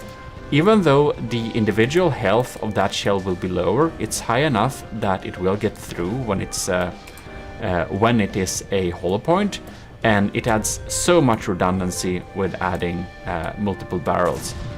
And there are some advantages of multi-barrel turrets, but I found out that those advantages kind of decrease a little bit the larger we get. When we're really large, it's mostly redundancy that we get. If we have some smaller cram turrets, it might be more material efficient per firepower to have several barrels. But I'm gonna make a proper empirical testing video about that in the future, so we can clear that up once and for all. In any case, this test is a success. The crusher cram turret does get through the defenses. And there we have it, the third iteration of the ship. So, what did I do now? Well, I basically spawned everything I got that I think could fit on this system, just to see around how much this would cost. And the really bad news is that this cost 2.1 million. And as you kinda can imagine, I can't make a armor scheme that will work for this. Like, if I make an armor scheme that is gonna cover up this thing, like, after all, it's how large is this thing? It's 341 meters long. If I'm gonna make an armor scheme that would protect it, I think I will reach somewhere around 100,000 if I only use wood, like one layer. And that's of course not acceptable, we can't do that. But anyways, we'll go through a little bit and see what we got for types of weapon systems. So, here we have my Arquebalista Invictus. It is a sniper cannon that you also see in adventure mode that penetrates really deeply, and that's meant to poke holes under the waterline of enemy ships and make them sink. And that's one of the methods I thought to use to combat Waterwise's Titan Slangs and the Draconia. No, not the Draconia, that's floating. I meant, of course, the Ragnarök. I think I might want to combat them ships by having a sniper cannon that shoots holes under waterline so that they sink. And that's a good method. And this is a pretty nice 480 millimeters. These shells travel at almost 2000 meters per second, and they are sabots. You will not stop them very easily, and they shoot a shot every 10 seconds. I'm pretty happy about this design. I am. I spent some time doing it. Here we also have a nice little like auxiliary turret, 49 millimeters, almost 400 RPM. More like, yeah, something like that, and it shoots HESH shells really to annoy and detonate any eventual era armor scheme that you might have. Here we also have the larger version of the 60-70mm Vigoletta system. This is the Vigoletta Mark 5, I think. This is the Vigoletta Mark 4, it's smaller. And this is of course a really nice thing shooting. I don't think it's even rail assisted. I think it's pure gunpowder. But it shoots some really dangerous shells, and they are actually sabot frag, really weird combo, but I did tests and they work better. Here we have my new Octodad diff gun. They are 479mm, just to make them a little bit smaller than 500 so we can save on the blocks a little bit. And well, that's a diff gun. It's the optimal diff setup. It's super nice, deals a lot of damage. Smaller diff cannon, what do we have here? Here is, this was used on the Slabman. If you've seen the Slabman challenge, it's there.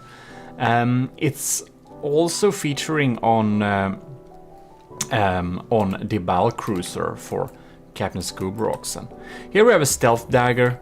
It's a smaller cram turret, lower tier class, but it does provide some stealthy shots because at 1300mm the detection range is only 257, which means that a lot of the Civ systems will not have time to aim before it hits it.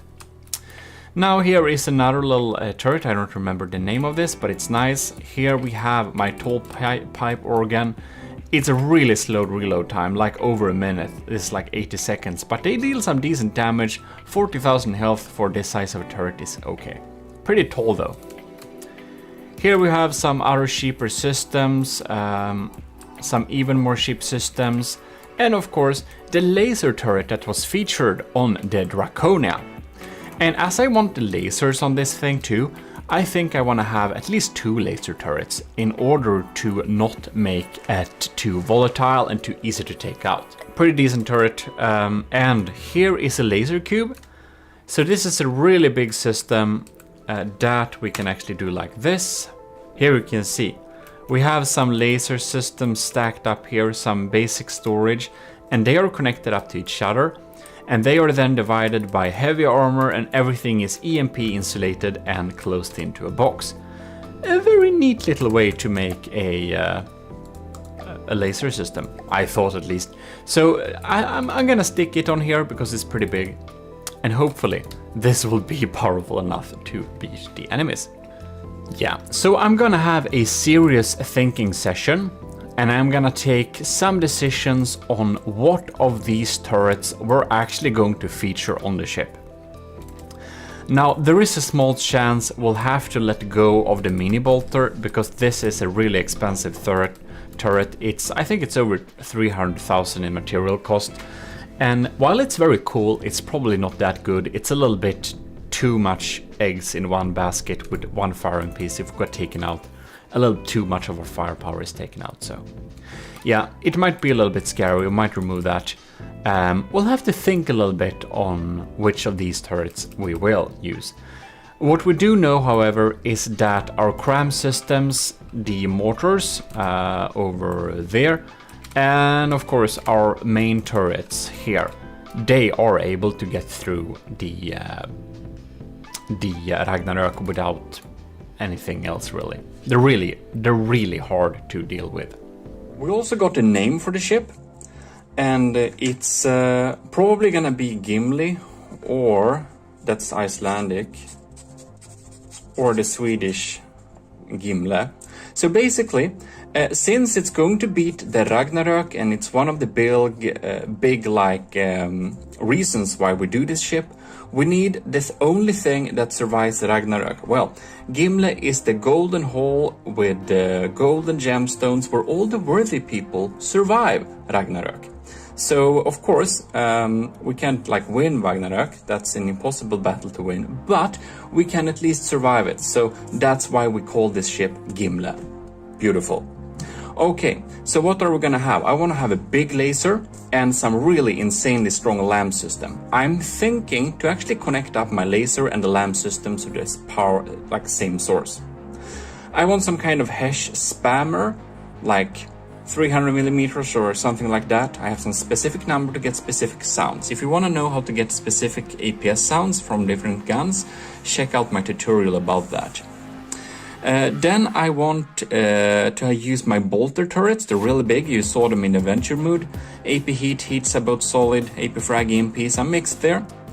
I want some hollow point crams to really tank and completely make it so that the enemy CVs and lasers will not even be able to take them out. Really high health point hollow point cram.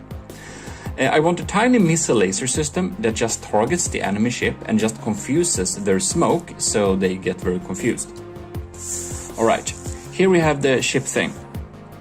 So it's gonna be a right-sider, so I want to have most of the armor on the right side of the ship.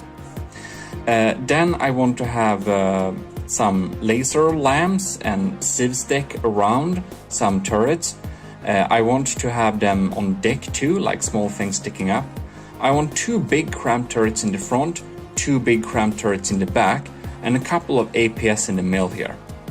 Then we want engines here, engine steer, engine steer. So we have engines in different positions, and one of these engines should be able to keep this thing floating.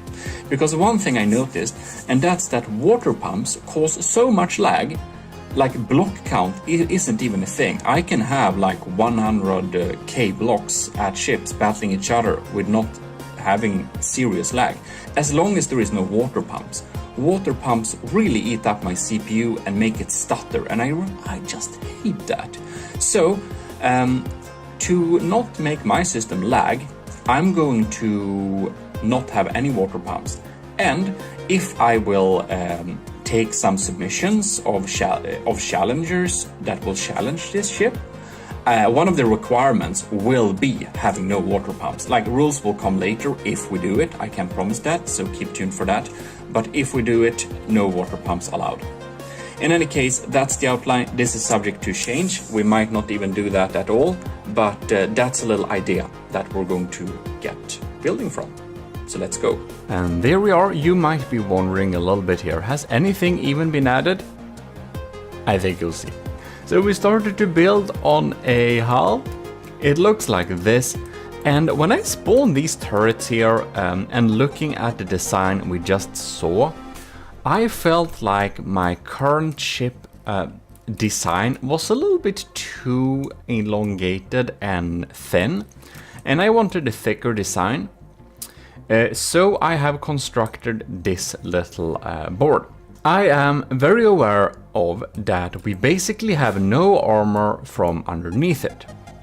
So that is a choice I made, to have very little armor where I don't think it's needed. And this makes us extremely susceptible to torpedoes coming from below.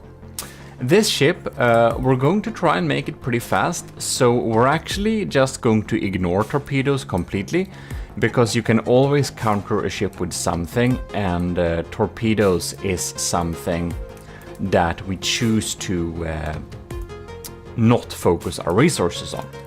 So if it might be a problem sometime, maybe we'll have to update it and add anti-torpedo defenses, but we're not going to armor very well against torpedoes. We're going to go for redundancy instead. So here is one of the engine models I've made. S-Corp main engine type 1C 4K power. So this thing, obviously, it produces a lot more than 40k power, but when we are putting it under heavy load, it only produces 40k power. So I tested them under load to decide, and under load they're 40k, so that's what they're listed as. Right, here we have some different armor slabs. I developed some different types of armor. You can see them in the cross section here.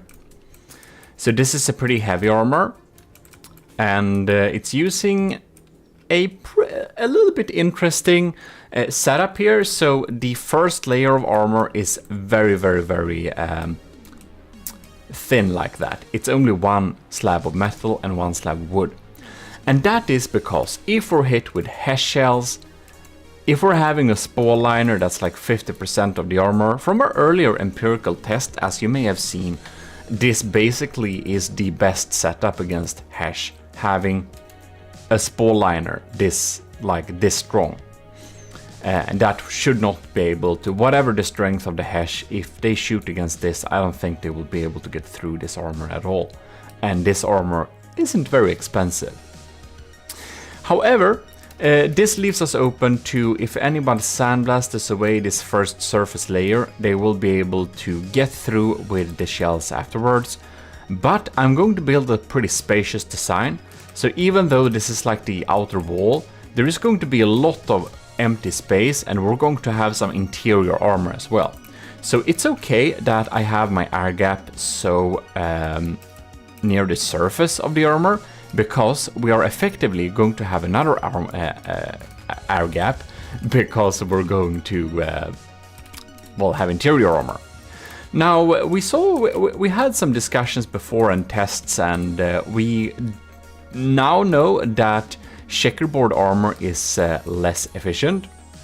I talked with some different people in the Discord, like Pitts, Summer, Balkan, Scarabas, and all those names. I don't even remember who's in the discussions. But basically, checkerboard armor isn't very good.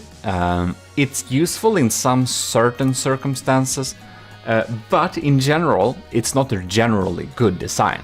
So the Draconia had it, and it is a-okay, but it's not the best, because high explosive has gotten a little buff. So when a high explosive shell detonates in a enclosed space, it has a damage buff, so it deals more damage. And when we have a checkerboard armor, if the wood gets blown away very easily, an explosion can get into that empty space and effectively deal more damage to the blocks around it. And that's the theory around it. It seems to be correct, but we're going to do an empirical testing video about checkerboard armor, because it indeed seems that it's better to just do like this, for example. So we can kind of put them in slabs like this instead. Should be better than having them, than having them like that. Because we want 2 layers of metal stacked on top of each other, because then we can get the armor stacking bonus. In any case, I'm thinking what armor scheme I'm going to use here. This is the heavy armor. You can see it has actually 2 built-in air gaps, and that's of course not needed. It's just that it has the equivalent of 1 block of heavy armor, but it's ported up like this, so if a shot hits this thing and destroys it, we still have a surface that the shot can get deflected on. For example, for armor-piercing heat shells. Pretty scary stuff. Well, in any case, that's basically that. This is the heavy layer, this is the standard layer, and this is my super heavy layer with like 4-meter beams of heavy armor. And I think this is a little bit too heavy to have on this design. I'm going to go more for redundancy than heavy armor. Well, anyways, this is the shape of the ship, and the other side of the armor is already set up here. It's gonna be a right-sider, so I only expect some stray missiles and stray stuff to come in from this direction. So it's using a pretty thin and light armor here. So this is the 5th iteration of the ship, and the fifth iteration basically cost 3 million, because we now have started to build the turret placement. So as you could have seen from my little outline, I wanted 2 big cram cannons, but I'm thinking maybe we'll go with 3 big cram cannons. And this is the crusher cram we looked at before, which will go through the Ragnarok's lambs and most other systems, Civ systems, like as well. But these are some high health points, boys.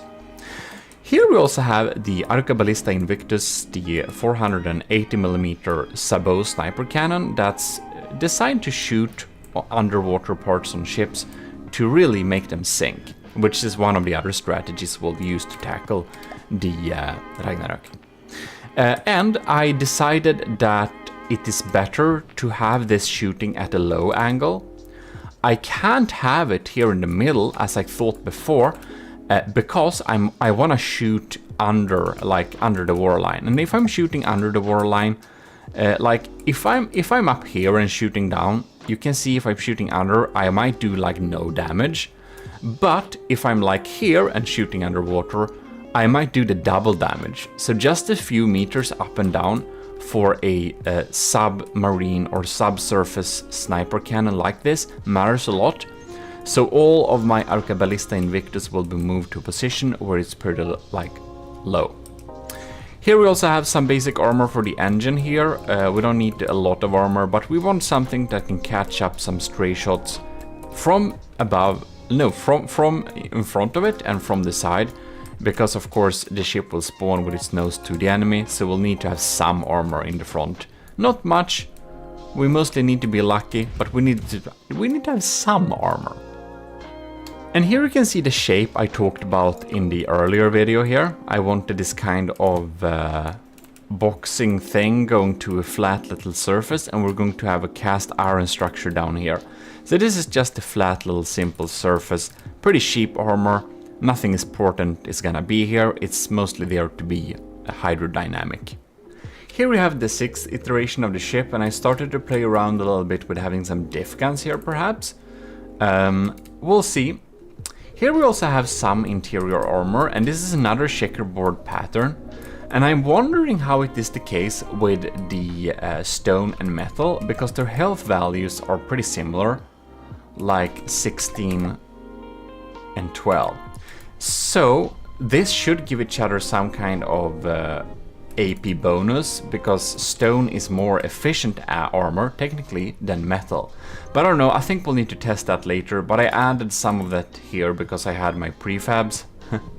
So I maybe use this some interior armor, but I think I'll need to have proper turret wells as well, because otherwise we're gonna be pretty sad.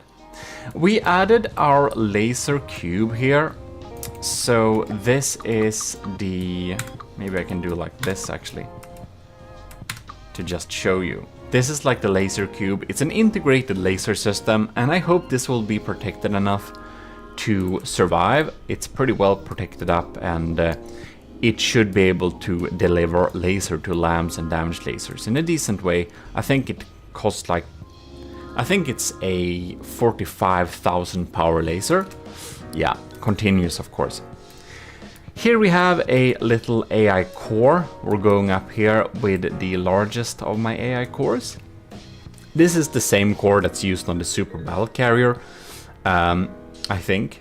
It is, it's pretty nice, protected, well set up, has automatic shield switch and stuff integrated. So I think it's gonna serve us well.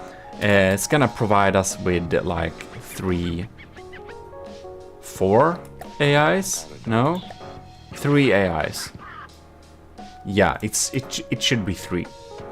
Here I also added my S-Corp's 80k power generators, because of course the Arcabalista Invictus uses a lot of power to shoot those railgun shells. It's like a mixed system, but we need some decent power. So that's why we have so much power here. However, I'm not sure I'm gonna have them at the same place, because you know, they might get shot at. And we have some heavy armor framework here to just keep the turrets up. It's pretty unlikely that they will be destroyed completely. Here is a battery actually, if we just remove it here. It's an EMP insulated battery. This thing is pretty expensive. Like man, one of these batteries costs like 800, so I don't know, that's like 100k or something. But I thought we could have a little battery here behind the turret. Should be pretty well protected. So we have some power generation and stuff like that. Still haven't decided on the armor, but maybe in the next iteration. Oh my god, look, we have armor. Just kidding. We just started the outline. I decided to go one of the models that only have 1 layer of metal in front of it and 1 layer of wood to get that maximum spall lining effect. Because some people use hash to great effect, and I want to make sure I'm pretty well protected against hash spammers. Here, by the way, we have a sonar decoy, because I thought it could be a good idea to have a sonar decoy in case we get some, well, torpedoes that are sonar. And we have also started to add these. These are, of course, my pods of Azipod pods. They are this one. I made it for this application, but they use 8,000 power each. Pretty nice, provides pretty nice thrust, and we could have them in the front and the back, and we should have some decent speed and maneuverability. I removed the turrets, the cram turrets from the back portion here. So I have 3 here. I'm thinking to have at least 4 of them, so I left 1, I removed the other ones. And unfortunately, we're still like 2.8 million, and it needs to cost under 2.2 million. So man, I don't know, we may need to rethink a little bit on our armaments. Oh my god, we removed some more stuff. I'm thinking I'm wanting to have all of these units here, kind of, but on this one. But we're still 2.793 million, and I know we should spend the most of our budgets on firepower and not like armor, because spending that on armor is just a waste of material usually. But man, we're so far away from 2.2 million. It's gonna be a little bit tricky to get this to a cost efficient way, like seriously. I don't know, we'll see what to do. You can see I wanted to add the cram turrets in the back here. We have my nice little turrets here in the back. And I added another one of these arquebalistas down here just because I really want to make sure we have good redundancy. So we can have like 2 in the front. Yeah, I added another one in the front if I forgot to say that. So we have 1 here and 1 here. And the thought is, since this is a right-sider, I imagine these both can aim to the right pretty well and shoot targets on the right. While still sharing the same plane, because we want them both to be like low slang and under the cram barrels, of course, because otherwise they'll collide with each other. And we have 1 extra here in the back for redundancy, and I think we should really be able to poke some holes in the enemy. And man, we're a little bit too expensive. We're gonna see what to do with this. I did add the azipods in the back to our little vertical propulsion system just to make us steer and everything like that. So by now we should actually be able to like steer this thing. You can see we can turn. I can like go, like of course this is mainly dead weight, but we can go forwards and turn around and all sorts of cool stuff. Isn't that nice?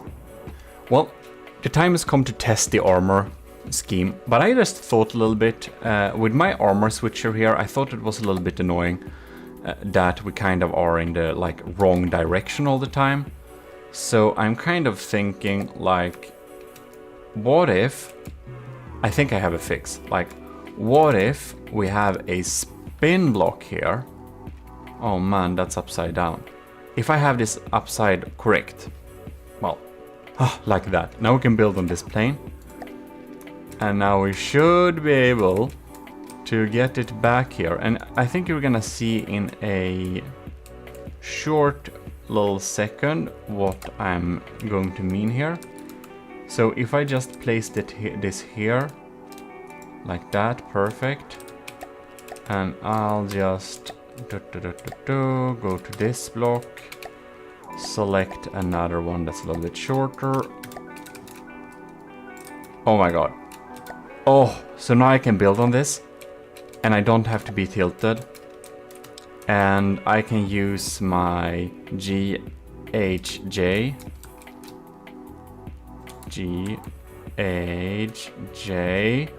Oh my god, that's amazing. And I can change this armor upright. Isn't that smart, using a spin block to change the direction? Wow, I'm feeling very intelligent today. Oh my god. We're going to do some tests.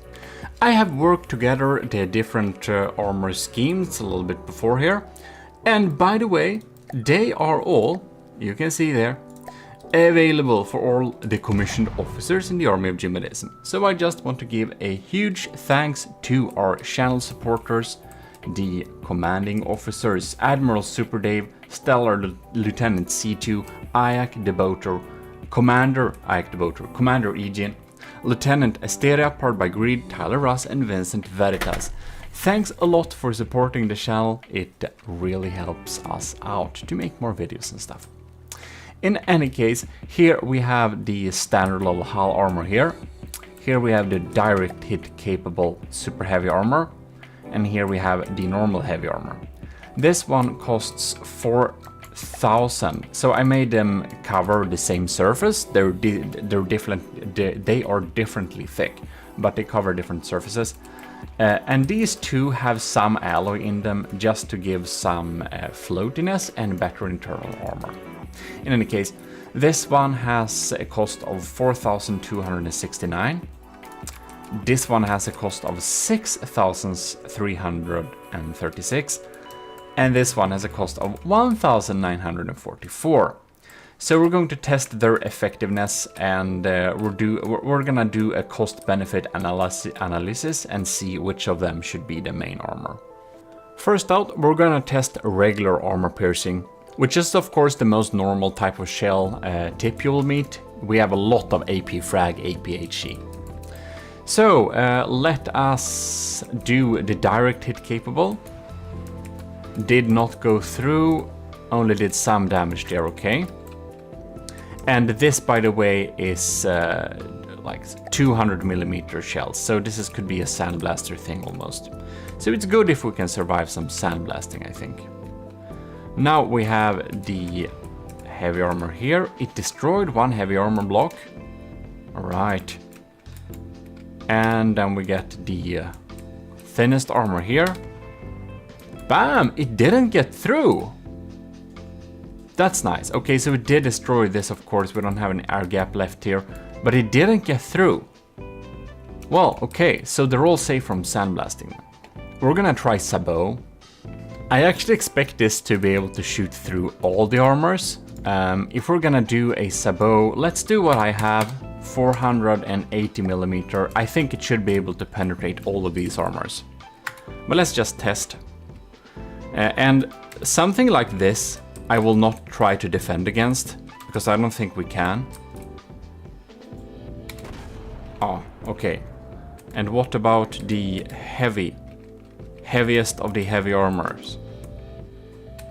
Ah, melts right through. Okay. Sabots, we can protect against Sabots, like not in a reasonable fashion, because of course ERA doesn't defend against them either. So I think when it comes to Sabots like the Arqueballista Invictus, we'll just have to understand that they will go through, and we'll need redundancy for this reason. And of course, we can spot protect some areas like the AI that we just cannot lose, but in general, we can't defend against that. Alright, now we're going to test 400mm heat shells. So it's 400mm, it's heat, and we're gonna test them against the armor types. Oh! Awesome. It didn't go through this one. And do remember, like, this armor costs 1,944. And this one costs basically like more than 3 times as much. And this one, it costs the double of this one. So that's why I thought it was remarkable. I thought they might be able to get through, but that's cool to know. And then we're gonna do the next one. And they shouldn't get through, of course. No, just destroyed one layer. We should be able to fire a couple of more of them before we get through. Yeah. We're gonna go back to this one actually. Fire another one. Yeah, it gets through on the other one. And let's try this one, the heaviest armor. Bam. Doesn't go through. Oh. It felt like we hit it right on. Well. So against big heat shells, they all protect for one shot, but I don't know, we should have an armor that can protect against a like major shot from one point, but I don't think we can design it in order to take several shots on the same spot, because we're of course not gonna overspend on armor. So let's do the same with the Hesh. Alright. Bam! That deals some heavy damage. So we're 400mm again, but it just spreads out there. Bam! And the second shot goes through. It only protects against one Hesh there. This one. These are a little bit tough. Whoa! Oh my god! This one also just protected against like 2 blasts there. Wait, that's the wrong shell. Excuse me, we forgot to do one of these. Okay, 1, 2, didn't go through. 3, man, and the 4th one. Okay, okay. Well, that's good to know. How about our middle armor here? 1, 2. Can zoom in here. 3, 4. Okay, weird. And this is just double the expense. Oh, and of course, the heaviest armor. 1, 2, 3. What? Also 4. You know what? It's really. I did already think this from the beginning, because when we designed this, I did some small tests and I found out that this armor scheme was pretty efficient. But man, I didn't expect them to take equally much, even though this is like smaller. That's a little bit crazy. That is a little bit crazy. But of course, the damage done to this part is a little bit less. It's less spread out, but seriously, they protected kind of equally well. This is definitely a current favorite. We're gonna do a hollow point shell. Let's see, our AP is 38. That should be enough. And I think we're going to max out the gauge on this thing. And we're gonna see what types of damage we do here. So, first armor. Bam! Ooh, very much through on 2 shots. That's some serious damage. Enemy armor. 1, 2, 3, 4. Much better, much better. Oh, and we go with this thick one. 1, 2, 3. Also 4. This armor isn't as strong as I thought it would be, honestly. Let's do some AP frag. This is pretty normal. Maybe not at like 500 millimeters, but probably like 450 or something like that. It's a strong shell. So, let's try out AP frag. Bam! Ooh! It got through! I need to see that again. Bam! Okay, didn't get through this time. This time, they caught it. Oof! That's some scary stuff, man. This one. Bam! Oh! The armor piercing just melted through here. Bam! Didn't even stop it. Did go straight through here. Whew! Yeah, I don't know if we can protect against that. And that one just melts through. Of course it does.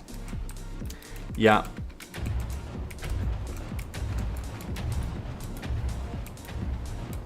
Cool sound. I don't remember what I labeled that sound, but I have a video about that. Of all the, what is it, 11 APS sounds? 20? 30? I don't remember. I should say, however, that these are some pretty, like, strong shells. There is a lot of there is a lot of chemical load in these. They are, of course, only set up for testing, but a lot of people don't use as big shells as we're using here. A lot of people are using smaller shells. But I've set up an armor-piercing secondary shape charge, so a secondary heat. We're gonna see what types of damage that deals. Melts right through. Can begin with this one. Melts right through. Well, it should be pretty similar, right? Since we are having the same kind of gauge. Ooh, and it gets completely pwned by this armor. It doesn't. Oh, what? Does it perhaps exactly hit the spot here so it actually detonates the shaped charge and bypasses the air gap? That's a little bit scary. Do we actually need a physical air gap to prevent this? I think we may do.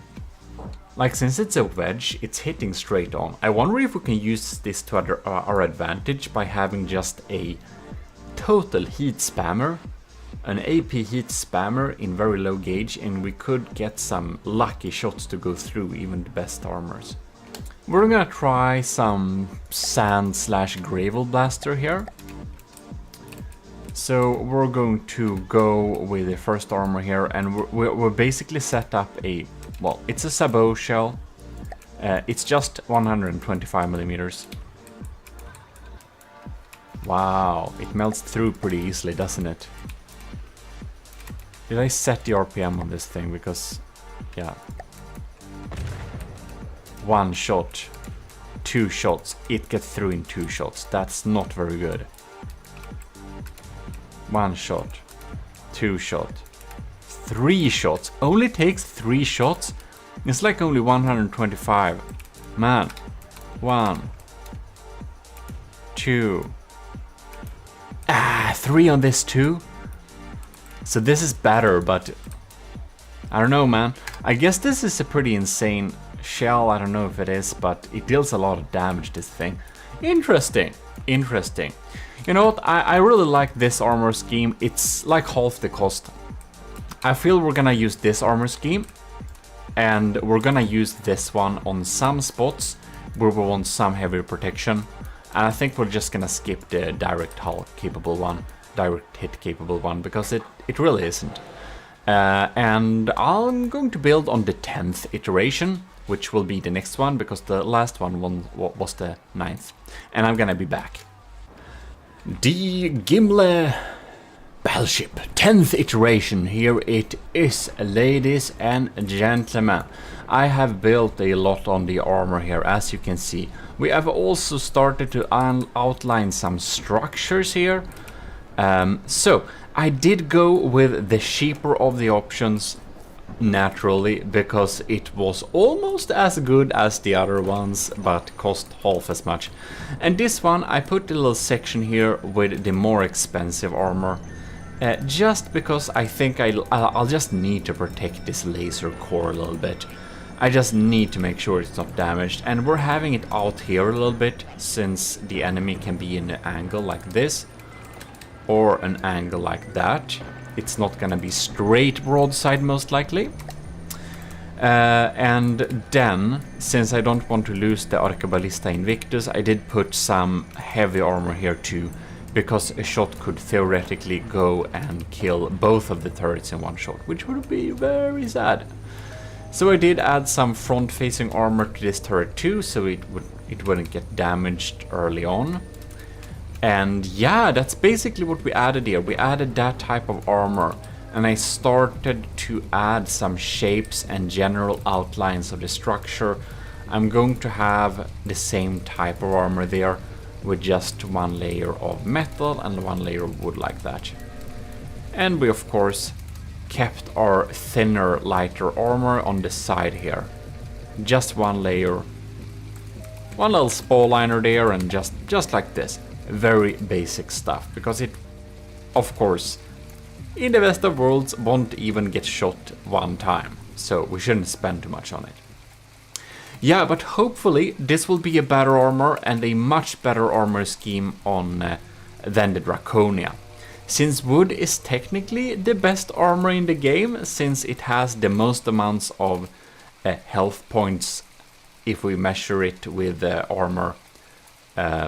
I think it has the most amounts of health points times armor class than any of the other materials. So wood is actually pretty good.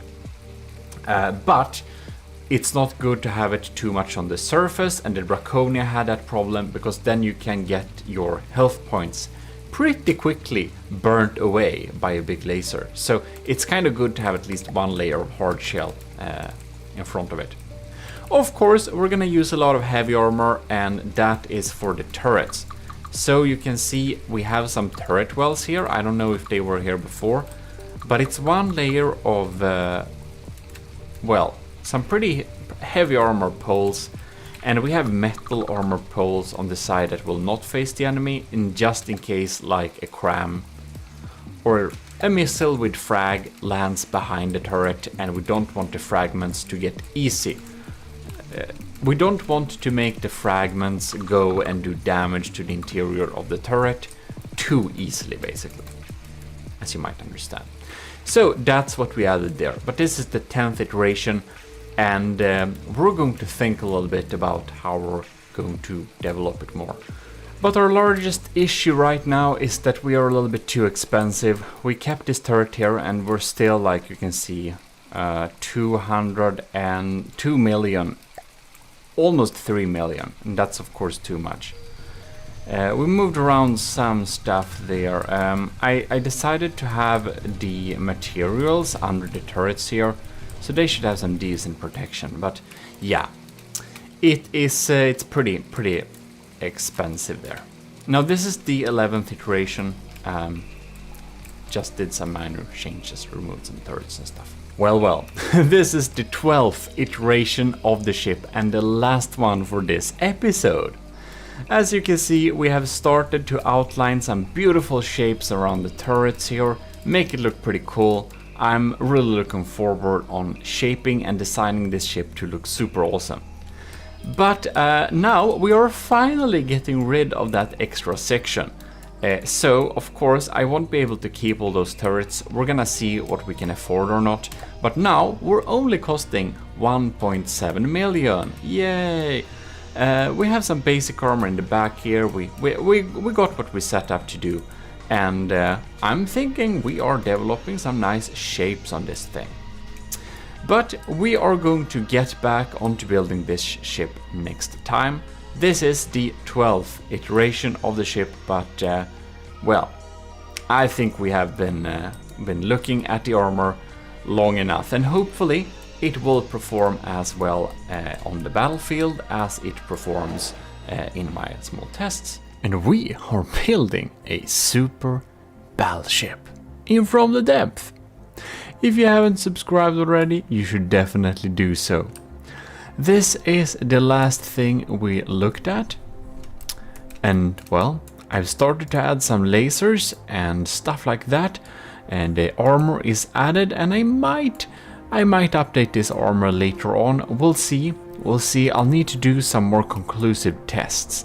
But it has come to my knowledge that wedges have some very specific uses, but the beam slopes might be better. But this armor is completely adapted for this type of kinetic damage in this stage, and I'm not sure which one I will use. But anyways, we're gonna move on to the next iteration. And this iteration is obviously a saved file, and if I'm gonna be truthful here, I'm not actually really sure what has changed onto this iteration. Any case, here we have my AI compartment. So it's the same as the other one, and I have a side compartment here. Because you know what? I needed some extra stuff here. So this automated control block sets the decoys to 0, and this one sets the shields to 0 when there is no enemy around. And of course right now we don't have very many shields, but whatever. Then we also have a little setup that uses general PIDs to control roll pitch and altitude. And I have found out that unfortunately the general purpose PIDs, I think they're a little bit better and a little bit more reliable than the AI itself for ships, because it just feels like these general purpose PIDs, they're just deliver a little bit more results. I don't know. It might just be me, but that's how I set it up. And as you can see here, I don't know if these are new, but I added large 7-meter propeller. We have a 5-meter there, and of course these are using a lot of power to keep afloat, because do remember, we are not going to use water pumps on this build. Now, I have decided, yes, I will accept some submissions to battle this beast, whenever it is done. But I will give you the rules and outline for that next episode. In this episode, we will not go through that, because I'll need to think a little bit on a few details first. Well, this is apparently different. And this is version 13, and maybe I was superstitious and didn't want to stay too long at version 13, so we're gonna move on to version 14. To defend against certain targets, we need a pretty good LAM system. And I have started to build some LAM nodes that go through the entire ship like this, connecting up to different spaces. So I have the LAM nodes on both sides. This will be a right sider, so we will only have like actual LAM nodes on like the right side of the ship. But I have the LAM connections on both sides to add some redundancy, so that the entire laser network should not go down, even though a pinnacle LAM point was shot out. That's the plan anyways. So we have the little network there, it's going like that. Pretty handy, and the first LAM node is even here, so we have a little thing that can help us get rid of some stuff coming from the front. Ooh, and I do believe we have some nicer looking turrets in the front here. Yes, we got my barrel elongated little cute cram cannon. It's nice. And a diff gun there, just to add some extra firepower and looks. And a new little lam node on the side here to save our front from shots. I think that's that. We got some interior armor going down there. This is the battery. I think we already looked at that, but that battery is like, it's like really expensive. It's like 4 million. This battery is like 4 million. If we get shot there, it's gonna, yeah, it's not gonna be good if we get shot there. I think we showed that, by the way. I removed this interior armor, by the way. That stone metal checkerboard pattern, I think it has to go. You know, I'm gonna do some more conclusive tests on that in a future video, but right now I'm thinking it's probably not gonna be very efficient. In any case, you can probably see I've been doing some beautiful shapes here. I hope you notice the golden details, the colors of the AOG. And about the rules for the future battles, I will tell you this: anything that's more expensive than 2.2 million will be disqualified. It will not be accepted into the battle, and anything that uses a single water pump will also be completely disqualified, just so you know.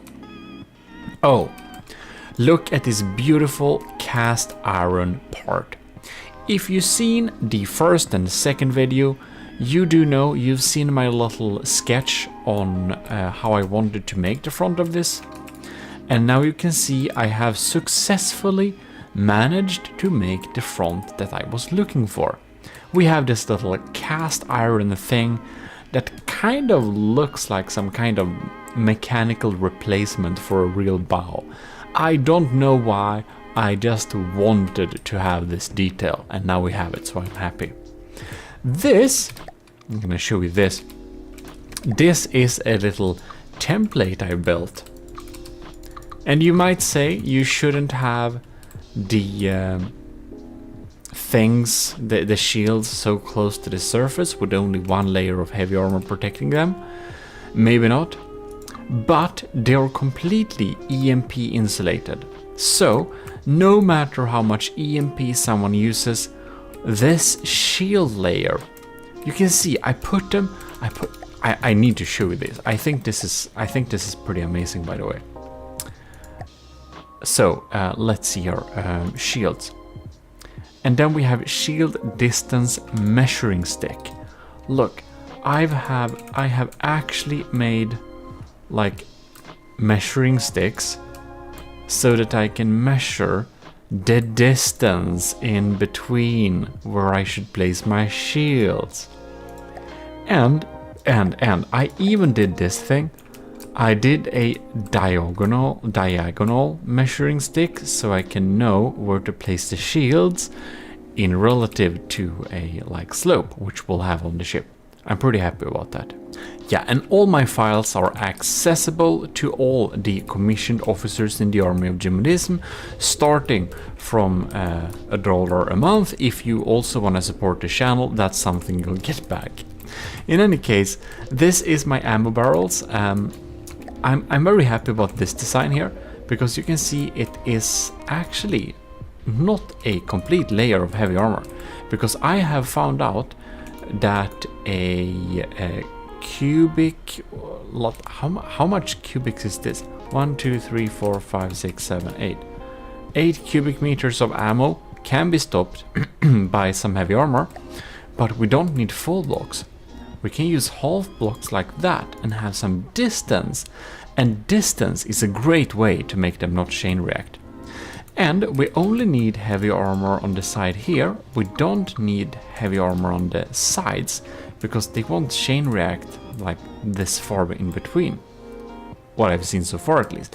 So, or I did test them with some pretty high ammo requirement units. So I'm pretty happy. Like this, we have an ammo compartment. It's completely protected beside the turret, because of course this side will be facing the enemy. And another little detail I have found out, you may notice I have a super weird pattern of some like square corners on the side of the hull here.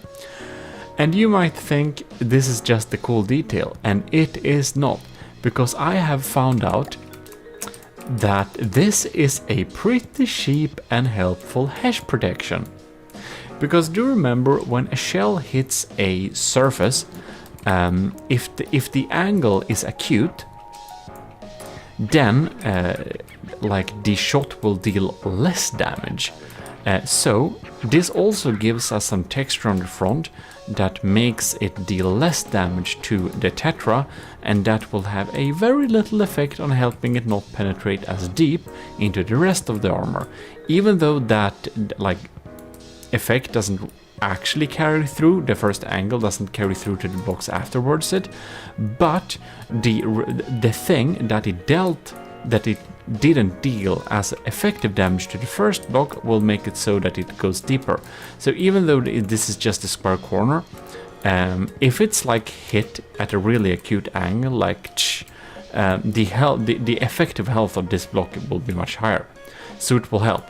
But the real reason I put this here is actually against hash. Because hash, the direction of the hash spalls is decided on what angle the hash shell hit the armor. So if I have a hash shell hitting this armor flat here, the hash spallings will go straight in and deal a lot of damage to all of these beautiful wedges, and some will even get through into the armor. But if the hash shells hit the angle here, it will actually direct its way down here, and it will deal more damage to the surface of the armor and not so much damage deeper into the armor. So having these weird angles in the surface, according to my small tests, makes it so that hash is a little less scary. And since the Tetras are so cheap, I thought that was really cool. Just a fun little thing. Oh, and I added the tall pipe organs. These turrets are completely insane. They're 200mm, reloads once every 80 seconds. I think their firepower per volume, now these are multi-barrel turrets, but I think their combined firepower per volume is actually pretty awesome. It's just the caveat that they shoot every 80 seconds. Not great, but you know, each of these shots, they're kind of 40,000-ish, all of them. So it's a lot of health in all of these shots. They pack a punch. I'll give them that. They pack a punch. And they happen to be the perfect size to fit here beside the turrets here. So I think they look pretty cool there. I think we should have them there, and I think they might help dealing some damage, even though I'm not sure they will get through the Ragnarok's defenses. But alas, the Ragnarok is not the only ship we will need to beat. Because I heard that we want to beat the Turtle Lord, but Setup/E-Lord made another ship that unfortunately beats the Turtle Lord, which is called the Rhino, which I pitched against the Draconia, and now I need to make sure this ship beats that too. I don't know, this is gonna be crazy. We need to beat so many ships. And hopefully not miserably fail at beating all of them. So let's just keep trying and building. Hey, distraction! Look at how many cool details I put on this turret. The Arcoballista Invictus is beautiful, is it not? Like the video if you agree. Next iteration. I've continued to build on the armor. We have the beautiful details. You can see the ship is really taking shape here. I think it looks pretty nice. But that's just me. And I'm the builder of the ship, so that tells you absolutely nothing. In any case, what I have been doing is I've started to build on the diagonal armor. You can see here I added some of my templates there. Kind of the same type of armor, but up here. Some alloy, some stuff like that, and you know, anti-kinetic armor, to be quite specific. I decided to have some kind of opening here, not sure what we're gonna have there, but we'll see. I have, in any case, started to build on this little back portion here. And I think that's pretty funny, because since this is in one of the extremities of the ship, it's not very likely to be shot, is it? It is not. Oh fuck. The plan was to make the ammo not be able to chain react anyways, because this area is very unlikely to get hit, and we needed some more ammo on this thing. So I put some here, and I'm gonna fix this so it doesn't chain react. Anyways, it's also very unlikely to get hit, this area, if I didn't tell you this. I already told you twice, but I'm telling you a third time to look less embarrassing. Thank you very much. GMODISM, that doesn't work. Your inner thoughts, you should keep them to yourself, because you're making a public fool of yours. Okay, never mind. Instead of making a public fool of myself, I'm gonna talk about the next point, which is, the diversion plan. These are the turrets. You know the turrets I just lined up on the last ship because I wanted to see my options, and then I removed them all? Well, I went through all of my turret folders again, because I missed all of these. So I went through the folder and I spawned all the turrets that I might potentially want to have here. This is a heat hash spammer thing. This is of course the Vigoletta Marksman 5 that happens to fire the 67mm water bottle that I designed on my merch store. Check YouTube. Here we have a pretty efficient diff gun with 8 arms. This is another Vigoletta Corporation sniper, and yes, I make up corporation names that doesn't make any sense, and I do it only because I think it sounds cool. Let me do it, thank you. This is a deck gun, isn't it cute? It's also useless. This is a pack gun. This is a 3-lens pack turret, and it's actually much better than I thought, because this happens to be my first serious pack turret that I have ever designed. And it's pretty funny. I think I did it on a stream. If you're not following me, you should definitely check up on my streams on Twitch. They're all on Twitch, sorry, not YouTube, only Twitch. Follow me. So, it's 1 EMP, it's 1 piercing, and it's 1 impact, and the thought is that the impact one should shoot first, and then the other ones, oh god, never use this damn thing. I need to resave this blueprint. Anyways, the thought is that the impact pack shoots first, and like a millisecond later the pierce pack shoots, and the next millisecond the EMP pack shoots, and if we're really lucky we could potentially like EMP crit something. Now this turret is pretty decent, to be honest. I never seen what I described actually happen, but I'm praying that it will someday. Ooh, Azusa from our Discord, she suggested that I should probably have some kind of system that just uses a guided laser to kind of focus on the enemy where the laser is not focusing. So this thing focuses on the enemy where the laser is not, so that the enemy will always disperse all its like steam materials all the time, and not only where the actual damage laser shoot, because most people's like smoke dispenser system actually gives out some smoke when we shoot, or when we point a missile guidance laser on it. This is just a like kinetic missile, just because I thought that the Ragnarok has so good civs, and I again want the ship to beat it, so I thought that I should probably use some systems that just don't die. More crams, you've seen this before in earlier videos. More crams, you may have seen this too.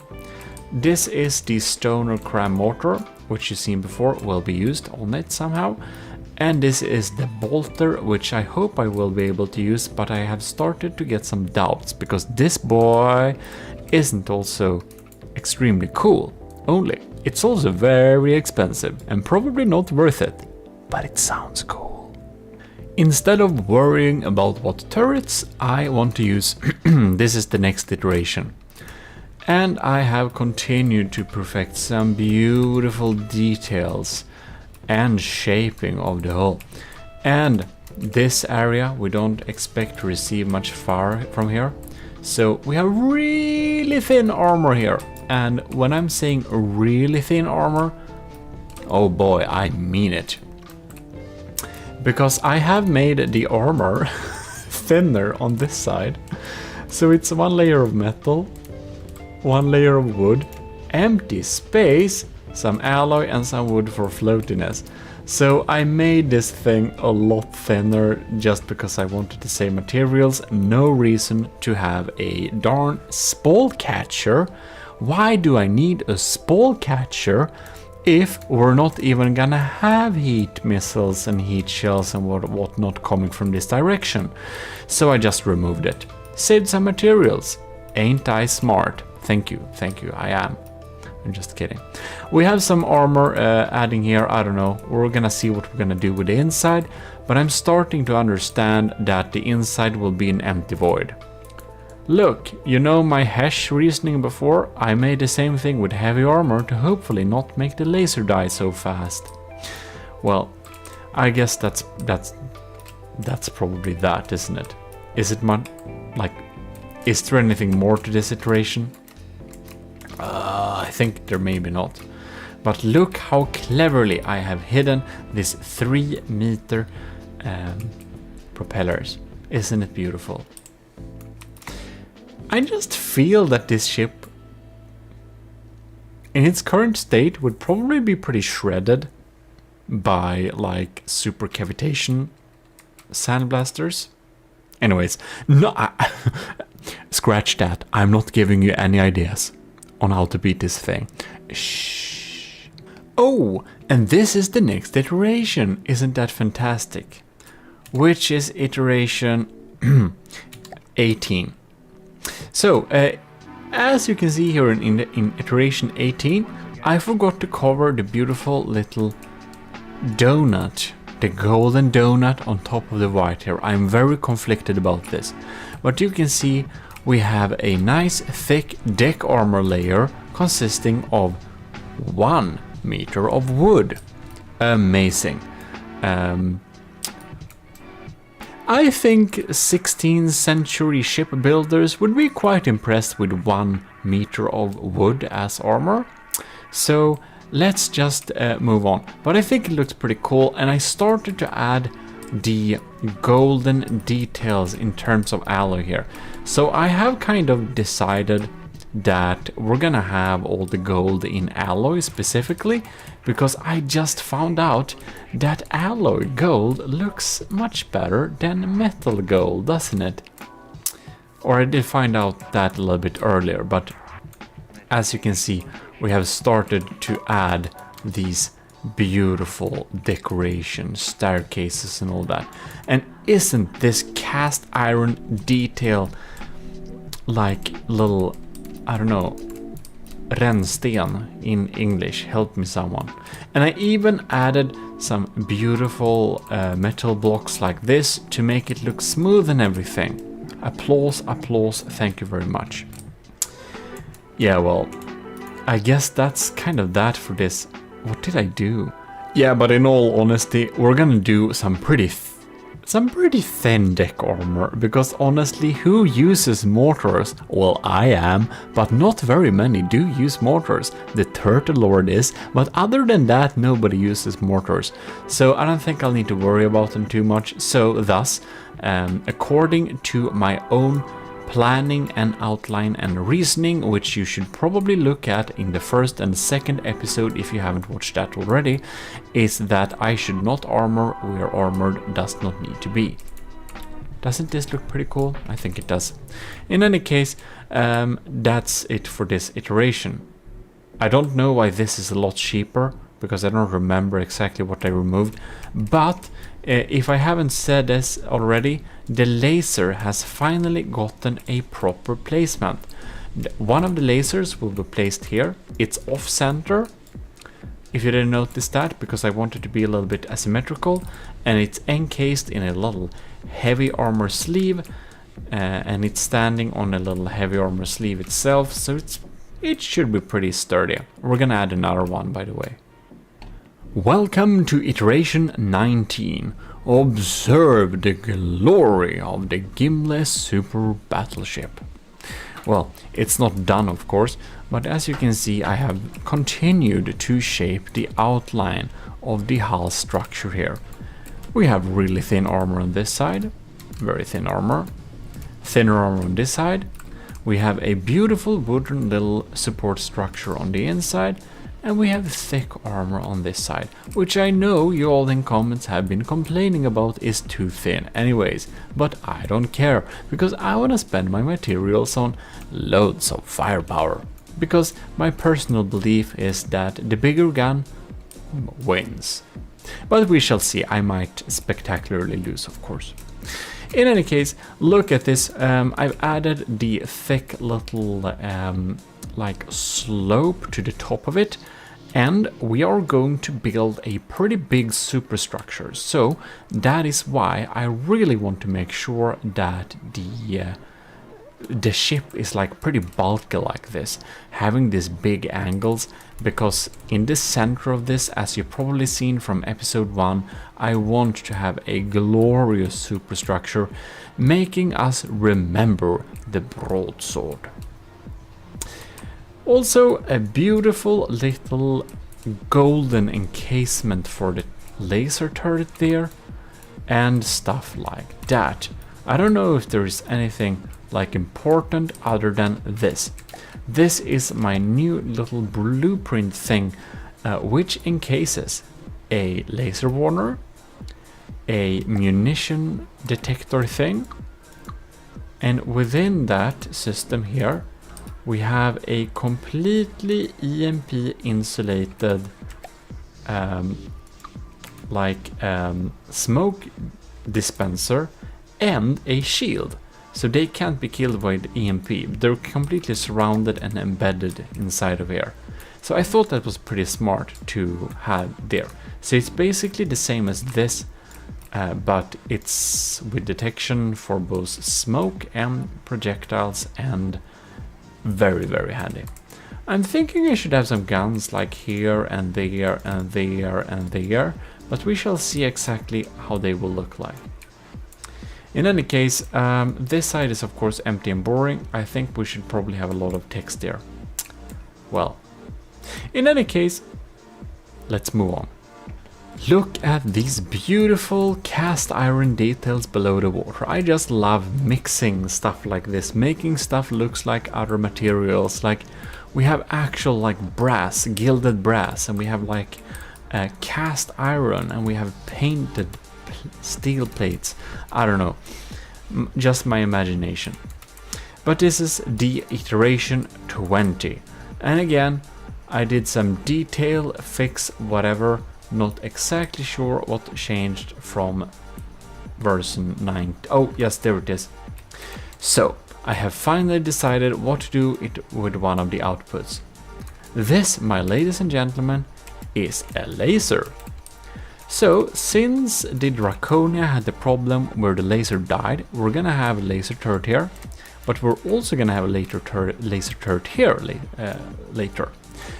But on top of that, we are going to have a hull fixed extra laser output mounted onto the side of the turret, completely EMP insulated and everything.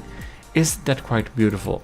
This little arm connects up with heavy armor and has insulated pads with rubber, connects it up to the laser system, and will be able to completely fry enemies as long as we can maneuver and keep them at the right side. So we have an extra laser output. Isn't that very, very smart? I think it is, because the Draconia died every time its laser died, but when its laser didn't die, the Draconia didn't die. And now we're going to look at the last iteration for this episode, but before that I just want to thank the seagulls for keeping me company. Oh, and you for watching the video and liking it, of course. Also subscribe if you haven't. In any case, I'm just kidding. Thanks a lot for watching, like seriously. Special thanks to the commissioned officers in the army of GMODIST, of course.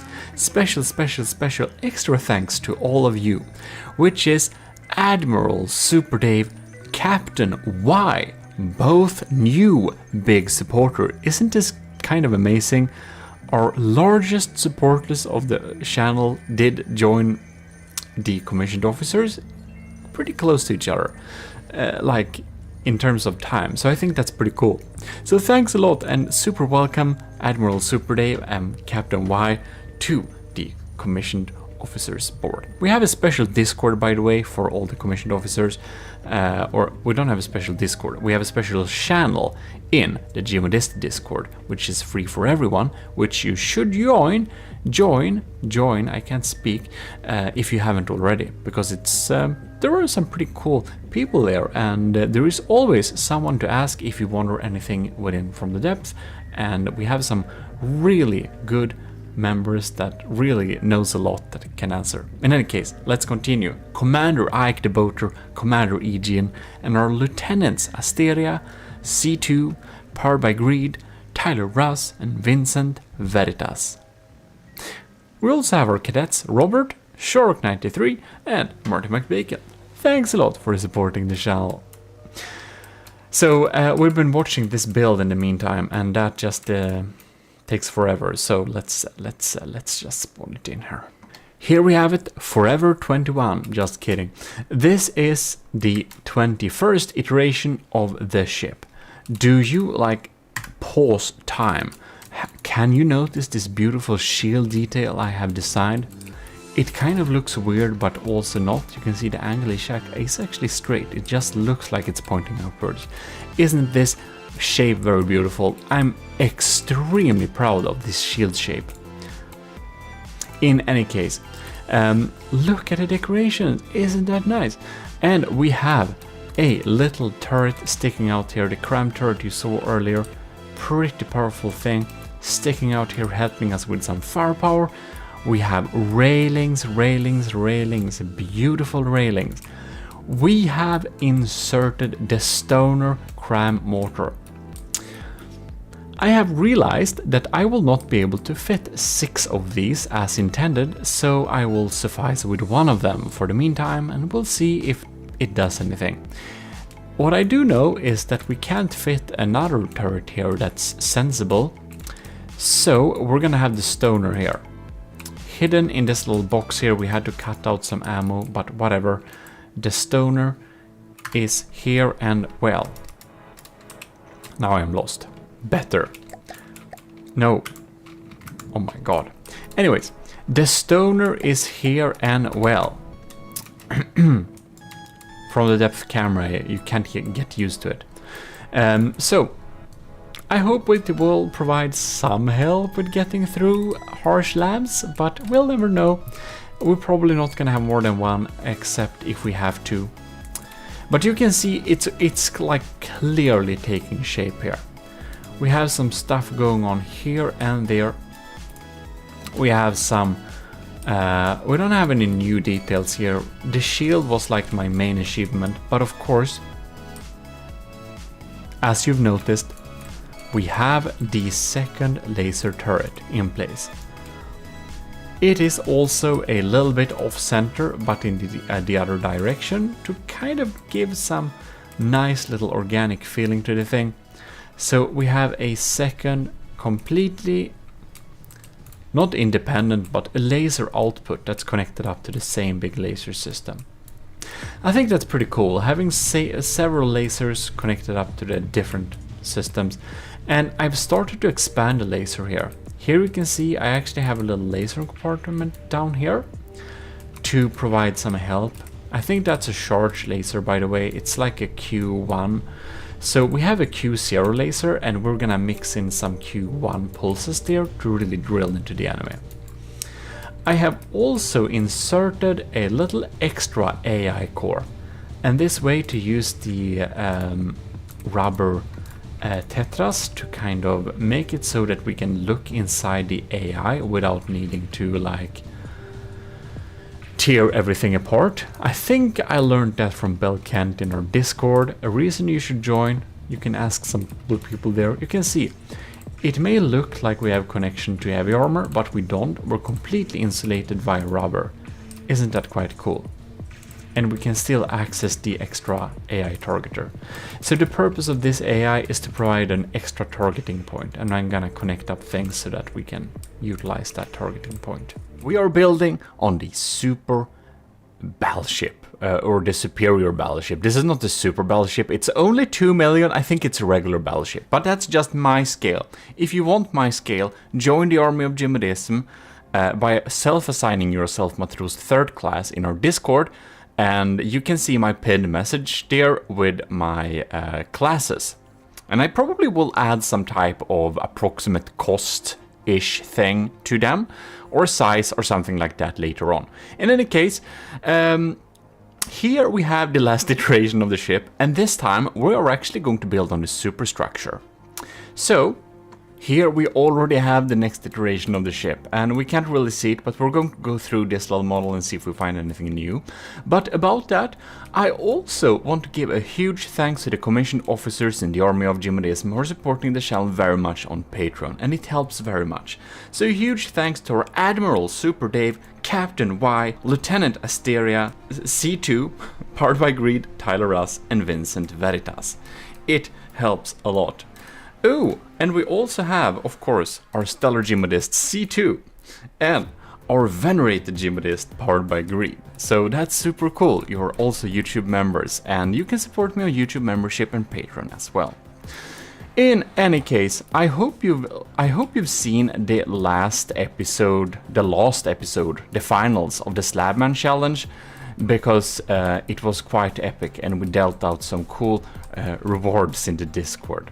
You should probably join the Discord, by the way. And you should definitely check that video out, because Kevin, with a 1 instead of an I, made a very cool blueprint of the Stridsjacht made by Setup, a blueprint desk mat we've made out of this. So do check that out and see what he created. It's a wireframe thing. It actually really looks really amazing. I couldn't do that myself, so thanks a lot for thanks a lot to Kevin for helping with it. So let's see here. I'm trying to keep track, of course, what changed. Oh, look here. I forgot to do like this. Repair all, because I retrofitted this. But isn't that quite amazing?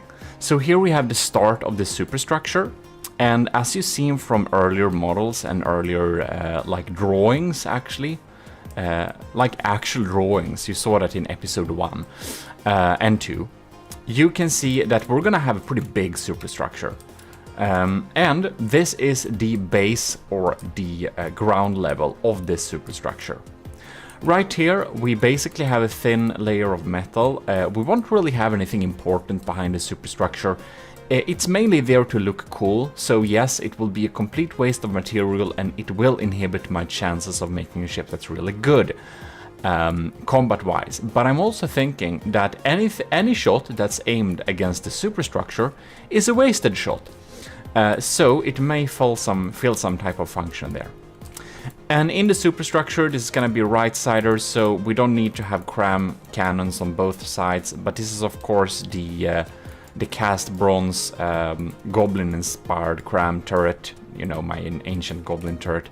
But a new model, the cast bronze thing, elite millimeters, very funny. And it's just aiming out of the side here, and the other side is going to be open, and this is also going to be some type of entrance thing. Right, here we also have some space for auxiliary detection. So nothing fancy, just some holes there so we can have some extra detection, because of course we want to make sure that we don't lose all our detection, and we don't need it for this side for obvious reasons. Yeah. Here we have the cram mortars.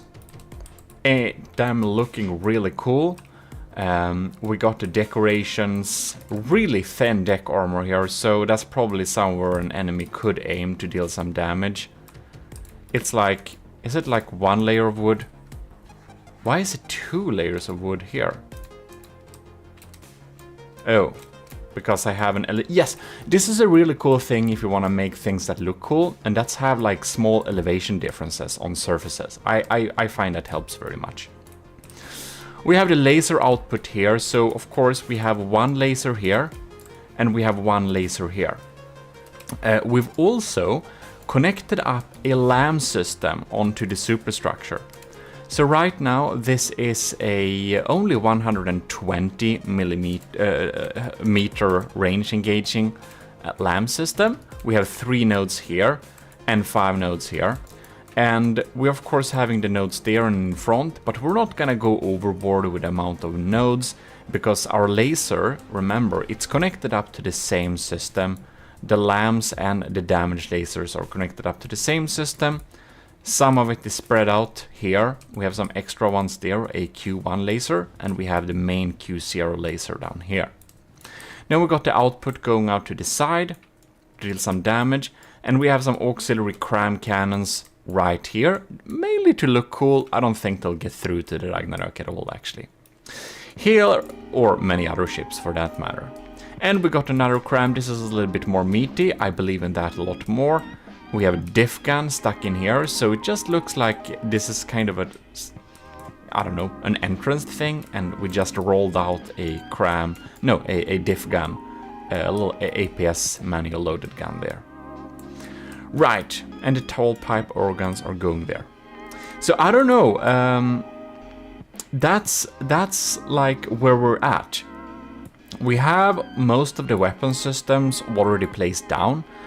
I'm starting to think, as said, that I may need to change some of the hull point crams to pen depth frag, because that makes a little bit more sense. But we'll see about that a little bit later. And of course, we have some pretty nice shapes going on here. But we're going to build on the superstructure, so let's load in the next iteration. I never actually did this version like this way before, but this is so cool. We can see we're slowly like repairing up so we get the new blocks. And we can just do like this. And ta-da!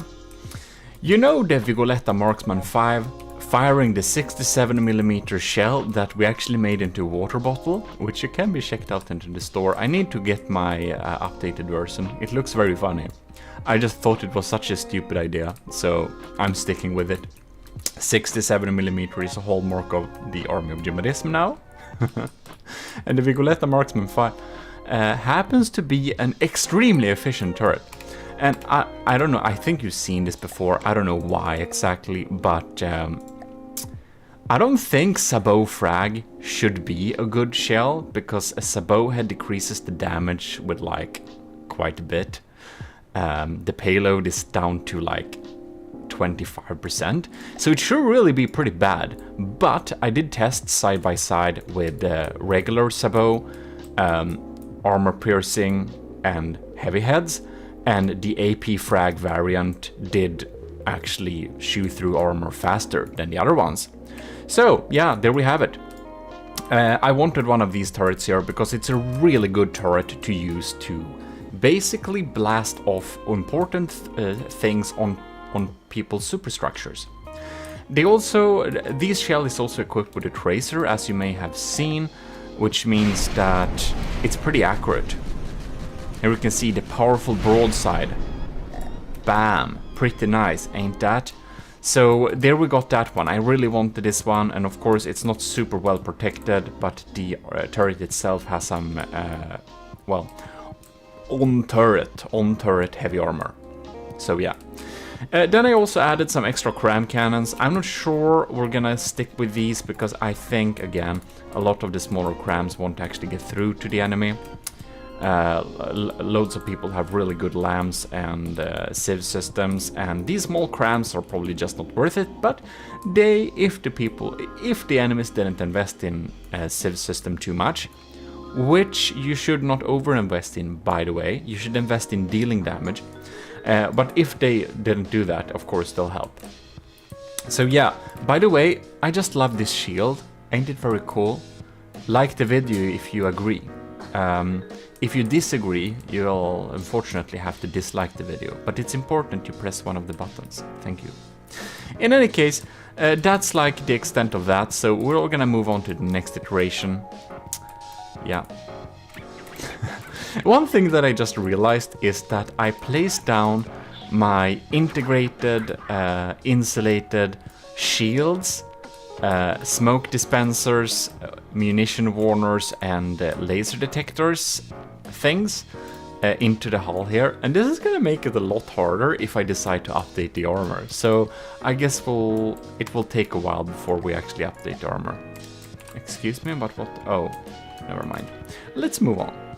Next iteration. But we've started to build the frame on this thing. So you can see I decided to go with some super cool black outlines, some more cast iron structural things, and trying to do some really cool shapes with overlaying some decoration blocks on normal blocks to get edges we couldn't otherwise. Something I newly learned to do and using all the time now.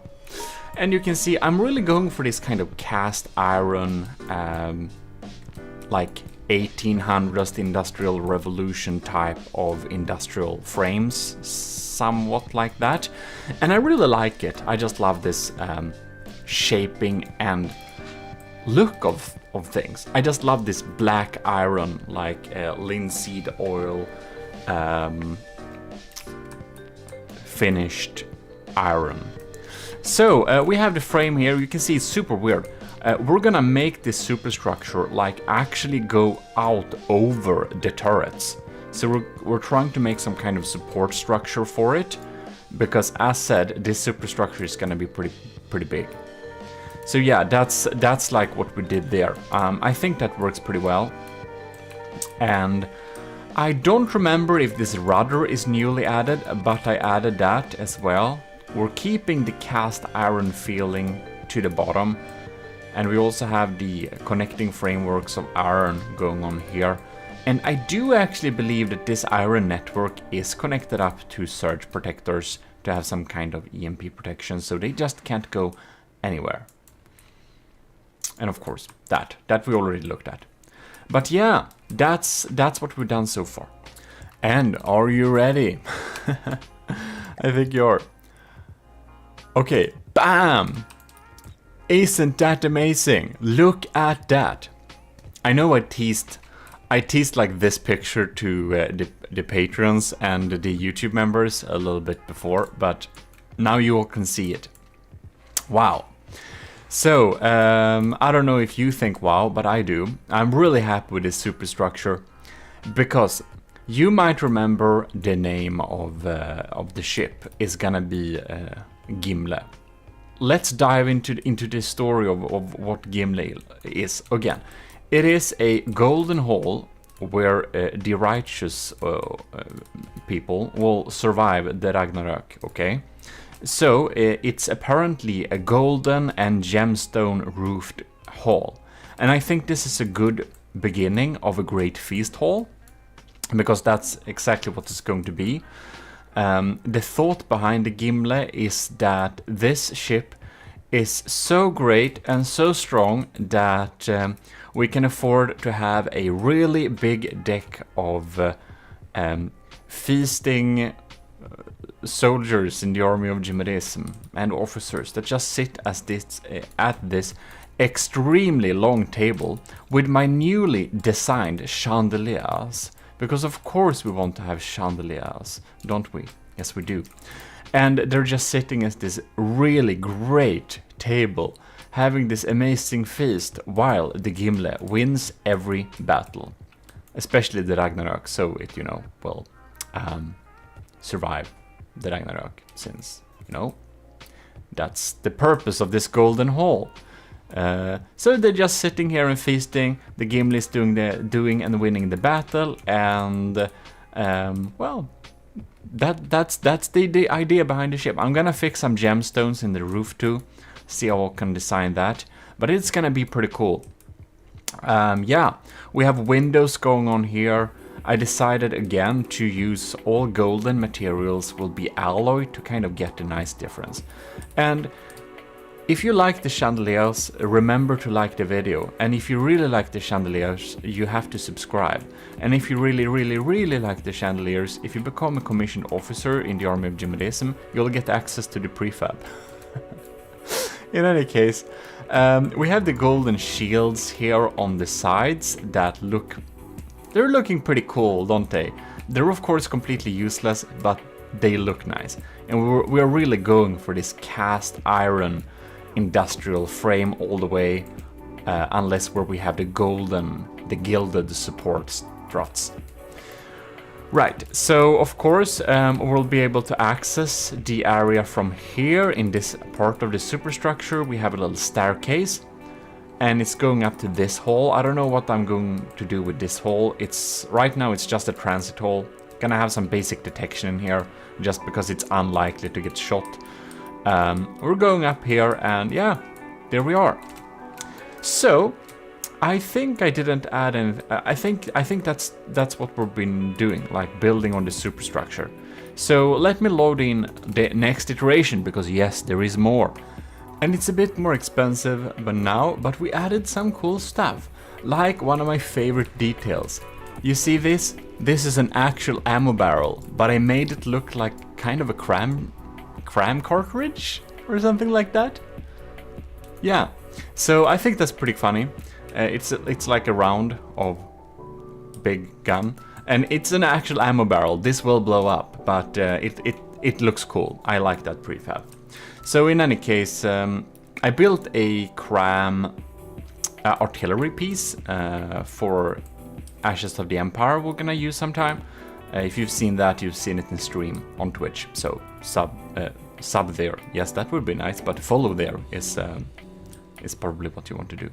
So in any case, what has been going on here? Well, we've been developing some details. We have some diff guns going on there, if I didn't show that last time. Like, honestly, I wonder why this is such a small difference from the last one. In any case, we started to add some cannons here. I think we should have some Age of Sail cannons to just have the right feeling. I have a couple of them there too. And yeah, let's move on to the next iteration.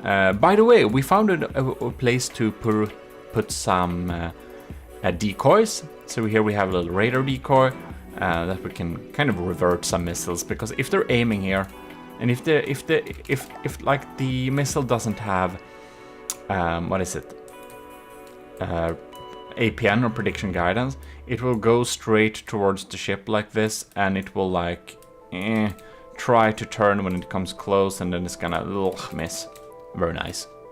The next iteration, and we're missing a big chunk here. Why are we missing a big chunk here? Well, that you will see in ta-da! We have smokestacks. Isn't that quite amazing? So we added these smokestacks here just for like aesthetical reasons, of course. They're producing smoke, and we get that broadside look. And that's known as the big boy when I was building it like last year. You've probably seen some videos about it if you stayed tuned for a long time. And if you did, thanks a lot for being with me so long, and hope you enjoy it. So these are some smokestacks. We have some ventilation and fire extinguishers and stuff that we can deal with them if they cause any trouble. But other than that, they're just really cool looking smokestacks that is of course putting up all the cold smoke from the steam engines somehow. Yeah, it's magic. But in any case, we can see that the superstructure has grown quite a bit. That's probably the main thing we should be looking at, not the smokestacks. Look at this. Here we have the captain's steering hut thing, and you may think that this is a really bad place to sit because you're absolutely not very well protected, and you are right. So you should probably have a captain here, and since we only have one captain right now in the Army of GMODISM, I'm afraid that's you, Captain Y. You're gonna sit up here. Congratulations, you are being tasked with a very important and honorable mission. However, we are gonna invest in decent labs and okay anti-missile systems and some civs cannon, hopefully. Yes, indeed. You don't need to worry at all, Captain Y. You're very welcome. Be honored. in this seat. And I don't know, Admiral Super Dave, I recommend you kind of hide down here somewhere. Probably a good idea. In any case, so that's like where the captain sits, very beautiful. And we have some control pads, because I thought that maybe if we want to turn off like the smoke and we just want to make it not lag at all, I imagined we could also put a switch that turns off all the lights. Because I have some cool lights here, we can see there, and of course the chandeliers, they have light as well.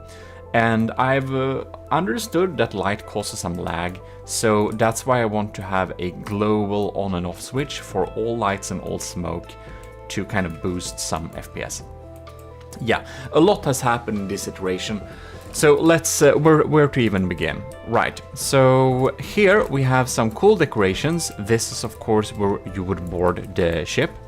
We have some rubber pads there so that you don't, accidentally damage the dock. So you can just walk on top here. You can kind of tie up the land gang or whatever it's called. We have a little anchor too, really small one, but probably just to anchor some basic things. And you can walk in here and get access to the ship. So we're of course gonna have some type of walkway. We're not gonna have full interiors, but we are going to have interiors. Some basic ones so that you can access it at least. Right, we got them there, and we have actually exchanged some turrets here. I thought that the cram turrets in here was kind of a little bit wasted, so I updated them to the 8-meter tight Tetris Vigoletta sniper cannons instead. And this is a pretty good sniper cannon. It is a sabot sniper only, sabot head, dealing some penetrative damage, and I wanted this to not only deal sandblasting damage to superstructures and potential enemy turrets, but to also be able to help in shooting off barrels, penetrating turret head armor and stuff like that. So yeah, then of course we have some additional things up here. I made it accessible using ladders, not the most glamorous, but it works. And then up here we have a new pack turret. This is the tri-pack turret, which was spawned beside the ship before, and I finally found a place for it. This is, if you remember, a pack, piercing, and EMP turret, and I think I removed the synchronization, so they shoot all at once. No, they are not. God damn it. They are going to shoot all at once. And hopefully they'll hit in approximately the same spot, which would be nice. We also got some surface era here. It's actually mostly for the looks, but also to not make one armor-piercing HE shell kill us if it hits right. Yeah. Which I should cover the entire area with the era, but it doesn't look cool. And I realized that my objective was to make a ship that's really good and works really well, but I'm starting to build a ship that just looks really cool, and I just have to pray that it actually works and it's actually efficient too. Here we have my anti-cram cannons. This is flak. These are flak cannons that shoot flak shells to the enemy. Yeah, I think so. Or this is maybe damage. No, this is flak cannons. We have a little detection turret here. This is completely EMP insulated. So if anyone like it, you'll have to shoot really well to get rid of it.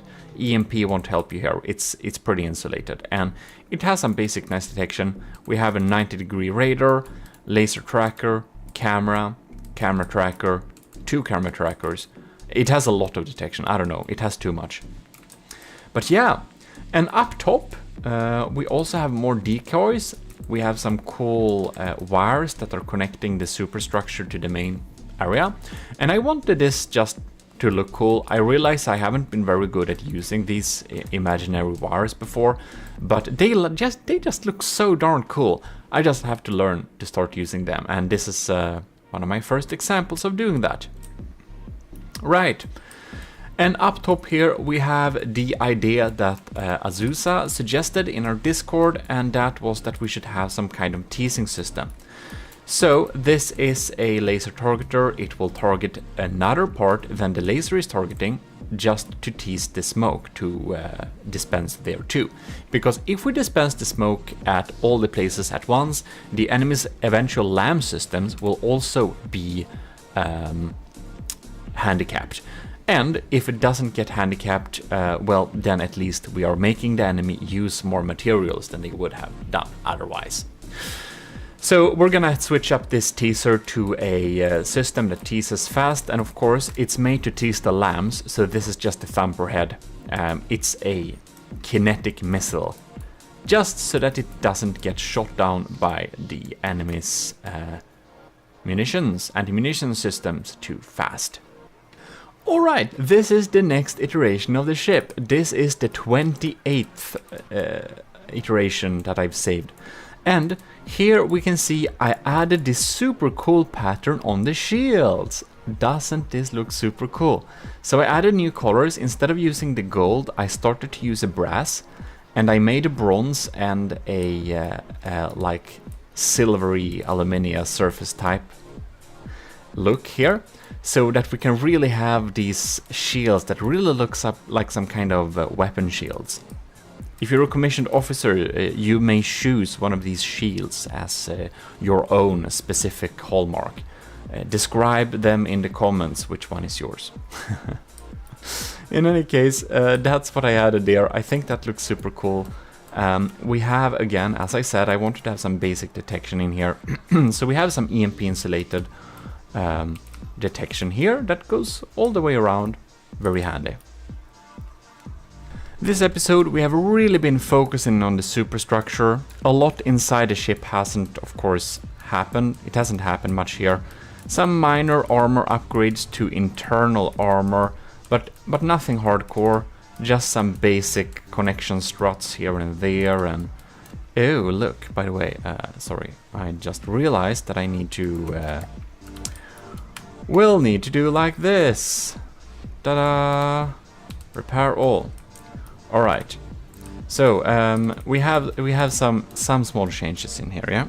As I said, internal armor upgrades. So because these engines were a little bit too exposed before, I added some basic internal armor, just some beam slopes with some alloy and wood backing them up. Basic splitter protection, basically. But I think it's gonna help a lot, or actually I know it helps a lot, because we had an incident before where the crossbones, of all things, shredded some internal engines during some basic testing, and that wasn't really fun, so I thought that, god damn it, I have to have some internal protection against frags, so there we have that. And of course, we are also looking at a nice walkway system inside of here, so you can see how it's all accessible like this. And yeah, I think that's like the extent of the internal upgrades as for right now. Other than that, we have just focused on making this thing beautiful. And why I didn't show you this last iteration, this has been fixed. We added an anchor here. I thought that this isn't, of course, an entryway. This is actually the exit hole where they cast out the anchor, the proper anchor, so it sits there. We have some rubber padding so it doesn't damage the side, and railings and stuff like that. So I kind of imagine that the anchor chain is inside of there, and they just put it out of there, and they also have a little cannon that they can take out. So yeah, that is the gimlet so far. We've been using some more wires to connect things up, make it look a little bit more sturdy. Do you remember how we in last episode actually went over budget? Well, let me present to you the fix. We're just going to check this side out here. You see this armor here? 2 layers of materials and alloy and more wood. Is this a little bit too thick? Maybe we're wasting materials having a lot of armor here. Hint, hint. Ta-da! Let me present to you the new armor on the left side that won't be taking any fire if we're lucky. Look at this. I think this looks so cool. I don't know about you, but to get the same feeling as we got with the shields up here. And have you chosen your shields, Commissioned Officer? Remembered that you can choose your shield? In any case, we can see here that I've used the same colors, kinda-ish. A little bit, the bronze at least, to go through and have a little holy structure to the side here. I think it looks pretty cool, and it actually saves a lot of materials. Now we are 2.158, so we still have some materials to play around with. And this armor is of course very thin. It is literally look, it's just tetras. Yes, I've become one of the tetra people. That's really bad. We have some of them for connection. Otherwise, we just have like one layer of alloy. That's the extent of it. We have one layer of alloy as armor here. And on these stripes, you can see we don't even have like one layer of alloy. We basically have very thin, almost non-existent armor to the side here. So yeah, it's thin. It's thinner than thin.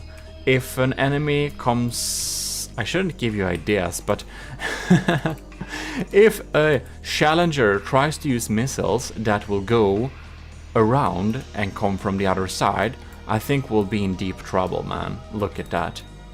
Yeah, well, in any case, it's thin armor. It's not very likely anything will shoot us from here, but man, we've saved a lot of materials doing this, man. So much materials. So yeah, I thought this was a pretty smart idea. Again, the idea behind the Gimli ship is that we should only use materials where we need to. We should only armor where we have to. And the left side, we don't have to armor that. So of course, this upper layer is super thin too. It's like half a layer of metal, half a layer of wood, and then we have just one layer of, basically one layer of alloy down here. So I think that makes a lot of sense actually. And even though the thought behind the Gimli is to not armor more than we have to, I somehow decided to spend a huge budget on decorations, so it doesn't make sense, really. I'm a little bit hypocritical. I'm sorry, but you know, you gotta spend on design, you gotta spend on the looks. Otherwise, you know, no one will remember a sad-looking battleship that is good. Everyone will remember a good-looking battleship that's decent, I think. So I removed some lam nodes on this side because, of course, when a shot comes here, zoom, we want it to stop shooting at it when it's like out of range. So I think that's pretty nice indeed. I forgot to show these last times, but we actually have like access points now, so you can walk in here, and not here. No, that's only one access point. But anyways, we got the shapes pretty smooth, so that's one thing. Here we have the next iteration of the ship, and you can't see huge differences right now, but we have some small anti-cram missiles or anti-missile missiles going up here. I think that looks pretty nice. And if something appeared before and I just forgot to showcase it, then I'm sorry, but you know, I'll be able to show you everything eventually. So in any case, what has been going on here? Well, you can see the teaser. It was a little bit too expensive, 30,000 materials just for a big missile system to tease the enemy. So I exchanged that with the same type of system, but small medium missiles. And I think they'll do the same job, basically, because I frankly think that those large missiles wouldn't have gone through the Ragnarok anyways. Like, its defenses were pretty strong. I also did some small tests, and I found out that this big little laser box here, it wasn't really well protected. This hard shell, heavy armor hard shell thing didn't work. So I put some staggered era here for now, and hopefully that will make it not blow up. I added some hard shell on these, however, yeah. So we have the beautiful little structure here, we have a lot of empty space, and as you know, empty space is the best armor. Void armor is the best armor, because you can't get hurt when your enemy shoots at nothing. So that's why actually having big empty spaces is pretty useful. However, I would love to have water pumps in here. Man, that would just make me able to like remove 2/3 of these engines, to be honest. I don't need all these engines, I need them for floating, so it's really expensive. But if I'd removed a lot of engines and had air pumps instead, we're gonna lag so much that's gonna be unacceptable. Did I show this? This is an extra, I think I did. This is an extra targeter. Yeah, I did that like 2 videos ago. That's some time ago. Yeah, so that's basically like that. We have been making the shape of this really beautiful. I think you can see exactly how this ship is going to develop. And we have a lot of testing to do and a lot of things to try out. We're just gonna add some finishing touches, and then we can like think a little bit about which turrets and which armor we need to switch out, what defensive systems we should have or not have. In any case, I will give you some rules on how to build a ship if you want to send it into some official battles. However, I'm gonna do that next video, and you don't need to hurry, there is a lot of time. We have a long list of ships that are already existing, like the Turtle Lord, the Ragnarok, and like 5 others that we're gonna do battle videos with. So we're looking at 1 to 2 like extra month of time after this ship is finally done, which is probably a couple of weeks away anyways. So yeah, you don't need to worry, you don't need to hurry. I'm gonna give you a little set of rules to abide by if you wanna send in the ship to battle this. In any case, let's move on to the next iteration. And have you seen all my beautiful golden details and lining here? Isn't this quite beautiful? I think I did a pretty good job. Like, this is a small detail, but I just think that small detail, that golden trim, just adds so much. Or the golden inlays between the iron and the wood. Maybe it's just me. Let's move on. What happened here? We're now 2,045,000. Yeah, we decreased the cost a lot on this. Why did we do that? Well, turns out the pipe organs, I did pitch this a little bit against the Meg, you know, for testing, and they didn't get through, and they shoot every 80 seconds. So I just thought that's a complete waste of material, go away, because they're not cheap, they're not super cheap. So they went away, and now we have a much cheaper ship. We've been doing some cost-saving measures because, of course, I want to be able to upgrade this ship to actually pack a good punch. We don't want to have anything on here that deals useless damage. This means that these crams will probably have to go as well, but they cost so little that it's not a high prio. It's not a high priority. Another thing that cost a lot was my darn laser box, and it turns out my laser box did not protect them well enough. Like, they had heavy armor surrounded by them, but it turned out that a shell could get through and detonate stuff here. So it was a little bit like, yeah.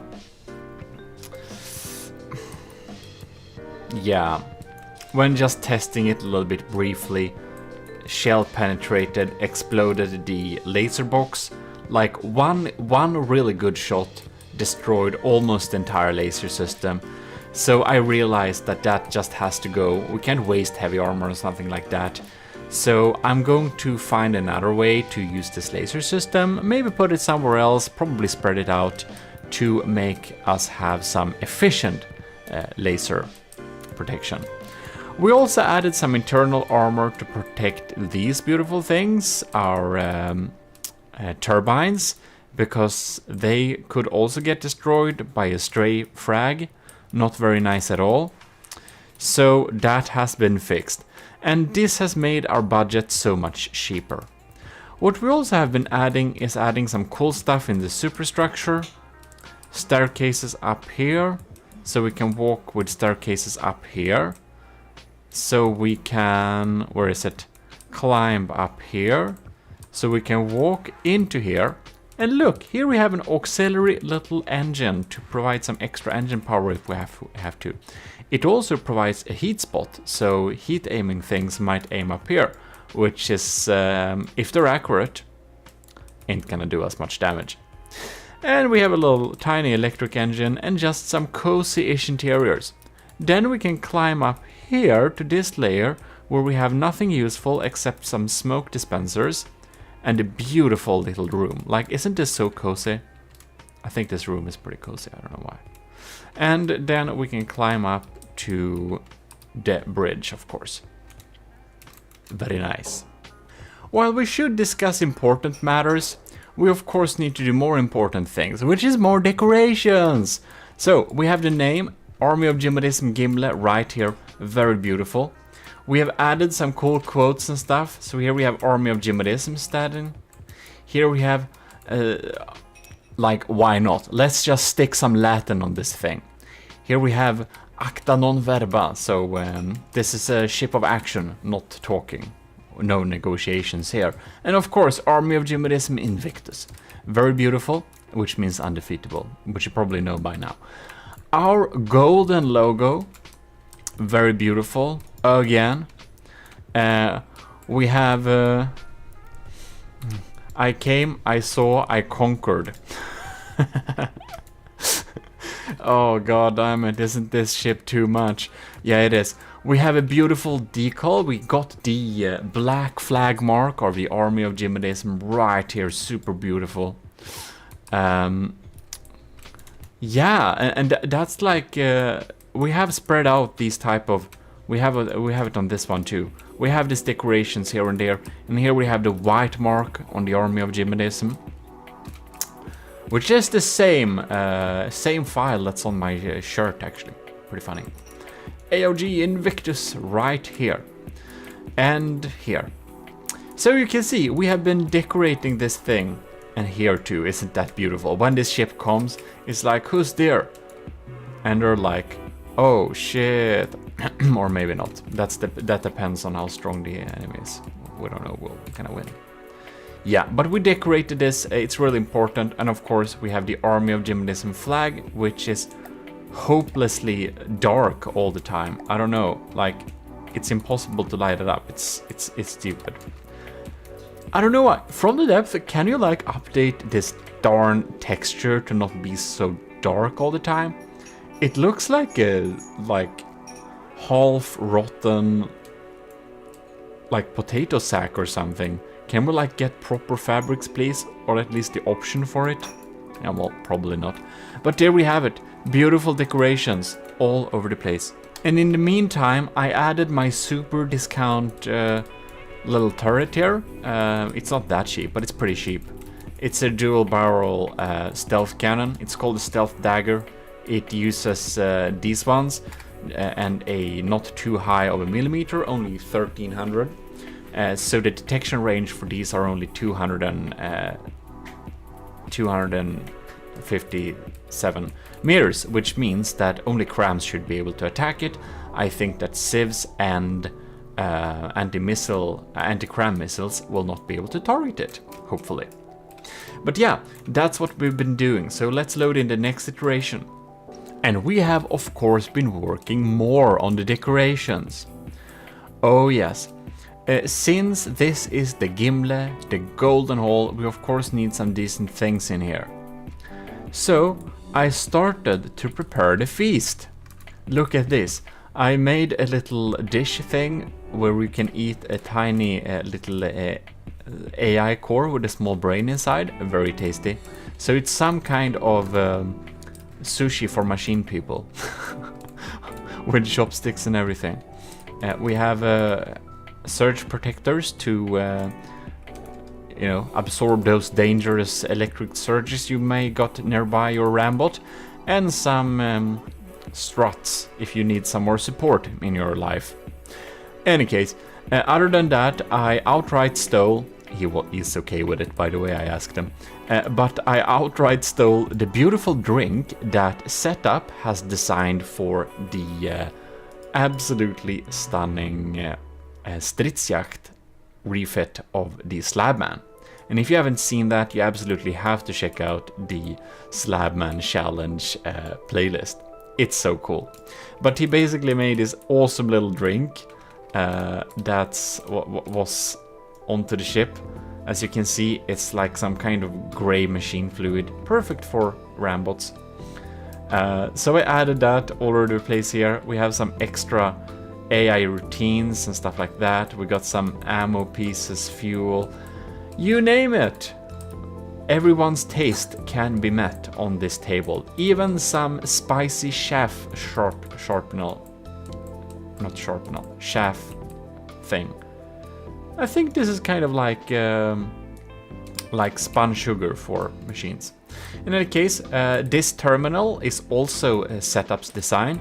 I thought it was really neat and really small, so I did make a copy of that myself, and he's okay with anyone using it. So I've taken some of his designs for that, as well as he made this beautiful shelf with some drinks, and I did take that one too. It's a really beautiful little design. Just this is like 2 blocks of wood actually, but a lot of decorations just add so much to this. And a little drawer, also by setup from the Stridsjacht. Yeah, so I really like those interior pieces he designed for the Stridsjacht. So again, I saved some of them to use at the Gimle too. Which is pretty nice, I think. Really cool designs there. And here too, I made a little table so we can have a co-pilot thing. Oh, here's the small chandelier, by the way, which of course we need up there, if I forgot to show that before. Inside of here, we also took some other designs, these again, and setup also made a pool table, so we added a beautiful little pool table that he made for for the Stridsjacht. And I guess that the fine ladies and gentlemen dining at the Gimle should be able to go down here and play some pool, don't you think? I think so. Yeah. Nice decorations indeed, and we still have the cannons going on there, but I made them gold because that fits better. And of course, if you want to relax, we got setups relaxing areas. The little reclining sun chairs with a drink and a parasol. Very nice indeed. So yeah, we're really making this have a luxury cruise touch to it, because that makes a lot of sense, doesn't it? A warship with a luxury ship cruise. That's how bold the Gimle is. I guess we're gonna eat that up pretty much, but that's our that's what we're going for. The army of GMODISM is nothing but pretentious and blown out of proportion, so it fits. GMODISM, stop giving away your inner strategies. Other than things in the looks department, we have upgraded some interior armor here. We have also been having some places where to have lasers. The laser box was simply too dangerous. I removed all the lasers from here. We can't stack them close to each other anyways. I don't know, maybe we'll have something else in here, because now this structure is pretty, it's pretty connected to the rest of it. We do have some pumps here. I think we have the laser core in here. No, we only have some small pumps in here, yeah. And that's the extent of it. Otherwise, it's an empty area. Just some extra auxiliary pumps and connection points. That's 8. And instead, I've spawned my beautiful little prefabs of insulated and armored laser pumps like this. Isn't this pretty nice? And we have some cool angles, so they won't get hurt by frags too easily, I hope. Like this one in the back, but more protected. Yeah, so there we have it. We have some of the lasers spread out. Right now the lasers is a little bit less strong than it was before, but that is going to be fixed. We have finally started to make this little walkway, so we have this little basic interior feeling. We added a little laser here, not very well protected, but we couldn't fit it. We added some lasers on the side vertically here, not EMP protected at all. but they are just behind the turret, so they will not be getting too easily damaged, because this turret is of course pretty well protected with heavy armor and angles. We even stuck a little area in here, so yeah, we have been working on making this laser a lot stronger. And since I realized the wiseness of protecting things behind the turret wells, which are really well armored anyways, since the right side is going to face the enemy, I putted my laser core in here. This is my new laser core prefab, all the commissioned officers can access them, and before I forget it, I will just give out a huge thanks to Admiral Super Dave, Captain Y, Stellar Lieutenant C2, Venerated Lieutenant Powered by Greed, Lieutenant Asteria, Tyler Russ, and Vincent Veritas. Thanks a lot for being a higher member in the army of GMODIST. So in any case, let's move on here. We got some basic splitter protection and stuff like that going on there. I removed some of the battery because it was just a little too much. Because if you haven't noticed that, batteries are really expensive, man. And again, we're working on the interior looks. We got some golden stuff going on there, diff guns, and if we go in here. Now this is going a little bit too low, so I'll have to fix that later. But now we can go down here, go into there, and we just have a ladder down here, I don't know. We'll see how we connect that up later on. It's gonna be better when we're actually going forwards as well, by the way. And if we remove the GPU ocean, I think the problem goes away too. In any case, oh, I forgot to show these, but I added some small hydrofoils rudders in the back here, just to help a little bit with, well, like keeping the ship straight, even if we get a loss out of power. If we get the loss of power, we can still do that. Yeah, by the way, this is what I imagine a little entranceway for the guests to the big feast that come with balloon or airship. So we can kind of, or a kind of hovercraft, so we can kind of dock it here, is the idea. Yeah, so I believe that's so far as this iteration goes, so let's move on to the next. And before we move on, this is version 33, by the way. 33! Oh no, I mean iteration 33, like the version is closing into 100. But the iteration where I've saved that it has been changed long enough to get a new like save, because every time I build on this thing and I made something major that I think is worth taking up, I do a new manual save, and it's just a number higher than the number before. So this time I saved it as 33. Well, version 33 with a cost of 2.11 million. We will do a little, we're just gonna spawn in a Megalodon to see this in a little bit of action, because in next episode we're going to go through and see which turrets will stay and which turrets will go. Did I show you this golden trim, by the way? Isn't that super cool? I think it is. So yeah, let's load that in, and we're going to look in future episodes on changing out and switching out turrets if we need to. We do actually need to change some of them, but no spoilers. Let the battle testing begin. So right, we're following the crams here. Ooh, and these are whole point crams, most of them. We're gonna see... Big miss. Let's see here. The laser is really frying stuff off here. Yeah, we have a pretty powerful laser. Damage B... Yeah, that should be it.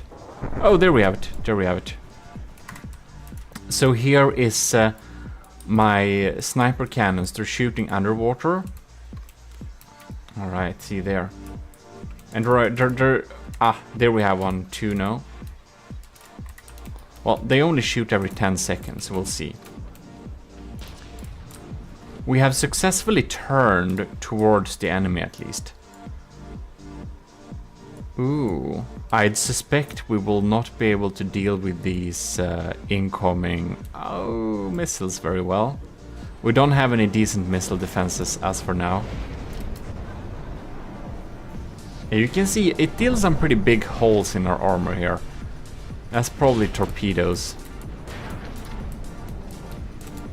Ooh, scary, scary. Look at that. Oh, we're actually outrunning them. That's beautiful. So we're just gonna check. We have a speed of 36 meters per second.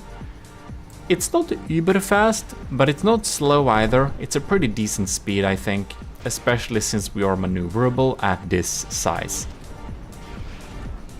Somehow we got some damage here.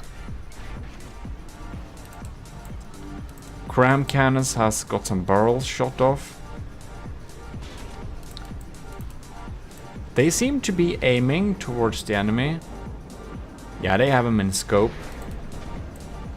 That laser seems to get prio over the other ones. I wonder if the other laser's connections got damaged or if the laser just ain't strong enough. It's probably not strong enough. There we have some Q1 shots too.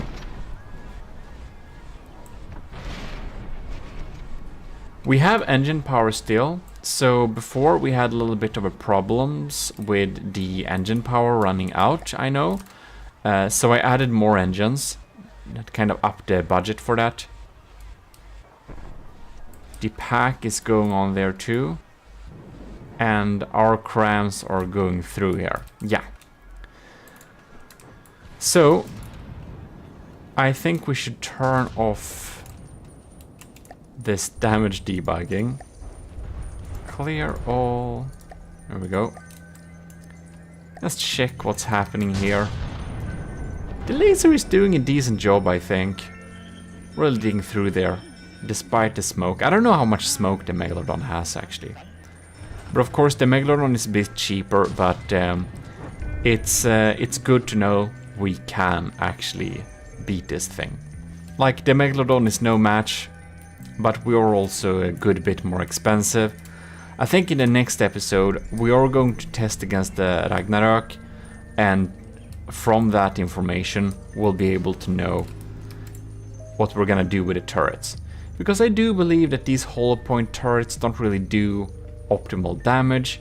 So yeah, there's that. So this time we're gonna test out some of the turrets and see if they may be worth it or not. But first, we have the great benefit of actually testing this with the Ragnarok, because of course that's one of the ships we want to beat. So of course right now we have no data on the hit rate on the turret, but when we are shooting towards an enemy target we'll get an actual hit rate in a percentage, so we know approximately how often our shots actually hit the enemy. So we're gonna spawn in the Ragnarok and we're gonna see if we can beat it by like one part, but also which turrets are doing a good job and which turrets are not doing a good job. The Ragnarok is not the only ship we want to beat. I do think we should probably be able to beat it with our current design, but that's a bold statement, GMODIST. But anyways, let's spawn in the Ragnarok and we're gonna see. The battle is online. Right. We need to follow these. These are some scary shells here. Let's see here. We're shooting. That's some sabots going on there. So the first shots coming out here, they are sabots. Well, we see where they go. See if... Ooh. Bam! It's penetrating pretty deep into this turret here. We have some of the sieve system just... They're just bursting through. I never realized the... Let's see here, that's the kinetic sieves, isn't it? Yep, sabots, isn't it? I didn't realize the kinetic sieves was a like burst gun. That's like an inaccurate cloud. Ooh, this is interesting. Here we have a cram shot. I think we can go up to full speed actually. And I think we're gonna do damage debug. We got the pack coming in there. Ah, that's beautiful. Okay, so here we see my under subsurface sabos. Oh, beautiful. This is exactly why I designed them. I want them to be able to shoot into the engine compartment here. And they do that all right. So we really want them to be able to take out some important stuff down there. We're getting new holes popping up there. Now we got the full broadside. We are into degraded mode. Not surprised. You can see that Civ system is they're taking down my cram mortars. But my cram mortars were actually on spot. They would have hit. The laser ain't doing much damage because we have so much smoke. It's doing something though. Alright, let's see here. The crams, they're going through alright. Right. They are indeed. And we have dealt a good damage to the turrets there. The pack is still alive, so we have some pretty good health on the pack, it seems. Now they somehow targeted the top here. That's very interesting. So we are shedding bits, of course. If we check the menu here, we can see that Ragnarok. Oh no, the Ragnarok is actually in the lead in terms of health points. One of our big cram turrets is dead. Alright, that's not good. We have to investigate that. Right. So, as suspected, no damage has been dealt to the side that's, well, not meant to combat the enemy.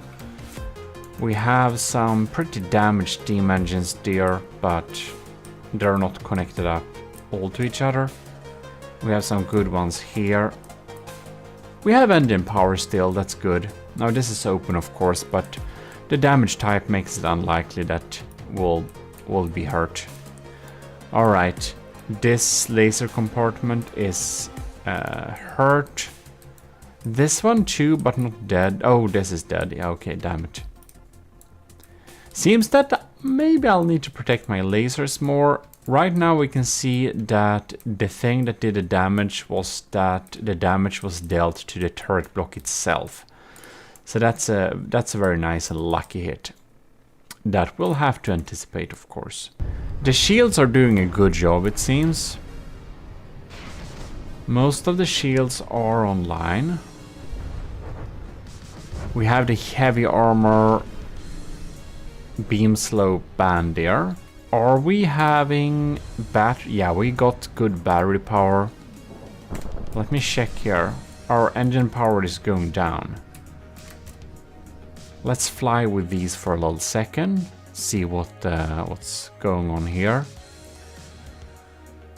And they're 200 mil, so I guess they'll be detected pretty soon. They are not shooting slower if I remember. Bam. Yeah, it gets... Oh, bam. That one is actually... Kill that cram one. So, our penetrating stuff is definitely shooting through here. But I think we should clear that away now. So, some of the turrets are pretty hurt.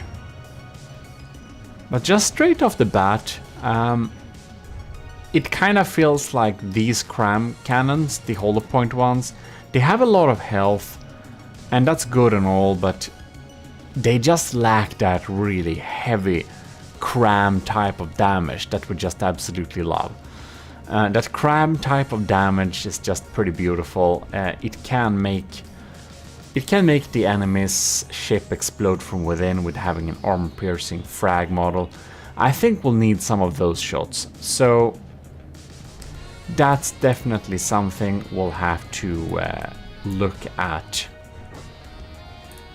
And of course, they're not toothless. They have a tiny bit of EMP2, but the other type of damage we can deal with crams are just so much. more. And we have them divided up in 3 barrels.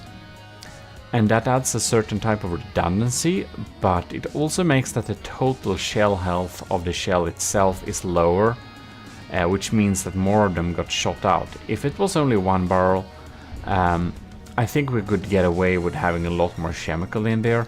The stats are as this, 88 to 88 percentages. So it's pretty even now. Okay, well that's at least more hopeful. Laser, it's doing its best to fry, and oh, this turret already looks pretty sad, man. I wonder why. And we'll also need to fine-tune the AI targeting and stuff like that, because right now it's I think we'll need to focus the laser longer at each spot, especially with the smoke, to really make sure that we dig through, like drill through rather, burn through a deeper hole. Yeah, seems that those crams ain't getting really through, are they? I think the levels we get from the turrets in terms of stats, we could actually probably check them right now. I think the levels we get here is the number of shots that actually were hit. So that means if the enemy took it out with lambs, it's not showing up on the list. Here we can see this deep cannon, this penetrating thing, hits 78% of each shot. I think that's pretty good. Oh, wow. 100%? Damn. It has hit every shot. That's interesting. Cram cannon here. So how much is getting through here? 42%, 45%, 63%. Man. So even though we have so much, yeah,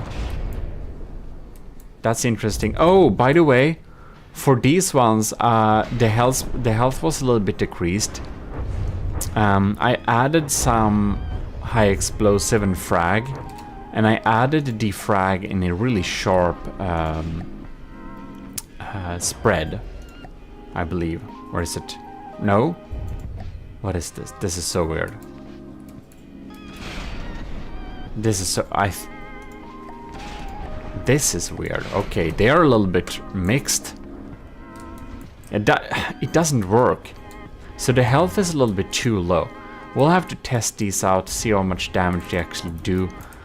I thought I may have mixed it up with another iteration there, but they are not getting through a lot of the time, or they're not accurate enough. And how about these small ones here? Well, here we have 11%, 22%, 0%, man, okay. Okay, that's bad. This one, 12%, 37%. Well, these cram cannons here, they probably need to be switched out. They're not doing much, are they? This one here, 1 shot fired. Not even hit. How are we doing down here then? This one is 0%. Yeah, okay, this one has to go. It doesn't do anything. It just doesn't get through the lambs. And this one here then. Alright, what are we doing on this? 41%? 56%. I think we're aiming these at above the superstructure, so I guess some of them can miss, but they should deal some pretty decent damage.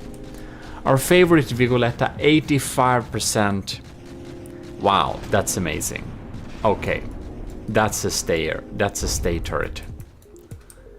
How are we doing at the stern cannons here? Now we're missing one. 35%, 42%.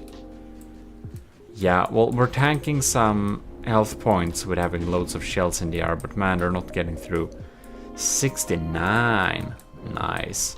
Oh man, we have sync on these. That's bad. Okay. We need to make sure we remove the sync. I think the cram system has, in any case, done some decent job at distracting the Ragnarok's Siv's cannons, because when they are turning to point upwards, and oh look, we won the battle. Okay, that's amazing. Well, we are stronger than the Ragnarok, but I feel that our cram cannons are a little bit lackluster, and we didn't win as fast as we should have. Well, that's good news, at least. That's good news. But I do feel that some of the stuff here is a little bit lackluster. These cram cannons are just not really packing it, if you know what I mean. That's a bad joke, GMODISM. Packing, come on. Anyways, this damage doesn't say much. I wonder why this one is prioritized. Oh well, doesn't matter much, does it?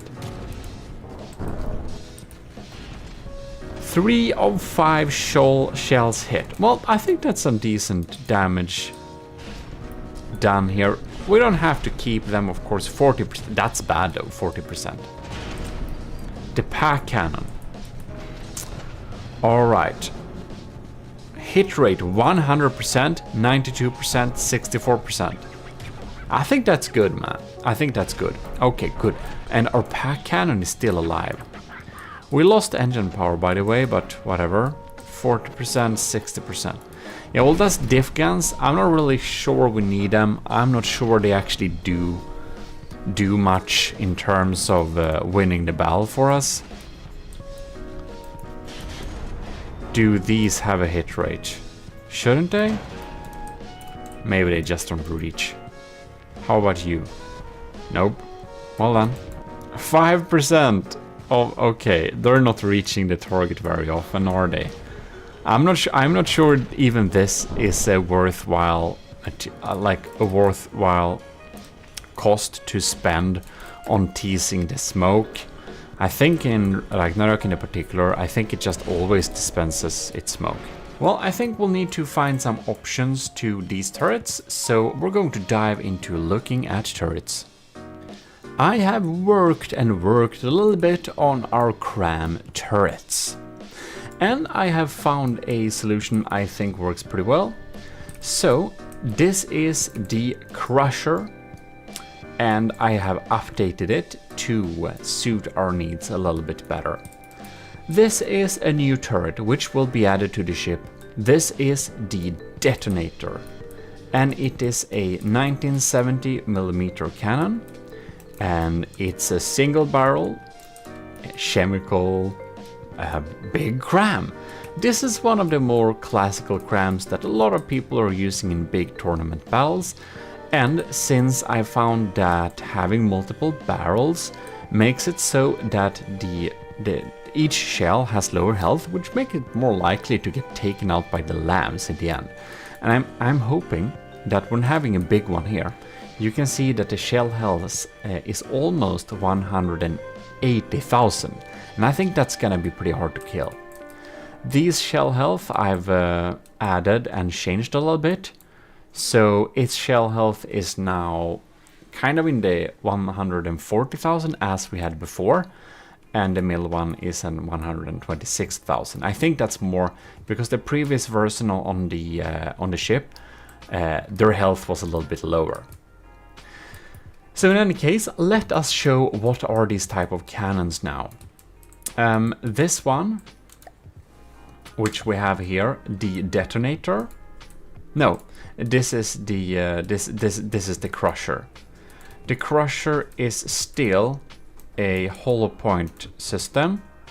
So we have hollow point here, and the previous version we just saw on the cannon. I don't remember if it was hollow point or not, but the original one was hollow point, and then it got changed for some reason. So these are hollow point systems, yeah, and they're loaded out in a little interesting way.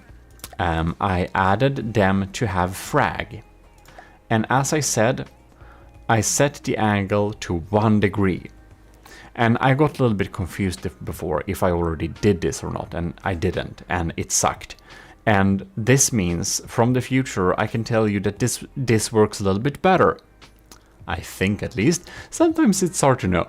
But I set it at an angle of 1 degree, and of course this makes the frags super weak, but this is a hollow point. And the shell will detonate at the armor surface. So I'm really setting this up to work a little bit as a shaped charge with max pen. So it just penetrates as deep as possible with this 1 degree angle. We also have a tiny bit of EMP to deal some slight EMP surface damage. And the other ones, they are set up in a similar way. A little bit of EMP, a little bit of frag, and frag 1 degree of course, and EMP there. So yeah, and the EMP they are dealing, it's 2000 damage, so if we hit near a detection component, we should be able to take it out. Now, to the detonator, it's 1970mm, mostly because I think it's funny. There is no real reason why I skipped some 30mm. It's just, you know, I like to have that. I think it's boring when all APS cannons are 500mm and all crams are 2000. Like, I want some variation, even though it's more like in my head. But in any case, this is a 150 degree, so wide angle frag cannon. We have a tiny bit of high explosives to really clear out some blocks exactly where the detonation takes place, but other than that, it's a big fragger. And having the frag angle as large as this makes the fragments very powerful. We have 51 fragments with almost kind of 120 damage each. These are gonna kill some blocks, are they not? Yes, they are. And I think this is detonate from first impact or something like this. Wherever I have the fuse. I don't know where I have the fuse. Is it kind of here? No, oh, there it is. Right. So here I put the fuse and it is time from first impact 0.09. And I set that up to be approximately exactly what I want to deal some damage towards enemy battleships. So we don't want to penetrate too deep, we just want to penetrate deep enough. So we're gonna do like this, and we are going to slow down time, and we're gonna fire these ones. So we can see what type of damage we have set up. Bam! Now, this one may be penetrating a little bit too deeply, but I kind of imagine that this will be pretty decent damage if we are penetrating a battleship with some stronger armor than this. This is one layer of heavy armor going through like that, just some metal and wood here. And I don't remember exactly how thick the Ragnarök is, but I think this would be kind of in the middle of most battleships. So that's why we have the detonation taking place there. Now here we can see at the hollow point cram, of course, the combined output of this cannon is a lot more health than this, because this is effectively like, what is it? I don't know, it's like 300-400-ish K. So all of them are not going to be taken out. And here you can see the detonation is taking place here. This entire chunk, it was a pretty, only 2 layers thick, but all of these blocks in the surface were destroyed, and the fragments went through and dealing some deep penetrating damage. I'm suspecting these will do more successful damage on a real target than on this dummy. So I think that should be a good combo for our cram cannons. A more classical doomer and a little pseudo heat shell, kinda. This is the Vigoletta Marksman sniper turret you saw at the side of the ship, and I'm not exactly sure how much damage they do. We can see they penetrate. I think this should be probably penetrating enough to deal some damage to a turret. So I think we're gonna make these aim over water. And this is just a sabot head. But yeah, we're probably gonna make these aim over water because they are dealing good damage, but they are not going to be able to penetrate like the side hull of an enemy ship. I think they're a good fit in there. We're not going to test all of the tiny turrets. We're going to take a decision on them only, or like solely, dependent on how big of a percentage the shot actually hit. If they didn't hit very often, they will just be removed. So don't be surprised by that later. This is in any case the Arcabalista Invictus. Oh yes, I already knew this by the way, but I just wanted to show you here an extra time. They are very well capable of shooting through most hulls, and these are definitely a keeper. I definitely think they were able to disable the Ragnarok's engines pretty decently too, and were one of the factors that made it sink in our little test earlier. I only have one pack turret by the way, so I always forget its name, but it is called the Triad. So we're gonna test this one out too. We of course need to damage, clear all, repair, and we're just gonna... Excuse me? Excuse me? My god, they're acting super weird. I replaced them, let's see if they work now. Like, these worked actually pretty well in the battle. They hit almost every time, some of them hit every time. So, okay, let's see here. Ooh, the piercing ones are actually going through, man. That's pretty cool. Each of these turrets only cost... they only cost 30,000 by the way, but man, I didn't expect the pierce one to go through like that. That's cool. We're dealing EMP damage, we're doing some impact damage, and the impact damage is a little bit lackluster, but I'm kind of thinking if we hit the small turret, we can just delete it if we hit it with some. Yeah, I think that one gets a pass, and we only have one of them anyways. This is one of the cannons we're gonna replace some of the cram cannons with. I'm just gonna show it to you. This is the slightly updated version of my Fang turret. Let me see here. Is it Fang Mark II APS 49mm? It's a pretty old turret. It's one of the oldest one I have. Which makes me remember, huge thanks to all of the commissioned officers in the army of GMODISM who are supporting the channel. Admiral Super Dave, Captain Y, Stellar Lieutenant C2, Venerated Lieutenant Powered by Greed, Lieutenants, regular Lieutenants Asteria, Lieutenant Tyler Russ, and Lieutenant Vincent Veritas. Thanks a lot for supporting the channel. And you can of course access this together with my cadets. You can also access all my files. But it is a sabot head mixed with a charged head, whatever is that called, heat shells.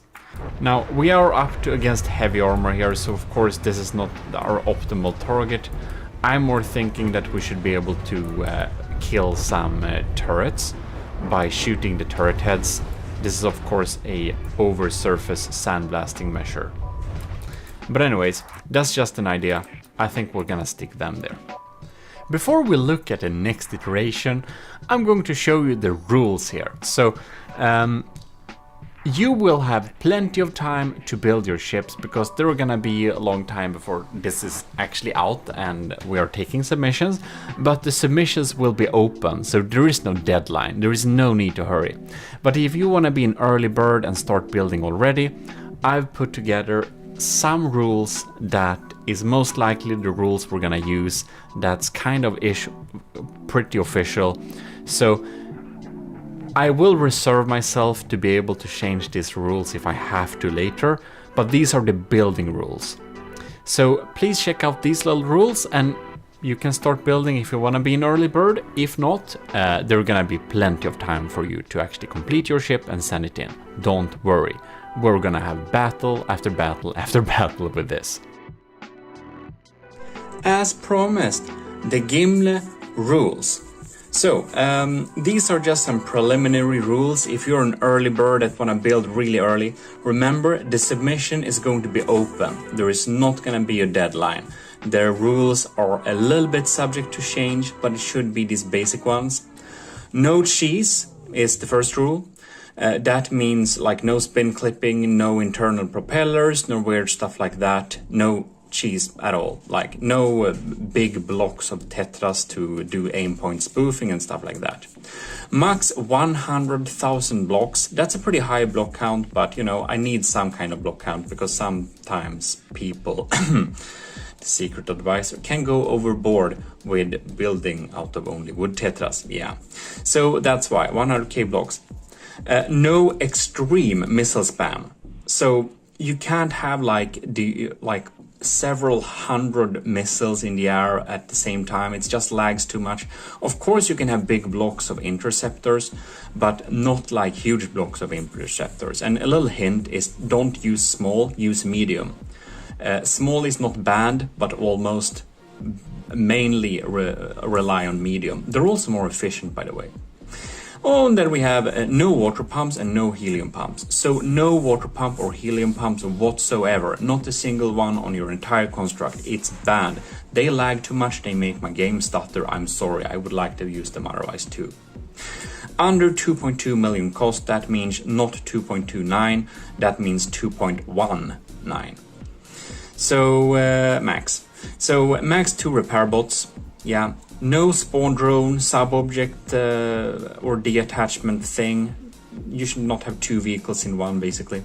And lastly, no extreme sub-object span. So don't come with me with like having like 500 diff guns. It's just like too much.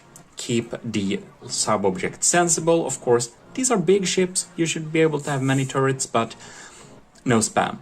It's a little bit subjective, all of this, but I'm the judge of it, so don't test my patience. I can refuse to do battles if they don't work. Like, if my computer lags too much when I'm trying to run the battle, it won't be a battle. So these are some rules to make it fair and to make the battle works. Next iteration of the ship. Here it is. I've already started to replace some of the turrets. Here you can see we have the new detonator here and there, and we have the detonator here. Now these auxiliary turrets, I completely forgot to check the stats on this, but I actually checked these stats before, and that's pretty funny. They are mostly hardener pellet, they're not very big, but they have a detection rate of 257. So they actually hit more often than you'd think, because its small diameter makes it so that the lamp system is not occupied with it. So these are probably gonna stay, by the way. I just forgot to talk about that. But they're pretty cheap too, so it doesn't matter. But there we replaced them there. So let us look at the next iteration of this little ship, because this is literally the only thing that was added, I think.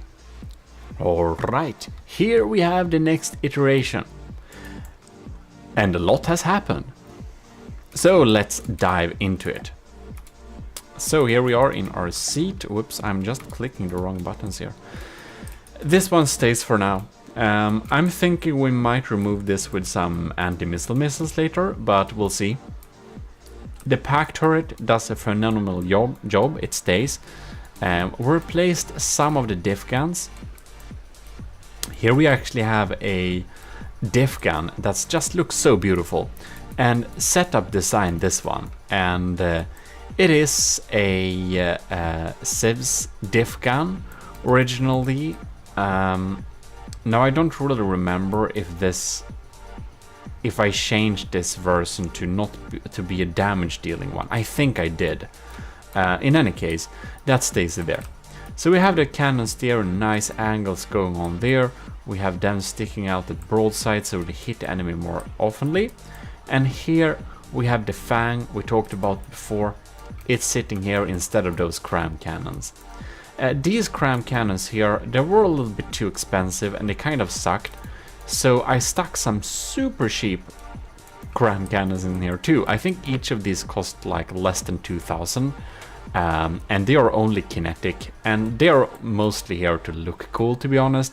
But since they have a small millimeter diameter, I think that they, like them, will not be very much prioritized, so I don't think they will be shot down too often. So that's what we did there. We have some damage dealing areas, and I have a fantastic detail to show you. I've added the gemstone roof, just as promised. Now the Gimle is really living up to its name. It's a golden hall with the roof covered in gemstones, and a very safe and nice place to be, thanks to the military powers it yields. So I think it looks absolutely stunning. Please leave a like for my artwork in the roof here. I think it's pretty cool. Yeah. So here we have it, the golden hall, a hall that is worthy of kings and queens. If you're a king and queen, you need to subscribe right now. In any case, that's the things we have added. I don't remember if this area was so cozy, but it is now. Yeah, that's basically that. Oh, by the way, this entranceway, look at that. Beautiful golden trim around the corners like that, so we can go in here. Yeah, we needed something like that. So, what we're going to do is we're going to test this against the Setups Turtle Lord, because I want to see how it survives a beast like that. We don't really have much in terms of anti-munition systems, so it's going to be very interesting. Beautiful Lagfest Turtle Lord, let's go. Alright, this is just absolutely terrifying, oh my god. So the laser is lasing, but oh, okay. I don't want to wait for this to be so scary. We're gonna speed up time to normal again. Ha. Alright. We have some anti-missile missiles trying to deal some damage. Oh. That's a big taste of my own medicine. Cram my ass. That's scary, man. Ooh. Well, our pack is still alive. Man. Superstructure. This ain't a very nice feast anymore. There's like literally three shares left, man. Well, I guess only 3 people survived that, and it's the end of the table too. So I'm sure they're like low-ranking soldiers in the army of GMODIST. So we may had some commanders that died this blast. Oh my god, KIA. Very sad. Any case, the next episode is gonna be about civ systems. If you could have guessed that. Oh, here we got more of my own medicine. Cram mortars. How is the stats, by the way? Ooh, I'm only 1% behind. That's pretty cool. Yeah, but I think that these diff guns, they of course deal damage, but I'm not sure they deal enough damage to the enemy to actually be useful. If we'd compare that to actually making us not die from these very scary blasts of cram. We're still in pretty good health, but man. Ooh, you can see that that's just clouds of fragmentations. Our big superstructure does help us getting not too many shots at us with those diffs, but man. we're feeling pretty sad. We'll need to pause here just to see. Oh man, do you see how low we're going? We have engine power and stuff left, but man, these are some big holes. Sad turrets, sad lasers. Wow. Yeah, well, that deals some damage. That's for sure. As the pods are going on there too. Yeah, I'm not too worried about the bottom of the ship. I'm more worried about those cram detonations. I really think we're still going towards losing. Oh wow, they shot at his superstructure. That's so lucky for me. How are my crams doing? Turtle Lord doesn't use any civs of any kind.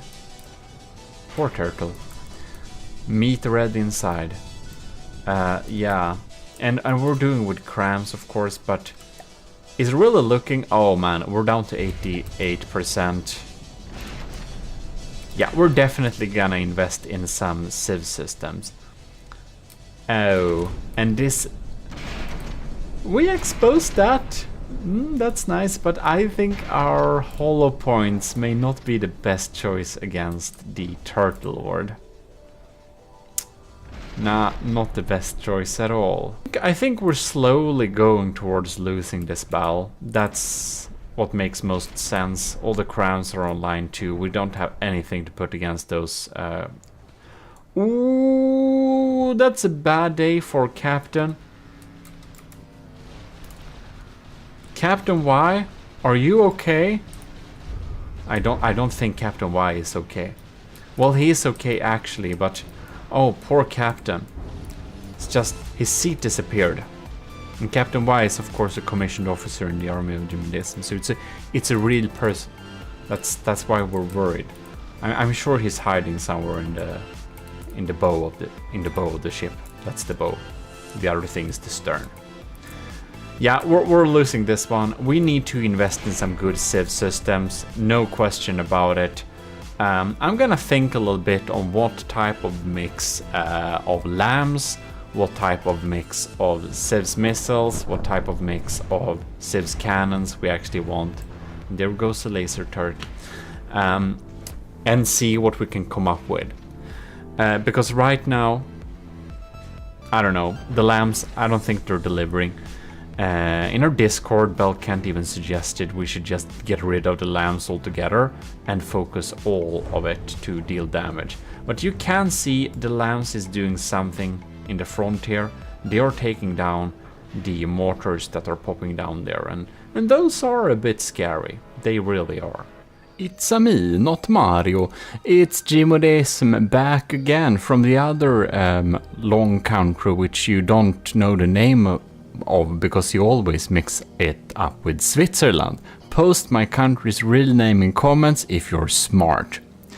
Anyways, we're back with building a battleship and we're using the beautiful Rambot costume because you have told me that the droid costume is heretical. So I myself cramped into this space and it's very cozy. Anyways, this time we're gonna talk about civ systems, so I thought we should be looking at a couple of different designs I have been experimenting with. Right, so when we're trying to develop some kind of civs, close-in weapon systems, we need to have a good mix of different systems. Now, these are three different ones. This is an old medium one. I updated it a little bit, but it's pretty efficient. However, I do not want to have too many sub-objects, so I think this might be a little bit too small. Then we have this really big design. This is kind of expensive, but it has loads of missiles and should deal pretty good damage.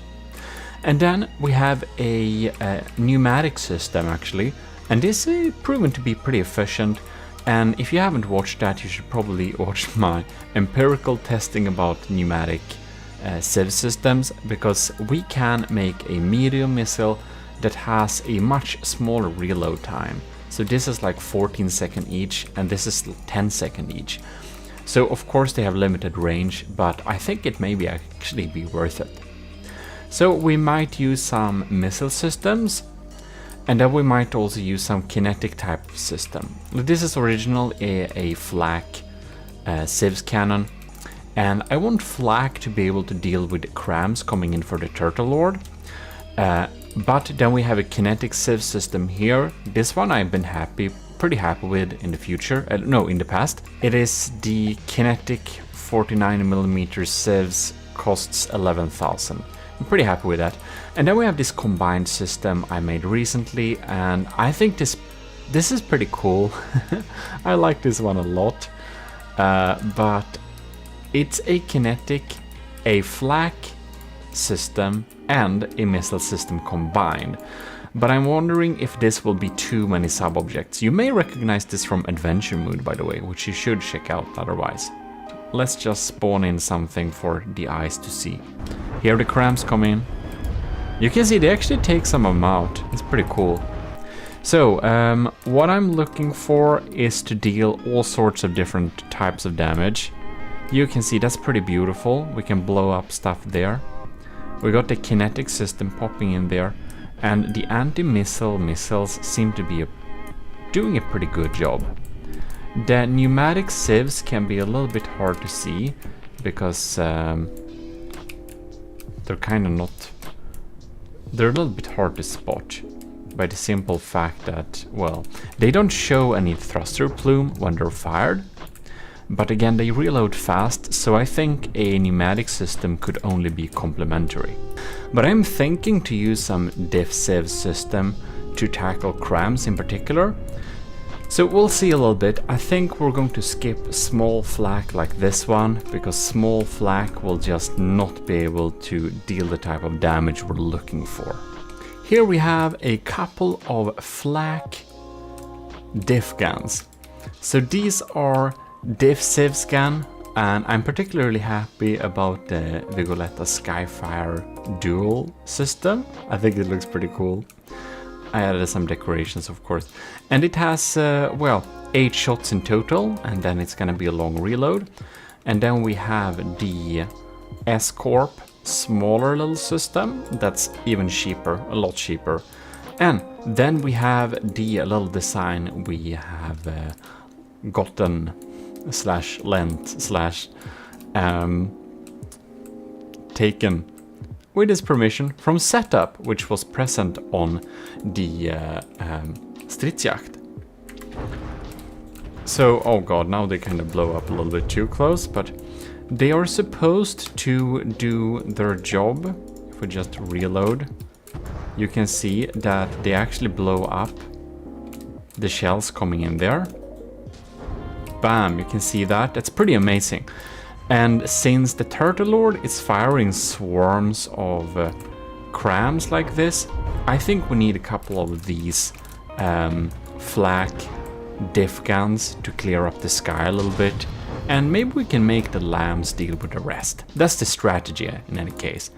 I am thinking to combine it a little bit with some missile systems, medium missile system, because we want to keep the small missiles low to be able to like not have too many missiles in the air, because that will lag. That was one of the problems with the Draconia. It just kind of lagged too much when we had too many things in the air at once. It was a little bit crazy with all those VLM small missiles. The needles, they were called. Well, in any case, I'm going to test and look at different missile designs, and we'll see what we can come up with. Right, so after some testing and some, well, building, but previously, I have found some missile systems that I think excel a little bit more than the others for this application. Now, these pneumatics, we're actually having a pneumatic system here, and it's getting in a little bit later on. It's really only getting activated if the enemy is a little bit too close, if the shots are a little bit too close, so they may be wasted, but again, these are loaded each and every time the enemy shells come towards us. And this is the crossbones. We are facing Turtle Lord and other designs, which are just so much more dangerous. But you can really see they clean up the sky, and even though these are tiny pneumatic shells just firing out two more, like, they're so simple, it's like they're so basic. But you can see they really make a little cloud that just appears in the air here, and whenever there are target crams close by, they will detonate into this cloud and really clear up a lot of those shells, and they will basically be in the vicinity each time a cram shot is fired. It's a very few cram shells that reload faster than every 10 seconds. So I really like them, and I also just like the idea of having a pneumatic sieve system. So you can see 3 of them are good to clean up the rest that comes in too close. Then we have this beautiful system. It's a high cost, high risk system. These are the Speedex, and they are using short range thrusters. They're going at like full force, they're going really fast, they're having some things that help them launch. We have turning thrusters, fuel tank interceptors. They're just built for speed. They actually don't have any pneumatic systems attached to them, do they? No, they don't. They can't fit that. But they are fast enough anyways, and they have this beautiful thing of really getting out some shells or really getting out some shrapnel into the air long before anything else is there. So now we have 3 of them, and let's see the cost here. This is the Shred, that's the pneumatic system. It costs 9,000 materials each. And then we have the, it's actually down there, Orion Combined Medium Missile Speedex Intersieves. I think they're pretty cool. They do the job very well. And to combine with that, we have these beauties, which I have in an earlier testing video fine-tuned for hours to make these missiles have the most chance of actually getting onto a trajectory that will blow up and do some damage to cram shells. So this is a vertical launch system, a VLM sieve system, but they are medium, but they are still pretty maneuverable. You can see they're actually having time to go into a trajectory and deal damage to those cram shells, and I think that's pretty cool, because a lot of the VLM sieves missiles don't do the job against crams, so it was really hard to set this up. And if you want some tips on that, you can check the earlier video, but a little bit quickly.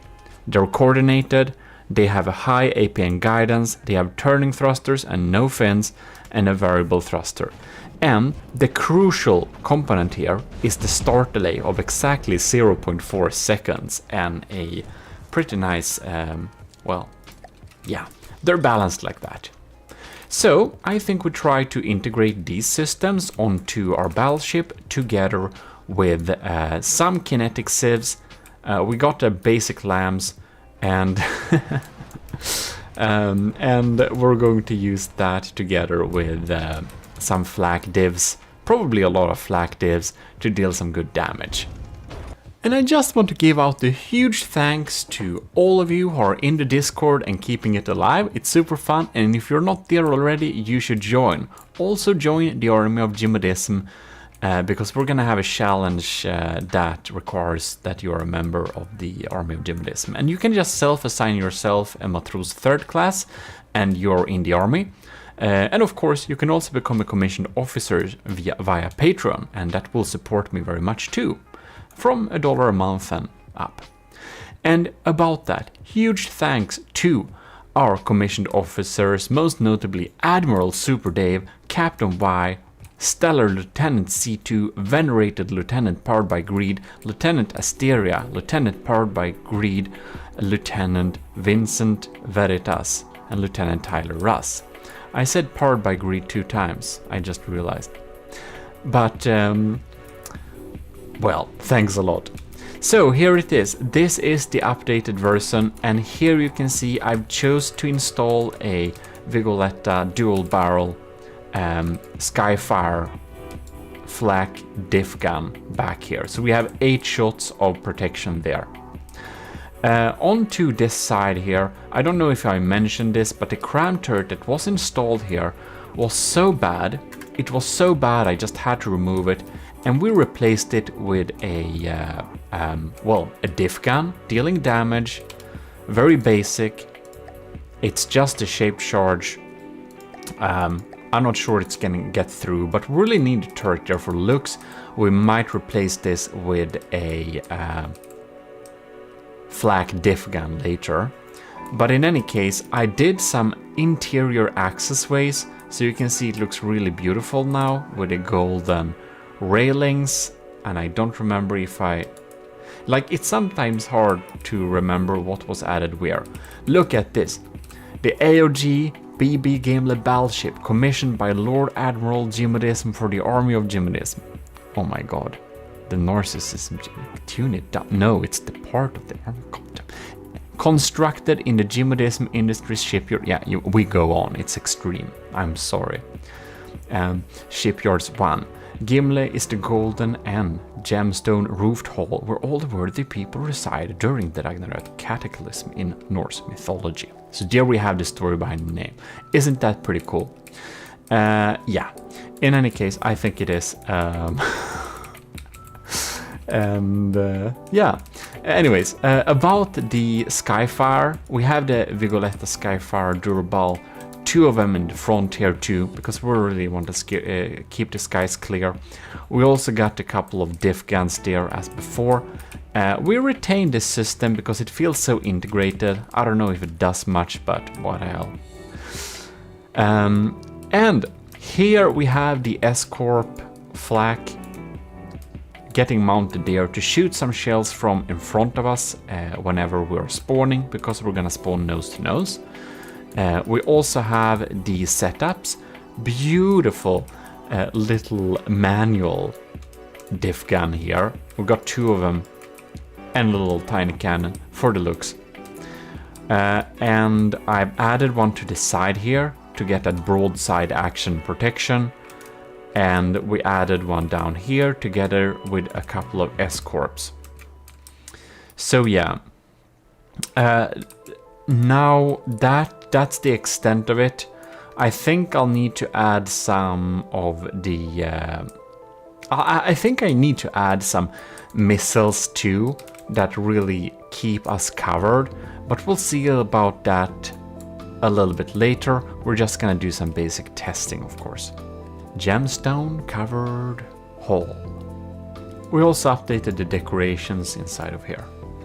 We just loaded in a little bit of a stronghold just to see how we're dealing with this little crème barrage here. So the crème barrage of the stronghold is not the scariest thing in the world, but if you don't know how to protect yourself against crème barrages like this, Civs diff, they can be pretty scary, especially if you don't have any lamps or anything. Bam, there we can see, isn't that quite beautiful? Now it would have missed, but we got some style points, don't you think? Alright, so we'll access the intakes here. We can see this is, I think it's 500 millimeter, unless it's not, but if it's 500, we have a flak damage of 30,000. So that's why you need a lot of hardeners, by the way, so that you can make sure... Oh, it's 450. Yeah, well, in any case. That puts our damage of this flak shell to 26,000. But on this particular turret, and the flak radius is 64 meters, so if we shoot at the center of the cluster, we can probably get rid of it, so that's pretty cool. But yeah. That's why we put a lot of hardener pellets and why we have some hull points on this middle turret here, just to deal some extra damage against the incoming targets. Now, I don't really want to protect against torpedoes and stuff like that, because that feels a little bit boring, but we might need to do that. We can see we're still at 100%, we're protecting pretty well against those crème barrages, since we do have the nice radius of the flak. But keep in mind that most of our flak guns only have, it's 5 shots. So I don't know how much how long it takes to reload. Oh my god. We don't have any defense against these torpedoes, man. Ugh. Okay, yeah, I don't want to have torpedo defenses because torpedoes are better to outrun, and we're pushing like 40 meters per second. But you can see they're doing big holes in our armor here. Now, we don't have anything important at that part of the armor really, but man, it's a little bit annoying. It would be nice to maybe have some missile to just slow them down at least. You can see we can outrun some of them, but not all of them. Darn, and this missile actually hit... Yeah, that missile actually hit us in the side there. That killed the turret, so it did damage. We might need to have some anti-missile missiles for sure. But in any case, about diff guns, the normal ones have 5 shots, 1 in the barrel and 4 in the ammo inputs. And if they have a reload time, the enemy's cram cannons of say 25 seconds, we do have more than 2 minutes of being safe from their damage, basically. If we have like 1, yeah. If that makes any sense. So, I think that it's pretty worth it, and for the Vigoletta Skyfire, now they fire at once, but they have 9 shots in total, 8 from... No, they have 10 shots in total, of course. What am I saying? So, that should deal a lot of damage and really clear up. You can see they fire in succession, bang, bang, and of course the turtle already is better set up, so its cram cannons are much more scary and we need a lot more damage to deal with them. I really think we're gonna replace this teaser up here with something a little bit more scary. What? We got a torpedo that got the damage to the other side. But because it's so much empty space, it didn't kill anything critical. That's pretty funny. Well, in any case, we're gonna add some more systems and check the next iteration. And there we go. I went to go with the SpeedX on top here, so we should have some nice cover there. And I integrated the beautiful actual VLM system, but I figured we might as well point them towards the enemy. So we have a little VLM system integrated here, and caution tape so you don't stand in front of them. There's the decoy, and we have a couple of diff civs there too now, so we need to spread them out because some of them could get shot out. I noticed when I tested that a little bit too off screen. Now, if we have to, we could change this to diff civs, by the way. That's an easy fix if we need to. And other than that, I think that's like the most of it. But I do think I actually updated the share during this thing, so you can see I made a beautifully designed custom share for Captain Y sitting in the commanding position, steering the ship. A little bit more scary position to sit at, but you know, we can't put the Admiral at a dangerous place like this, so I think the Admiral will probably sit here and just chill. Or if it's smart, maybe not here, maybe like, I don't know. There is no good places to stay really. Oh, I know. Maybe we can make a little share for Admiral Super Dave in the compartment. I think that would be great. Yeah, well, in any case, we have done that. Did I add something in the inside? That's something I'll need to check. It's like I'm building all over this ship, so sometimes it's hard to remember if I fixed something. I upgraded the laser but sticking some more units somewhere. I do know that. Question is exactly where. That's more of a mystery. However, I did notice that there were a few problems, like some of the diff guns at my offline testing were actually blowing up shells a little bit too close to our structure, so we did damage to our own blocks. So yeah, we're gonna move to the next iteration because I already know what's wrong with this, and that is some diff flags are killing us, literally shooting off blocks. Not good at all, and the safety distance I set for them apparently doesn't matter. I don't know why. I think it's just that the failsafe margin can't be wide enough or something. I don't know. It just doesn't work, the placement of some of the turrets. So, the placement here, with my offline testings, I noted that this exact placement was pretty rarely getting shot at, because I think it's like in the outer edge and there is pretty low risk that anything shoots here. So I removed the diff flak and replaced it with another one of the SpeedX systems because they're pretty nice. And I did remove the diff gun up here because it was too good of a placement for a diff gun, because again this placement also didn't got shot very often. So inside of here I could fit a little nicer shield and nicer interiors. Look at this now. I think it looks a little bit more glorious, and I even added a sleeping matros of the army of GMODIST there. Maybe it's you, who knows? Maybe it's one of you. And we also have a little symbolical docking station here. Now this won't come with a drone, but I figured if this is gonna be a land gang for like airships, we should absolutely have a docking station so we can make it possible. Well, in any case, that's not really what we're talking about. We are talking about Civ scans. This kinetic Civ scan was a good complement to combat big incoming missiles and also crams, so I figured 11,000, let's stick it in here because I like it. Yeah. Somehow I removed the green light because the red light is... Did I mix this up? Please tell me in comments if my placement of the lights are correct. I think that I think that this side of the ship, which is not starboard, port. I think port is red and starboard is green. The green disappeared, but whatever. Yeah, so that has happened. Now, there has been some slight changes too. We added some extra boosted interior armor because some stray frags were just ripping up stuff. And we finally put the armor on the AI compartment so it's safe. Admiral Super Dave, do you want to share inside the AI compartment? Tell me.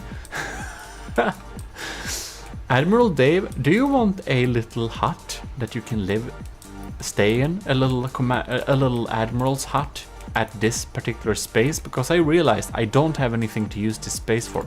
If you want that, please tell me in the comments or in Discord. I think it would be funny. But in any case, we added some basic interior armor there. And yeah, I think that's the extent of it. However, there is a few more problems that we need to tackle. And it turns out that these flak guns actually shoot each other sometimes. I did remove the diff gun that was dealing damage there because it was just getting in the way. And I just have these two flak guns, but it seems that these two flak guns blow up each other half of the time. So I'm unfortunately will have to remove like this one. Then we are still having a little bit of trouble with this cannon. It sometimes blows us up. So yeah, I'm gonna do some more testing and do some slight updates. But good news, we are finally having the pneumatic system on a serious battleship. So here we have it, the pneumatic little, I can't remember the darn name on my own. This is the shred. Yes, the shred system has been installed. Is that not quite beautiful? It is, very nice. And there is another issue we have. We are over budget. We're 2.208 material. And that's like 10k at least over budget. Because I don't want to be cheesing my way to like the finish line. I want to have a decent end cost. So we're a bit over budget. We'll need to fix that. Let me present to you the discounted fixed version of the previous iteration. There it is. We have a little double sun bed there, but we only have one of the Vigolettas here because we don't want them to blow up each other. That's just super sad. Okay. Other than that, what do we have?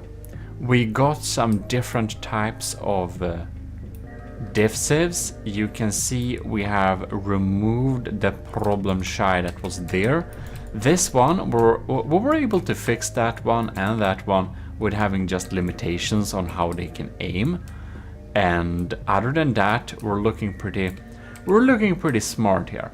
It's working perfectly fine, and I'm trying to remember how I decrease the cost, because we are now under the limit. We're a little bit too close to the limit for my liking. It feels cheese almost, even though it isn't. But yeah, we are under. We're within budget at least.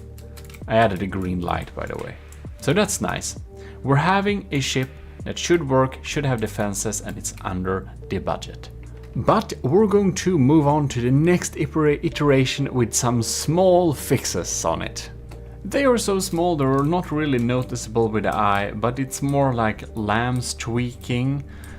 We have been tweaking some turret movements so that they can't shoot where they shouldn't shoot, and all sorts of stuff. We've been going through the system during some light battle testing just to see that it kind of works. But for now, I think we should end this video with checking out if we can defend ourselves against the Turtle Lord's cram systems, which I definitely hope we can do. Now the Turtle Lord is almost too... Oh my god. So we're going to stay with this barrage and see how our newly-ish set up LAM system is able to deal with it. Now the lambs will take the power from the lasers when it's getting in close. They are not lasers that have much storage. They are more like a continuous laser system, which makes it so we can actually combine it, take from the same pool. So here we can see the lambs taking, oh yes, bam, come on. We're getting in the closest ones. Bam! Here we see some flak diffs. Oh, do you see that? Bam! What a cloud, man! That's so scary. I'm very glad we got rid of that. You can see some Civs missiles popping in here in slow motion, trying to take on these very strong cram shells there. And they are of course filling the air with a cloud of sorts. Man, look at that. We got him. We got him. Amazing. Can we get this one too? No way. Are we gonna kill the turret? Are we going? No. Oh yes, we're so lucky. It misses the mark. Beautiful. Ooh, that's an explosion a little bit too close to home. I hope that was us defending ourselves and not a mistake.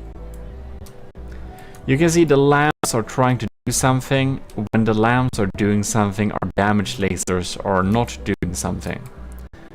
But man, we can't tackle all of them. And that was probably very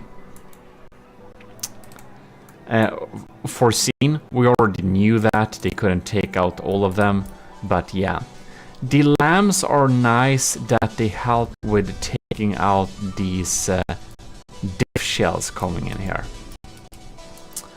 and our diff shells are doing a good job at taking out the enemy cram systems. So now we have kind of seen how that works. No serious damage has really been dealt yet. We're gonna move up to real-time speed and we're gonna see. But yeah, I think so far I'm pretty happy with this system. And we have the kinetic system going in here too. Going this barrage. Yes! Yes! We almost took out all of those cram barrages with our flak diffs. Ladies and gentlemen, Are you having trouble with flak? No, are you having trouble with crème barrages? Flak diffs is your answer. And that's super nice. Okay then, that's good. One thing we do want to check, and that is which turrets hit or not. We'll need to do some fine-tuning and stuff like that, but I'm thinking this ship is starting to be a formidable opponent. It's not quite done yet. I do want to have a proper battle testing video. And we are within budget still, but we're really closing on the limit. What I'm going to need to try, I want to try if my cram cannons are worth it or not, or if I should use other cram cannons, or if I should use maybe only detonators, and skip my triple barrel crush. We're gonna see about that. But in any case, I think we'll be coming back next time. Ooh, our lambs are doing a nice job keeping out those mortars. The stats are pretty even, but we are in the lead, but we also have a material lead. And one thing I also want to try, that's probably to see if I can get the cost of this ship down to under 2 million. And that could be really cool, because then we could battle the Turtle Horde on equal footing. And I wonder, we don't have any air pumps. That takes a lot of materials to keep afloat, but the air pumps lag. Here we are, we're building on the Gimli Super Battleship, and it is quite big. This is the 41st iteration, so it is one update newer than how we saw it last time, where we added the civs systems. So I will be completely honest that it's only like 2,000 materials more expensive, and I'm not 100% sure what I added. I think it may have been this auxiliary diff guns at the side to protect against, maybe. Or it's not, I don't actually know, but it's a kind of small change, so it doesn't matter too much. If in case you have forgotten, I think we should do a little quick sweep on how this build looks like right now. Here we have the cockpit, we have the sleeping matros, and we have a lot of potential people in the army of GMODism who is trying to claim that role, I think. In any case, here we have the middle deck, nothing going on here. We go down, here we have the other deck, we have some tiny extra energy generation, probably not worth it, but I think it looks cool. We have the anti-missile system thing there, and we have the way where we can walk down into the big hall, in case you missed some episode. Here we have a docker to dock airships so that we can walk on board. We have the lunch of the day together with all sorts of goodies that bots might enjoy, and a lost thing.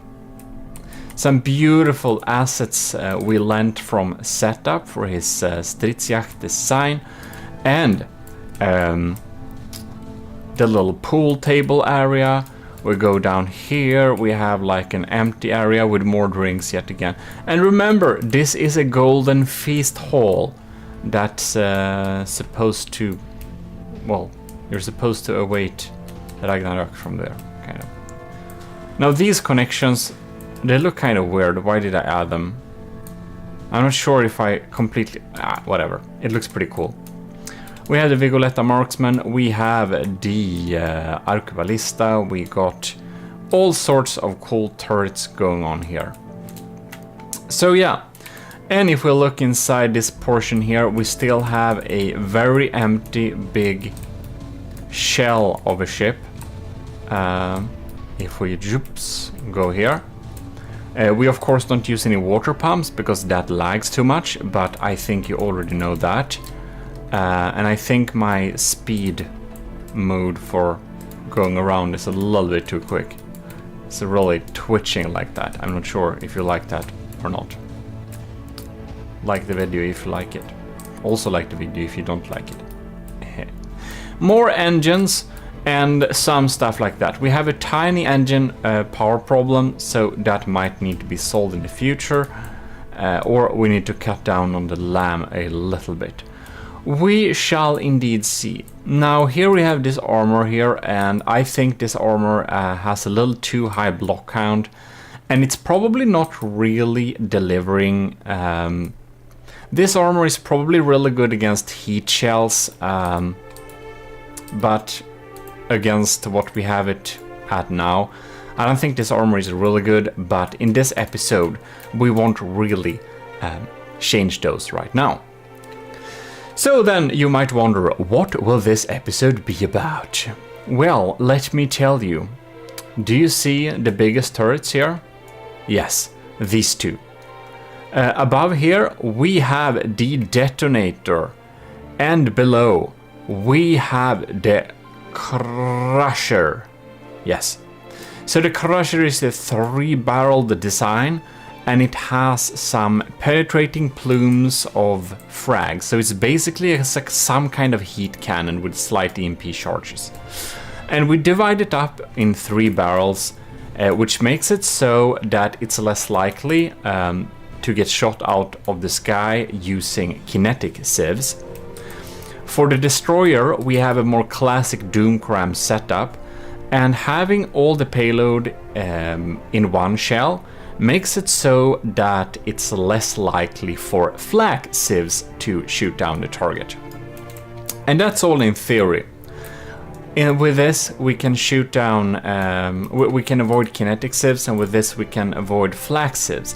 But after the previous episode, which you probably saw, I came to the fun little conclusion that flak diffs is kind of superior. Flak anti-cram sieves. We can shoot down big barrages from the setup's Turtle Lord using them, and I suspect that we could use the same weapon to great effect to counter this ship. So, firstly, I got some crazy idea. Now, the detonator doesn't have that long of a barrel for its stock design, so I thought that it would be a cool idea to redesign this turret, short barrel standard version, to a slightly more expensive turret that's named after our honorable Army of GMODISM Admiral Super Dave. So we're going to use Admiral Super Dave's glorious status and insert that into a upgraded version of this turret. Now it's really cool that this turret is more cheap. I mean, that's a really good thing. But I thought that if we only have one firing piece, it could probably be a good idea to not only have one layer of heavy armor protecting the pieces, but actually having some really thick turret armor. So we basically spend the cost. Since the crusher is more expensive, then I thought, what if we make this turret as expensive? So we're going to update this turret, and you're gonna see in a moment why we do that. Alright, so the stats at a glance. AG detonator, 90-70 millimeter cram class A cannon. And why isn't it 2000? 2 reasons. Because I think that if it's a little bit smaller than the other ones, the enemy land system will not target the detonator, and they will instead target other cram cannons, which are not as high payload carrying. That's my thought. The other thing, it's boring to have everything 2000 millimeter. That's actually the main reason, by the way. So I want to have slight variations. So yes, maybe some of you think it's more efficient with flat 2000, but it's only 30 millimeters. I'm sure it doesn't make a huge big difference, and this is how I want to have it anyways, even if it's slightly less efficient. So when we have gone over that, you will see that the original detonator costs 150,000 materials. It is a good turret. It really is efficient. It really adds what we want. And if we go in here on sub-objects, we can see we have a detonator Mark II cram, class S Dave, and that's of course class S like in S tier. You know where we're going with this. Anyways, and also SS in Super, so it's Super Dave. So here we have it, Admiral Super Dave's variant. We added some decals. It's actually quite a bit more expensive. To be precise, it's 170,000 materials. So it's not that much more expensive, but more than 10,000. So we spent some on armor.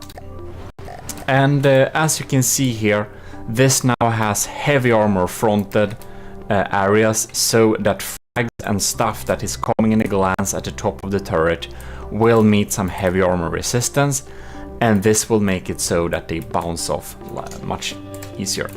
Now, the thing that's changed with the SD variant, here you can see the reload time is 16 seconds, 0.34, and the reload time on the original is 14.58 seconds. So basically, what we have done is that we have increased the reload time a little bit. So this shell health has 216,000, and this old shell health has 180,000 almost. So it's a little bit more sturdy in terms like that, because I thought that we really can't afford that the enemy shoots down the shell, so we're gonna make it slower, more expensive, and we did that by adding some more compactors at some free places. I think it may be slightly less efficient. We can easily check that because it's a single barrel cannon and it's easy to check stuff like that on these. But if we see here, where is it? Material cost, material per firepower, 506. And this one's material per firepower is 535. Okay, cool. It's actually more efficient, never mind. It shoots less often, but only slightly. They're still pretty... This is pretty fast to be this gauge, actually. A lot of people will recommend you having slower reload times. But since this is a capital ship, we really want to deal the max amount of damage we can in the earliest minute of the battle. So I think it's personally worth it for me to have a faster reload speed, because in case the first shell misses and it has like 40-second reload speed like some people recommend you to have, I think that would be a catastrophe. So it's less than 20 seconds, so we can chug out 2 shells, and I hope it will not be too easy to actually shoot down this shell. Anyways, so that's an upgrade, and you might think we're pretty close to the material limit on cost. How are you gonna be able to support this? Well, you'll see in a moment. Anyways, this has, let's see here, what do we have? We have pellets, Horner, HE, frag, mostly frag, 12 EMP. This one has some more EMP, some less explosives, the same amount of frag. Yeah, so it's basically a similar loadout actually. And thanks to the longer barrel, the base inaccuracy is a little bit smaller. I think we should do like this. We should go into... Oh, what is it? Delete? No. Insert? No. Home. End. It is. And we're gonna cut off left, right. Where is he? Can have this little cutting thing here.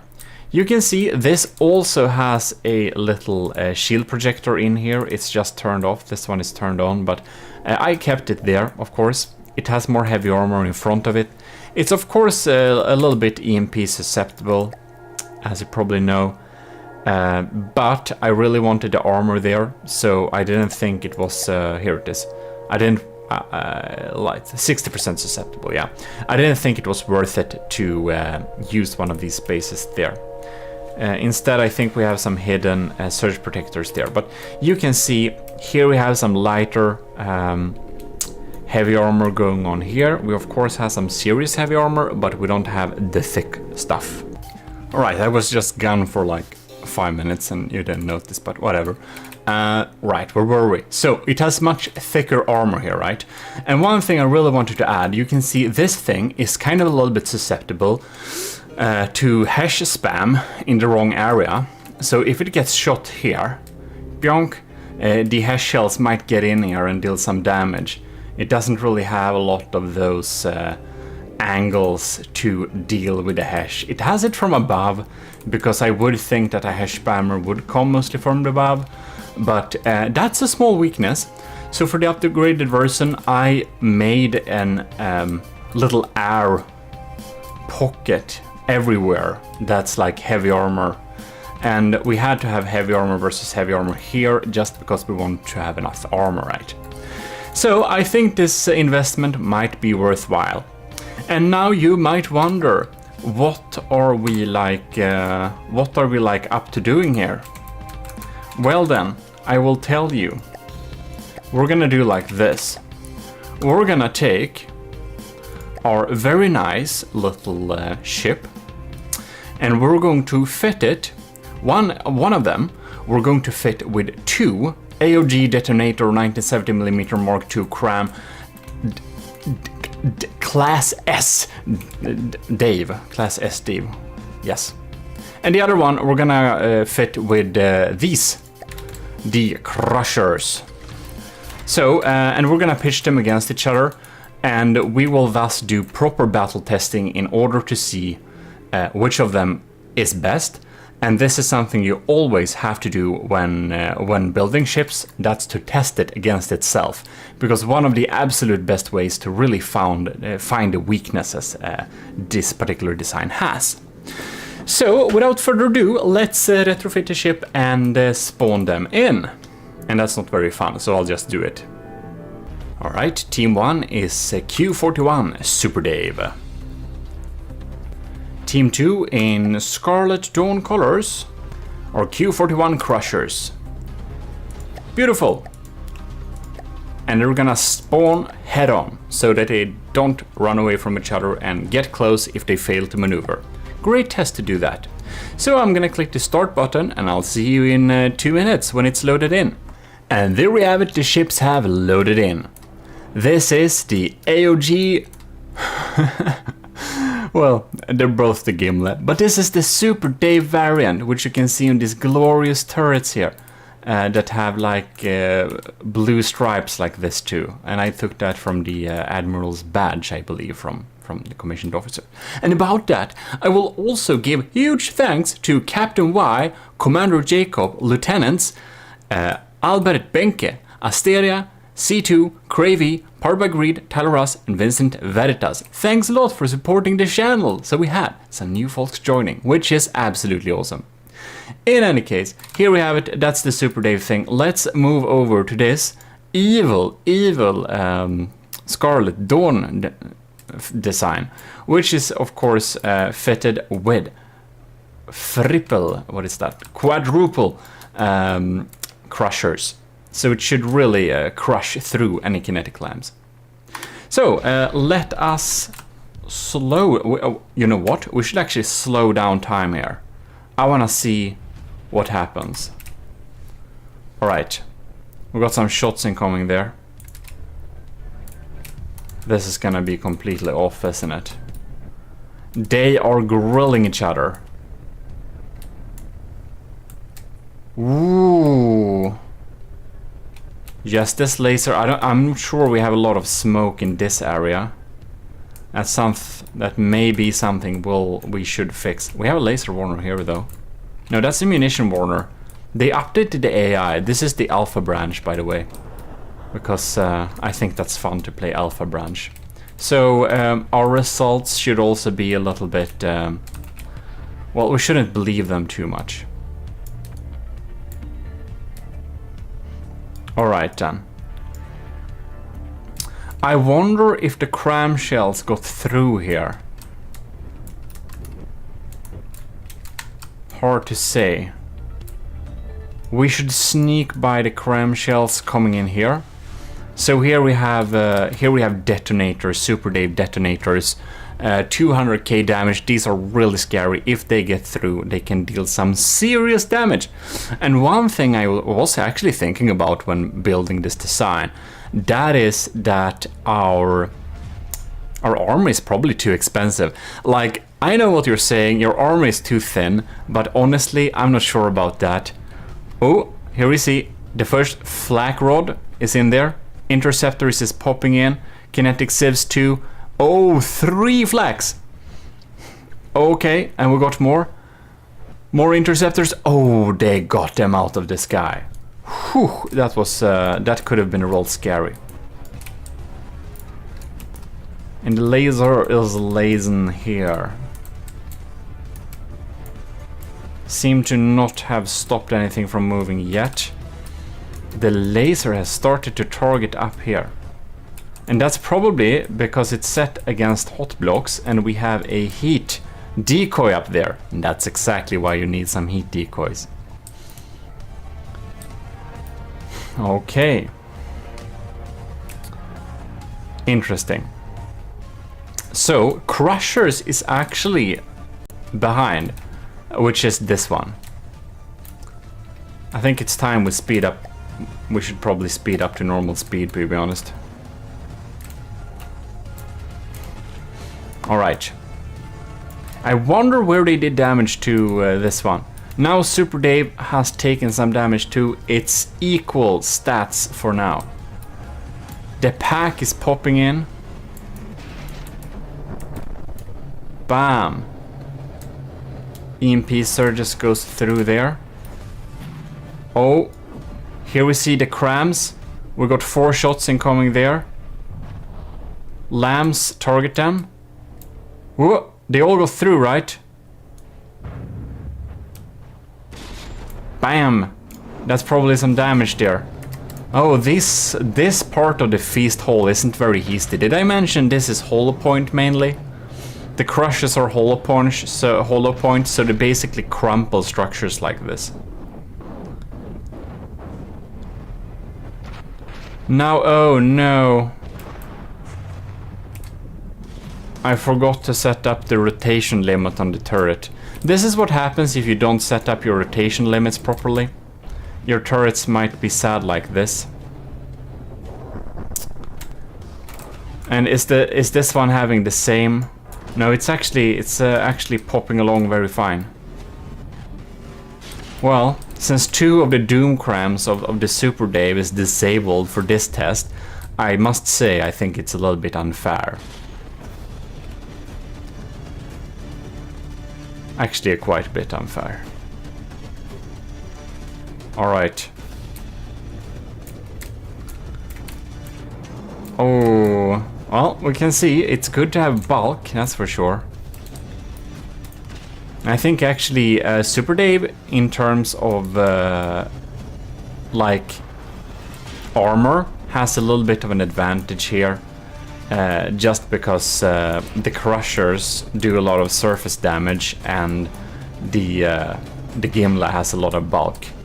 Both versions have the same bulk, of course. Yeah, these just go through. They get damaged, of course, but man.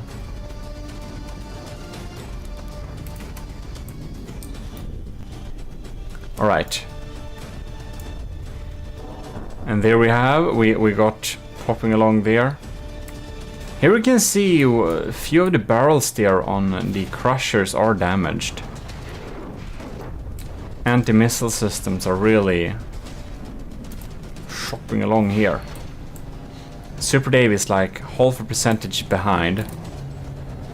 But I do also feel like that this particular battle is slightly unfair since it's not even in terms of the turrets.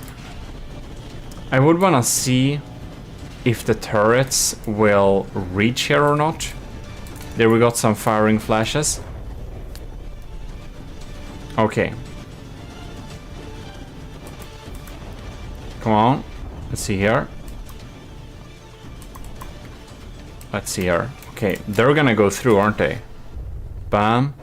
Bam. They did go through. There's another barrel too. Yeah, that's some damage in the turrets there. Crushers and Super Dave are not far in between. It really picks those barrels off using using fragments and stuff like that. Alright. I think a lot of the diff rods are used up, and that's why we don't have so many of them shot out of the sky. But what the heck, I think we should restart the battle actually. I don't think the results is too interesting since 2 of the turrets are still stuck behind there. And there we have it, the battle is now ongoing, and you can see I spawned them slightly with the broadside angle to each other so that the guns will turn the right direction from the get-go. Right. They turn pretty quickly. The laser sound is... Oh, the needles! Man, they're exactly designed to do that, by the way. They're exactly designed to shower the target with needles if it destroys it. And you can see the needles still do too much damage. And that's actually partly thanks to my surface layer little armor, I believe. Alright. Cram shells are popping in there. One got destroyed. Yeah, they're coming in there. Ooh, Civ's turret is down. Well, that's 10k lost already. So the Crushers is actually a little bit in the lead here. And I have insane amount of like alpha Civs potential. It's pretty crazy. I know there are Doom Crowns that have health of like 400,000, but they don't reload this fast. They reload a lot slower usually. Alright. Crushers went down to 97. Interesting. Let's see, we got another volley of shots incoming there. They're going through. It looks like they're going through. It's hard to see when my game is in degraded mode. You know, we can run it thanks to not having any water pumps. If we had water pumps, I would not be able to run this. So that's why this rule, that's why that rule is no joke. Like, seriously. Alright. For me, it depends on your processor and stuff like that. I'm trying to target those crams, but they are getting through. You can see we did big damage to the cram shell, however. You can see that this cram shell didn't do much damage. I do wonder if that's really the 1970 no, the Crusher, or if that was actually our tiny cannon. But that's actually armor piercing, so it shouldn't be that. This is a small cluster of the extra turrets we have. I think it's the stealth daggers. Gonna be interesting to see if any of these shells get through. I think maybe. I think it was this gun that actually we went with to the Scarlet Dawn painted ship, the Crusher one.